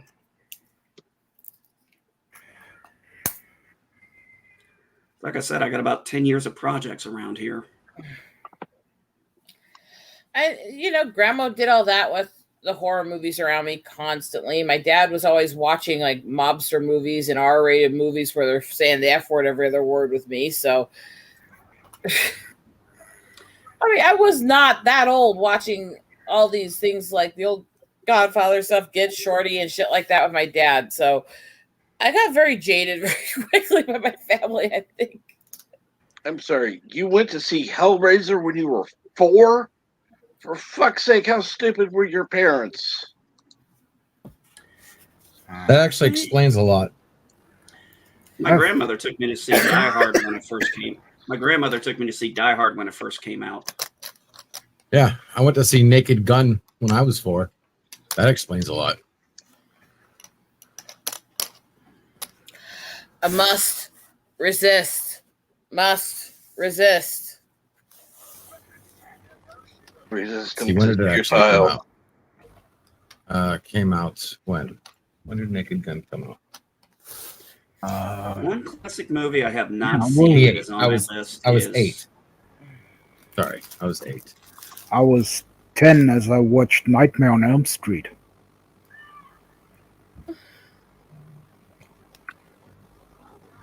I was like 8, 9 when I watched Exorcist, and that movie just fucking freaked me out. Beetlejuice. Saw that at the theaters too. 88. And a week later, I got the first letter, not email, letter, from Freddy Krueger telling me I should stop dreaming about him because he gets scared in my dreams. Let's see here. Okay, Darius says, babysitter took me to see Demon Knight in the theater when I was 8. Oh, Is that the Tales from the Crypt? Is that Tales from the Crypt Demon Knight?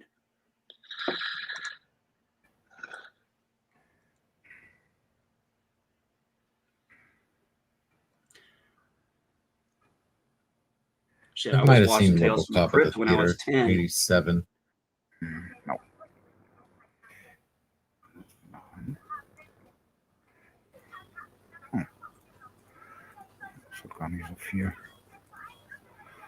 And yes, it was. Yeah, you are talking about Tales from the Crypt Demon Knight. Okay.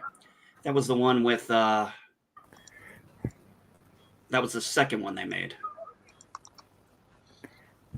Or was that What was the first one called? Because that was the one that had Billy Zane in it.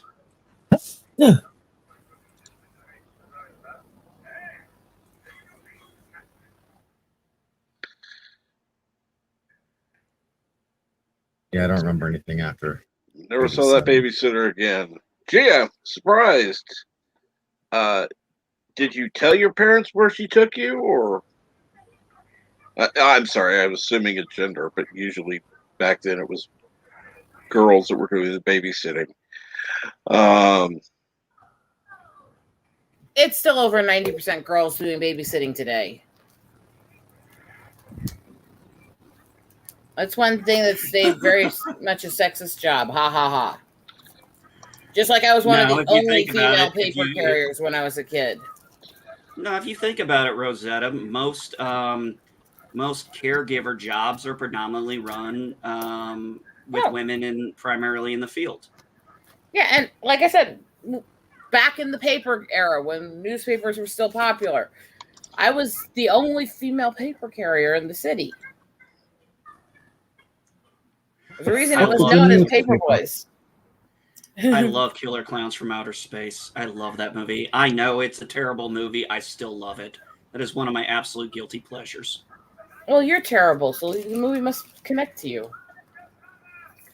Pretty much. My God.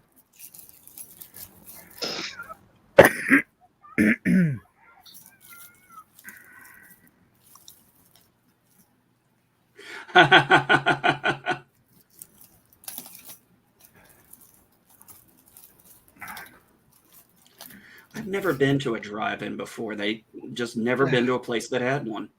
Really? You really need to experience a drive-in. Oh, trust me, I want to, but trust me, I would love to, but I've never been anywhere. I've never lived anywhere that has actually had a drive-in movie theater. We did have one in my hometown of Granite City, but by the time I got to the age where I could have gone, it had already been shut down. So there have been attempts to try and get it back, but it hasn't happened. There's an old world drive-through in the Black Hills that's not that far from the city where I was living for a while. So I have been, I can't even remember which one I freaking saw there, actually. Fuck.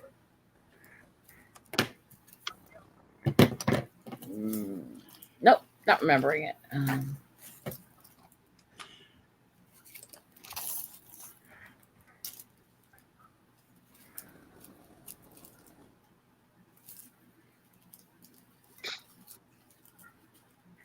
Yeah, but are any of these drive-ins in Indiana near me? No. Probably not.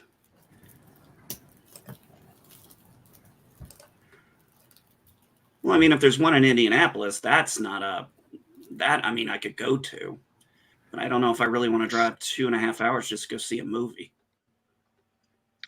Let's put it this way. Going to the drive-in is definitely something different.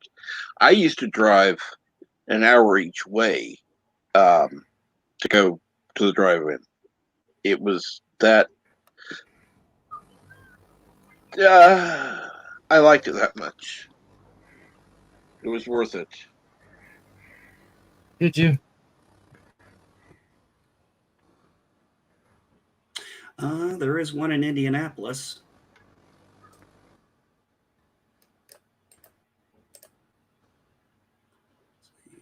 How far would that be from me? Yeah, I've always wanted to do that. Oh shit. I am going to Indianapolis on Saturday for the Comic-Con. Maybe afterwards, maybe I can go to that drive-in. That sounds like a good plan. Then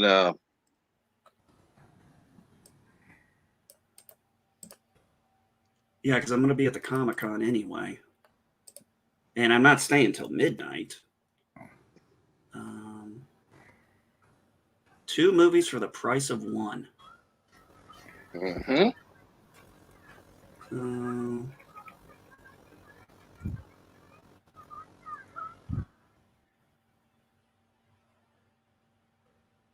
Okay, Saturday, box office opens Saturday at 6:30. Oh, okay.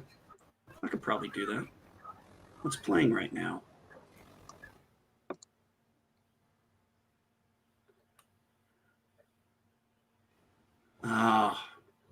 Actually, this would be nice to see. Fright Night on the drive-in screen. They're actually showing that movie. Cool. Oh, no, here you go. 9:45, The Iron Giant. Oh man, to watch that in a drive-in, I'd stay that late.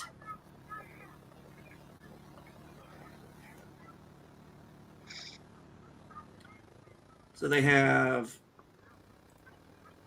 4 screens at this drive-in. I remember there used to be a ton of drive-ins around.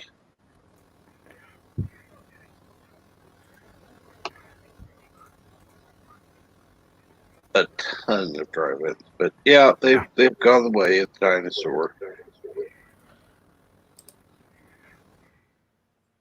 That looks pretty good though. Yeah, like I said, I've unfortunately never been able to experience that.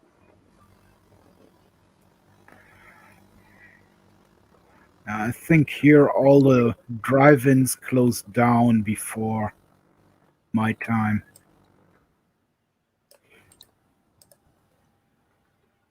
Oh, there's one in Martinsville. Actually, that's not too. That might actually His be name's closer. in the chat. I don't see him. All right. Well, for listening, memes. Thanks, man. Appreciate it. Where the chat?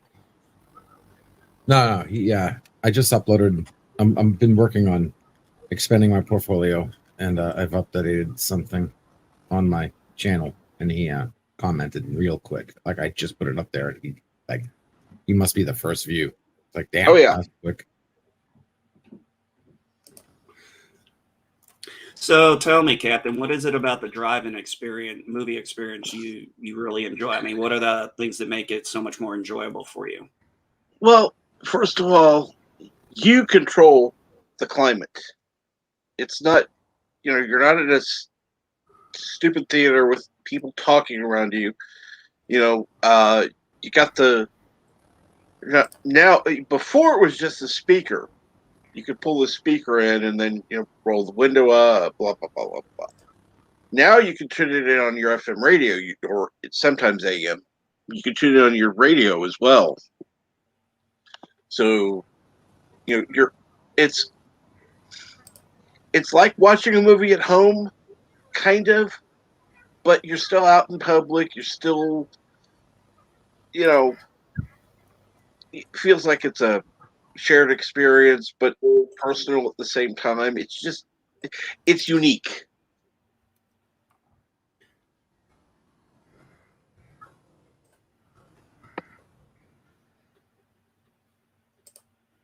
Yeah, like I said, I've definitely always wanted to try it. And yeah, if there's one, like I said, I might go ahead and make it a little extra. Maybe I'll just get a hotel. Maybe we'll just get a hotel and crash. Oh wait, we can't do that. Why not? I've still got the puppy. Gotta take care of the puppy. Take the pup with you. If I was going, okay, I'd have to go to a La Quinta then. But that's cool because I do have. I was gonna say there's a lot of pet-friendly hotels anymore. La Quinta is definitely that's the one we prefer because they are pet-friendly.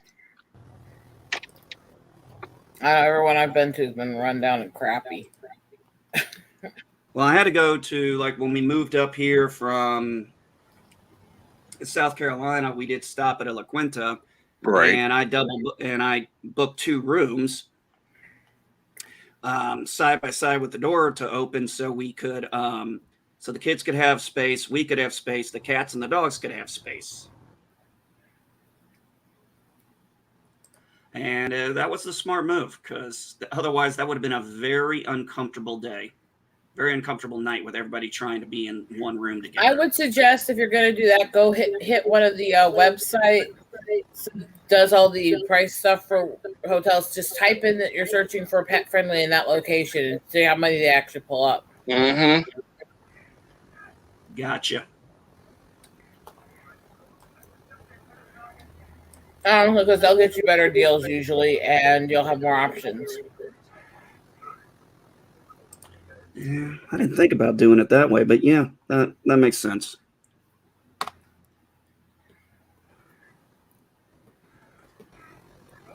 I have a bunch of restrictions when I travel, so hotels have to be very carefully selected. So my husband does a lot of researching on them like that. Oh yeah.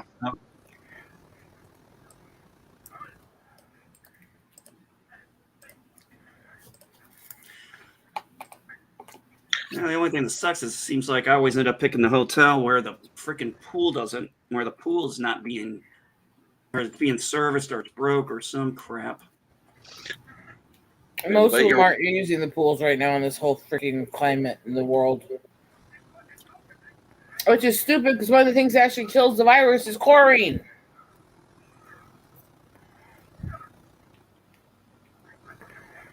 Just saying. Oh, there's actually a drive-in theater close. There's actually one only an hour and 15 minutes from me.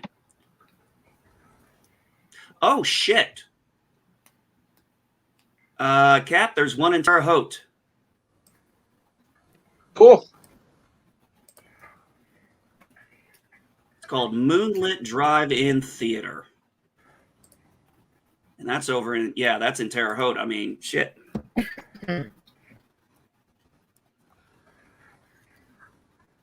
Let's see. Yeah, that's only 40 minutes. Yeah, that's all the way on the far side of Terre Haute. Yeah, that's a 40-minute drive for me on 63. Oh, hell yeah. I think I found my drive-in. Awesome. And Jill says the drive-ins used to have playgrounds in front below the screen, swing sets, and monkey bars. Some still do. I know that drive-in I used to go to called Twin Drive-In, because there were two screens. They had the concession area, which also had the bathrooms connected right by there, and then they had a playground off to the side. Now, you either had to go up or back. Either way, you had to go back to it. And it was an enclosed area. The kids, parents could watch the kids, But it was fun. They always had little, they had swing sets and monkey bars. And they had, a couple other little things that were, fun to use.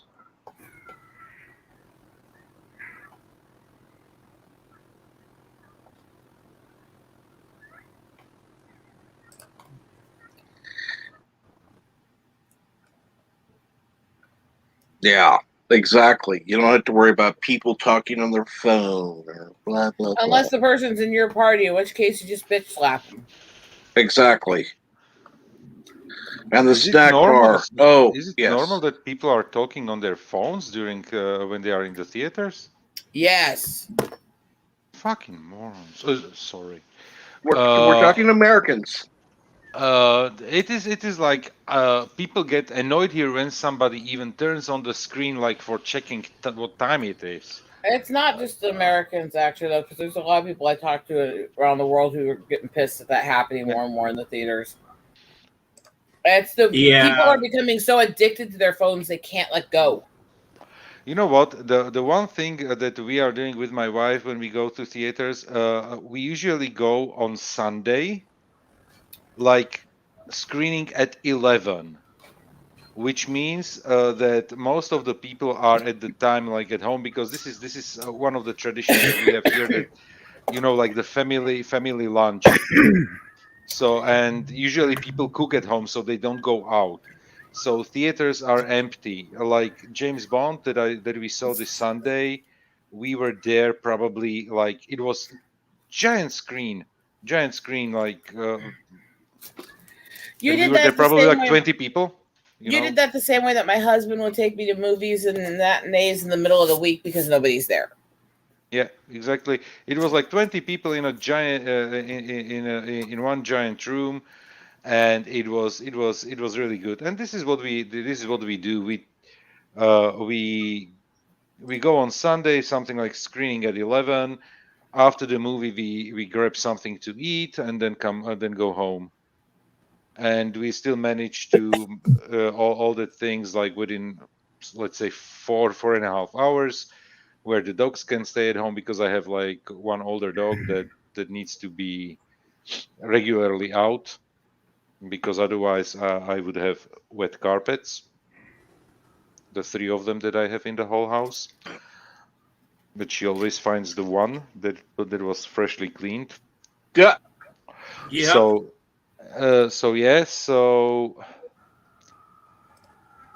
that's the way how we that's the thing, that's how we do it with the theaters. I think it's and it's good, but otherwise something like, even when the theaters are crowded, okay, you see like a screen here and there, but usually people get annoyed. I don't mind, for example, my wife hates people eating next to her, but she's one of those people who really get annoyed even when we are eating together. There must be something in the background, like the TV on or radio or something, because she gets annoyed from the sounds that your mouth makes. And I'm not eating like a slob with an open mouth, it's even the act of chewing drives her crazy.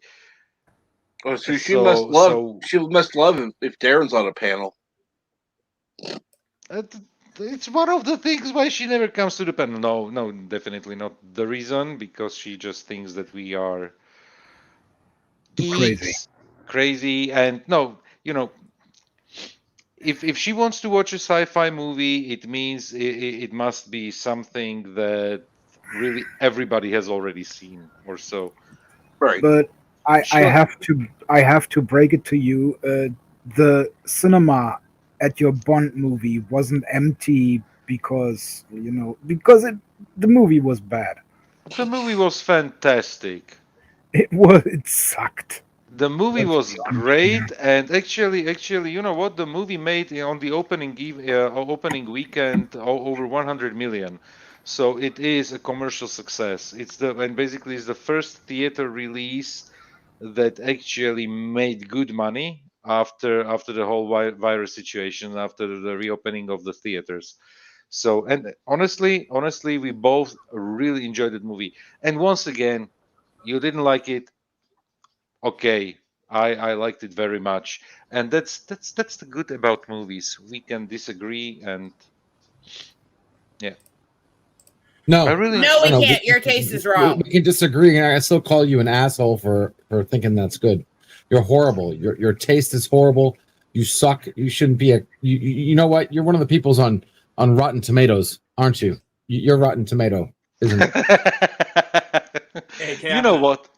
I'm not getting offended by somebody who didn't like WandaVision. I can't get offended. Okay, you know by what? somebody. Am I kicking you in the balls? Okay, am I kicking you in the balls? Okay, don't low blow my ass. Okay, What kind of fetish is this where you're talking about his balls? I mean, because he just kicked me in the nuts right there. That was a nut job right there, and it wasn't a I pleasant don't one. want to hear about him giving you a nut job, please. No, please, no, please. If your Captain. only go-to Yes, is indeed. WandaVision, then I won the conversation. I think I know which one I'm going to do. I think I know what movie I'm going to go see for the first time in a drive-in. Matrix. Sunday, October 17th, the 1991 Addams Family movie. Cool. That's a good movie. With okay, the not okay. That's not an animated one. The Raul Julia. live action. Raul the Julia. live action. The one with Yeah, Raul and Julia. Angelica Houston and Marie Chen. Who Angelica else is playing? Houston. What else is playing? As well. Right now, Let's see, Halloween Kills. Friday and Saturday, they've got a double feature, Venom 2 and Halloween Kills. Nice. And then Sunday, they're doing The Addams Family. And then Thursday, October 21st, they're doing a classic that I've never seen or heard of. I have to look at it. It's called The Uninvited. I actually have not heard of this. But yeah, I've already seen Venom.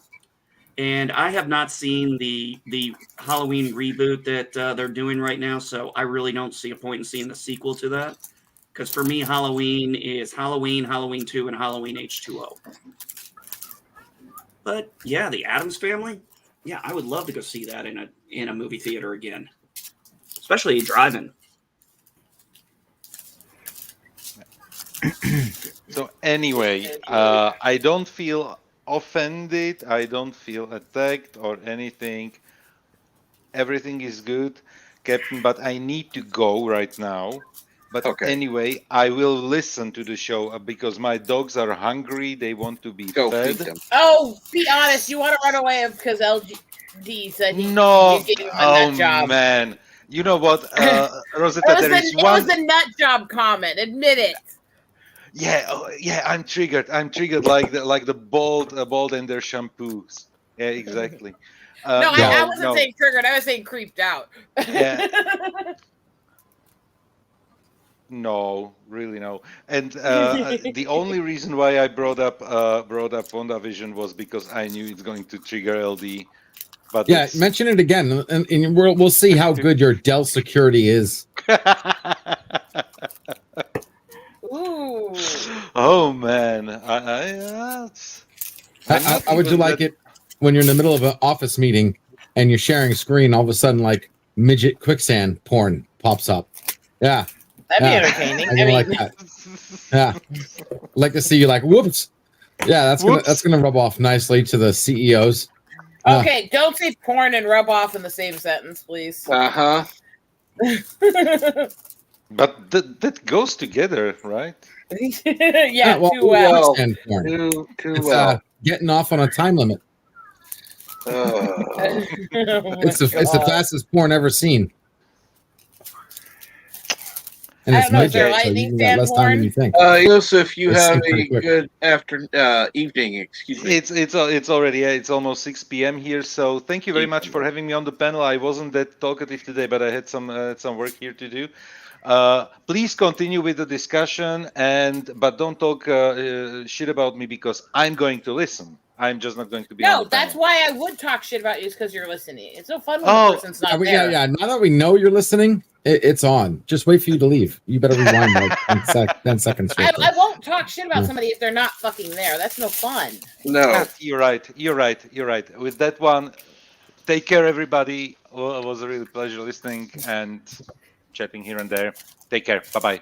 Later, Joseph. Bye. Yeah, there ain't nothing better than making fun of somebody knowing they're watching, cursing at the screen. And I think making fun of somebody or bitching about them when they're not there to witness it is just absolutely immature and jackassery. Yeah. But hey, yeah, and I feel for Joseph, because the only thing worse than working for Mac is working for Dell. And the only thing worse than that is liking that modern shitstorm of a movie. What? I'm sorry. I missed what movie he talked about. I was changing headsets at the time. What happened? What was it? I don't know. I don't even know. I'm just giving him. You're talking about some movie that made money. Him and Mar. What movie was he talking about? Bond. Oh, Bond. Yeah. James. Oh, that woke piece of shit. Yeah. Oh. And being commercially successful doesn't mean it's successful. You can trick people into seeing a movie. Very easy. Well, that's what Disney does, is they buy up so that only their movies are carried by these small theaters. Because in order to get the big ticket movie every theater needs to survive, they put them on all these massive contracts so that the only thing they can carry is that and a few other lower rent movies. And that's a way to make sure that most of the theaters, all that's being seen are movies that are under their banner. Yeah. Which hypes their numbers on every movie, including the big ticket ones. Because I'm sorry, if you're in a small town 100 miles from a city and you're trying to take your screaming kids out to a movie so they'll be happier and less of a pain in your ass, you're going to go to whatever is fucking available. Yep.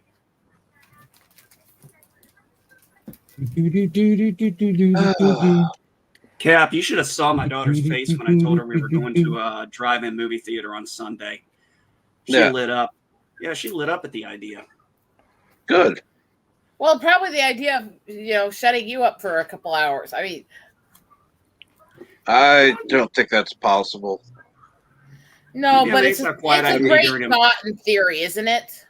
It would be. That would require restraint and I mean physical restraint, not restraint. Somebody could tie him down and gag him. True. That would be required. Either that or ban him from the car. Here, just have a what do you call those? No, I will completely disagree with that one, Random Menace. Captain Marvel is a fucking shit show. And the character was a fucking shit show in the comics. A lawn chair. That's what I was trying to think of. Have a lawn chair out for you, and you could watch it out there. Then they can have quiet in the car. I like this. Yeah, it says here. Take only one parking space, have chairs and blankets in front of your vehicle. Well, what I was thinking about doing is taking the truck, backing it up, and putting the Coleman chairs in the back and sitting there and watching it that way. Yep.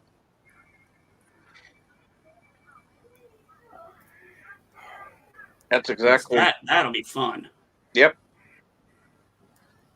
So looks like, it's a, what is it? Okay, it's tuned into, okay, so it's 101.5 FM there. Okay, cool.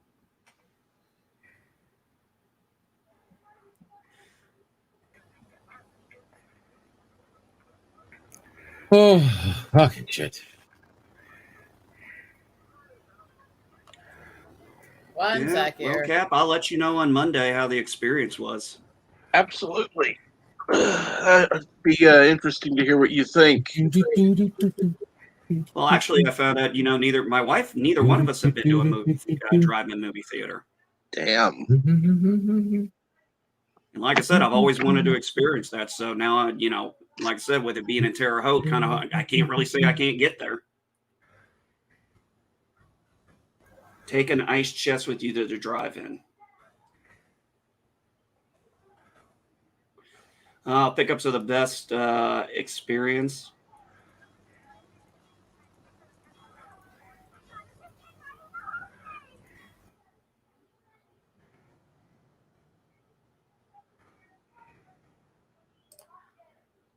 Well,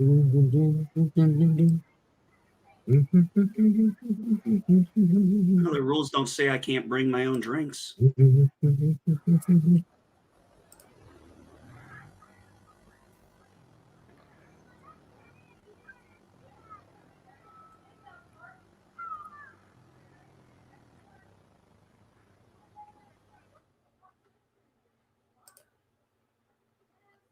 Yeah, that'd be the best way to do it. Take an ice cooler, put some Cokes in it.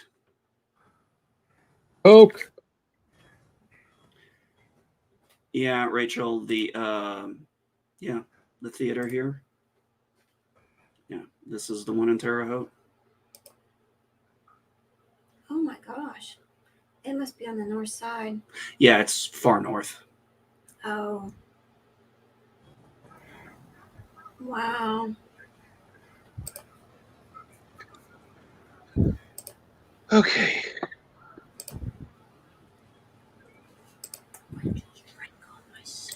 Got a phone call, Judge. Absolutely. Moonlight driving. The funny thing was, I always took a grill. It was always fun. Of course, it was a small one. It was one of those. When you go to the gas station, please pick up tabletop.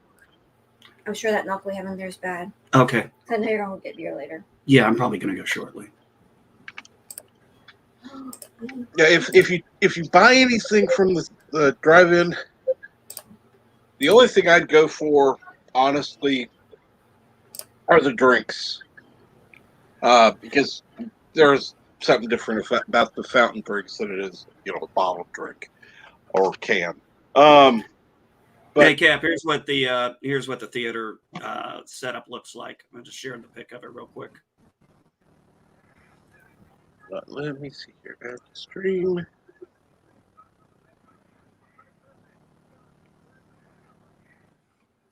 Wow.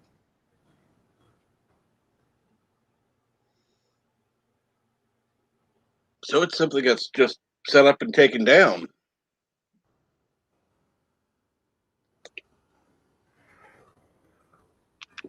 I remember when that size screen used to be the small side one that people would the secondary theaters. Of course, I was spoiled. They had one off of actually they had several off of I-70. But they had the I-70 drive-in theater. First of all, it was a single screen. Then it went to 2. Then a few years later, it went to 4. I loved it when it was a single screen because you had this. It was a massive screen. That one still stayed for. Last I knew, it was still there. The secondary and the other screens were definitely smaller, the more modern size. And yes, most theaters do make their money from concessions, though. So yeah.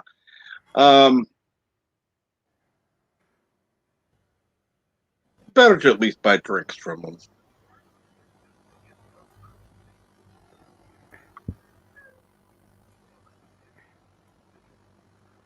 Now I do like the chips and the cheese as well. That's good. My obsessive side. These are my bead art kits. I'm organizing and lining them up.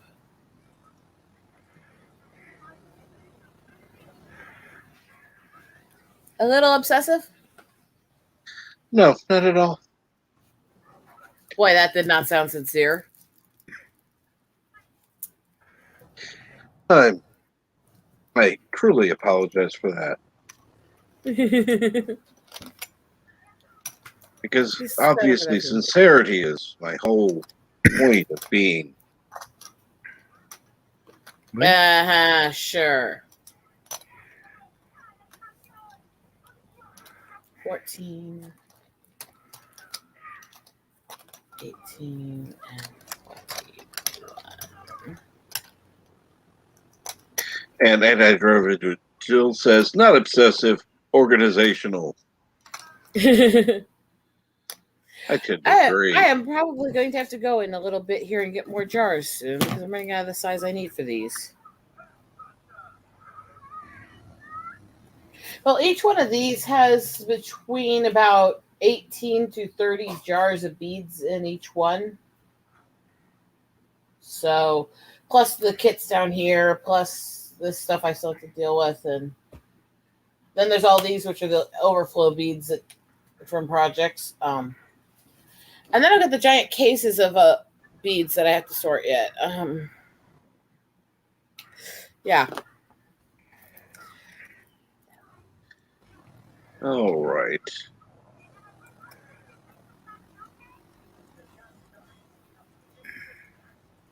I agree. Not I ever. agree. Also, it made me laugh. Therefore, you get points. 5, 3, 6.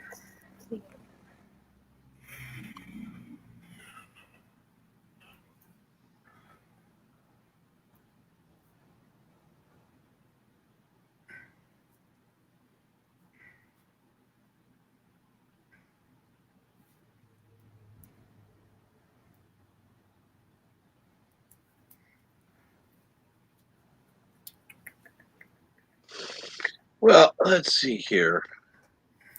Wow, I went a lot over what I planned on doing today. Whoops, my bad. It's like, oh, okay, I'm going to end the stream a little bit, blah, blah, blah. And things kept going on. And let's see here. Since, yeah,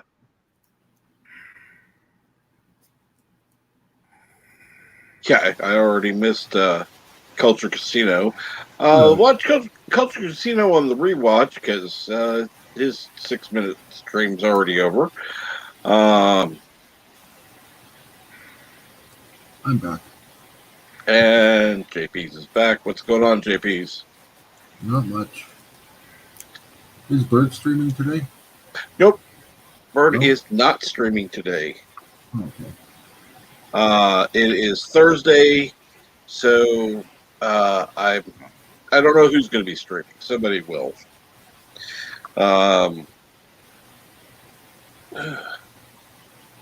Hopefully somebody good. Don't know about that, but actually, I ought to suggest to NB that he take some pictures at the drive-in. Kind of commemorate his experience. Breaking his Drive-through cherry? Yep. Drive-in cherry. Breaking a cherry is always fun. I mean, It can be messy. So can drive-ins.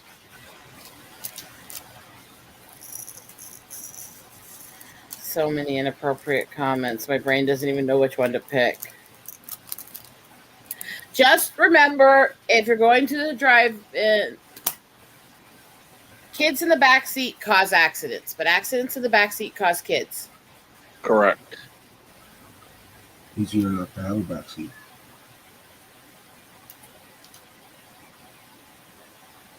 Then sorry for you. Within the bed of the truck. Whatever works. Yeah, usually when we go to drive-in, it's my buddy's truck, and he backs it up, and then put a couch in the back of the truck. And everybody sits on the couch. Ooh, on a couch is even easier to have that kind of an accident. Just saying.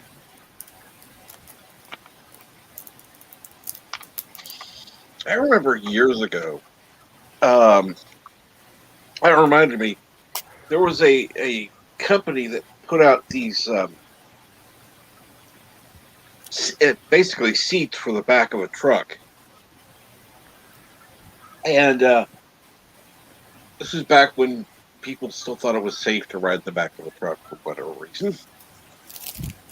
And It is. I said ride, not sit. Because technically it's not safe. It's not recommended. Okay, I did it as a kid too, so I know it's all bullshit. They get thrown clear in accidents. Well, see, another reason I decided to go along today was because, like, I've had people message me, I missed you, I was going to come on. So, well, they've been given a chance. It's gone on longer today than it has for a while. I usually miss the mornings, but that's because of my schedule. But today I managed to catch you guys for a while.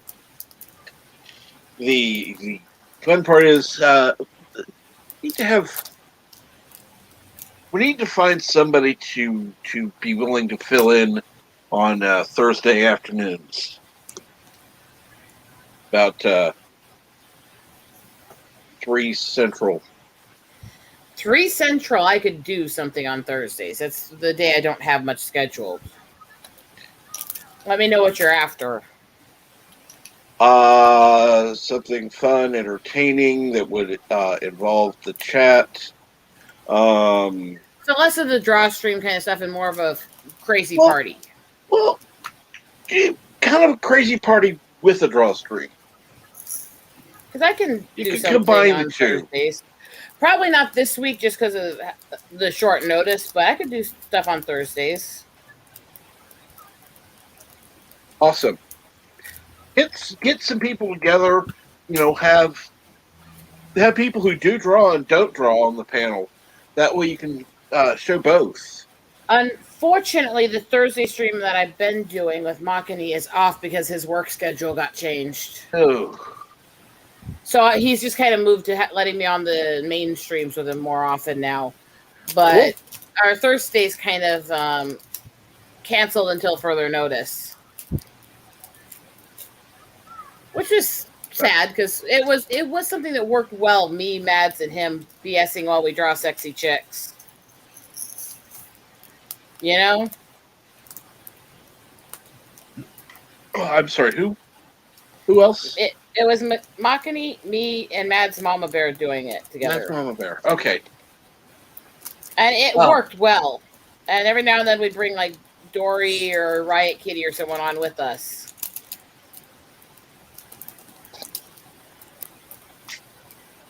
Have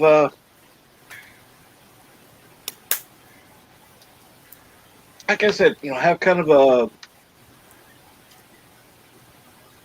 draw / party stream, and it's kind of chill, relax. People who draw. People who don't can just get up and talk and ask questions about what's being drawn. That sounds fun. Yeah, I've got to get back into things more. I haven't been able to do a lot of streams since all this stuff with Richard and with my health over summer, so I'm getting more into a point where I can do stuff again and need to. Plus, I still want to know why the fuck they took most of my view hours from this year off of my videos. Oh, I have lost view time, big time, on everything since 2 weeks ago. Every single stream, I get hours. I watch and watch and watch, and they cut them in half. This was the weird thing. You remember all the streams I was doing at the beginning of the year, from like end of December through end of April when he lost his dad time? Mm-hmm. A couple months ago, they suddenly cut over 2/3 of all views at all hours off of all of them.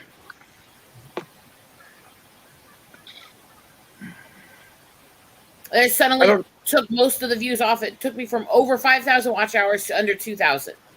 And it was all stuff from this year.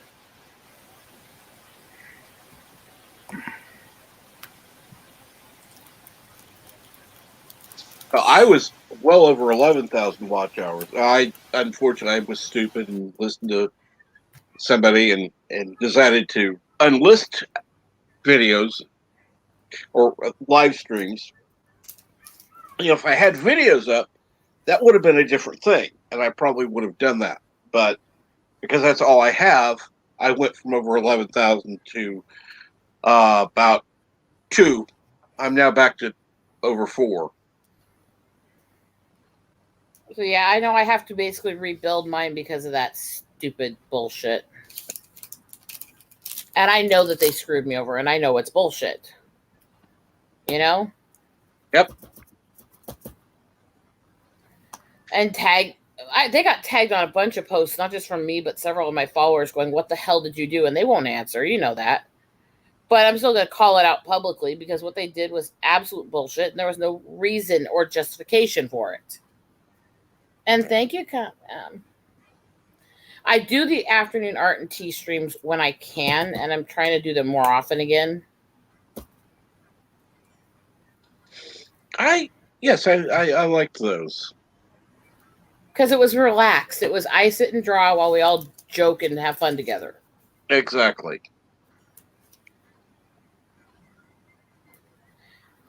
Richard is trying to figure out a schedule so he can at least do some streams with me on occasion, but you know what? I've got it. I think I have a challenge for you.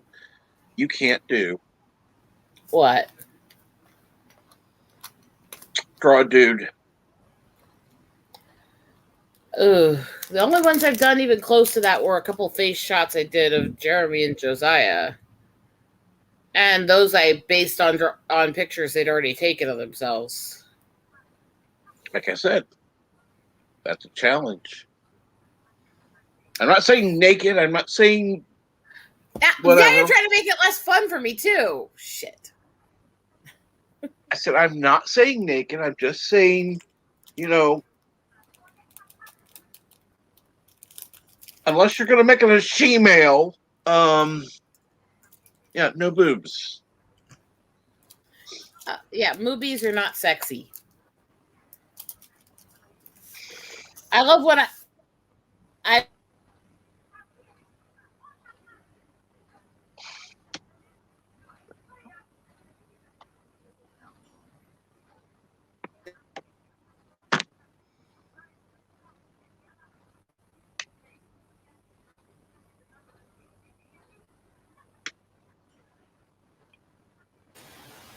Oh, did she break? I don't know what's going on. Yeah, she broke it. She's stuck. Okay, making sure it was that, not just me, because I was on the playback, and obviously I'm way behind. Let's see here. Oh, I'm gonna have to take my leave. Okay, no problem. No problem. Hey, JP, thank you for coming. And I think with that, I'm going to go ahead and close things down. I do want to thank everyone who's been on the panel and everyone who's been in the chat. Thank you so much. You make it a great day. Please remember, like, share, subscribe, do all the usual stuff. And have a great day, and we'll see you next time. Bye.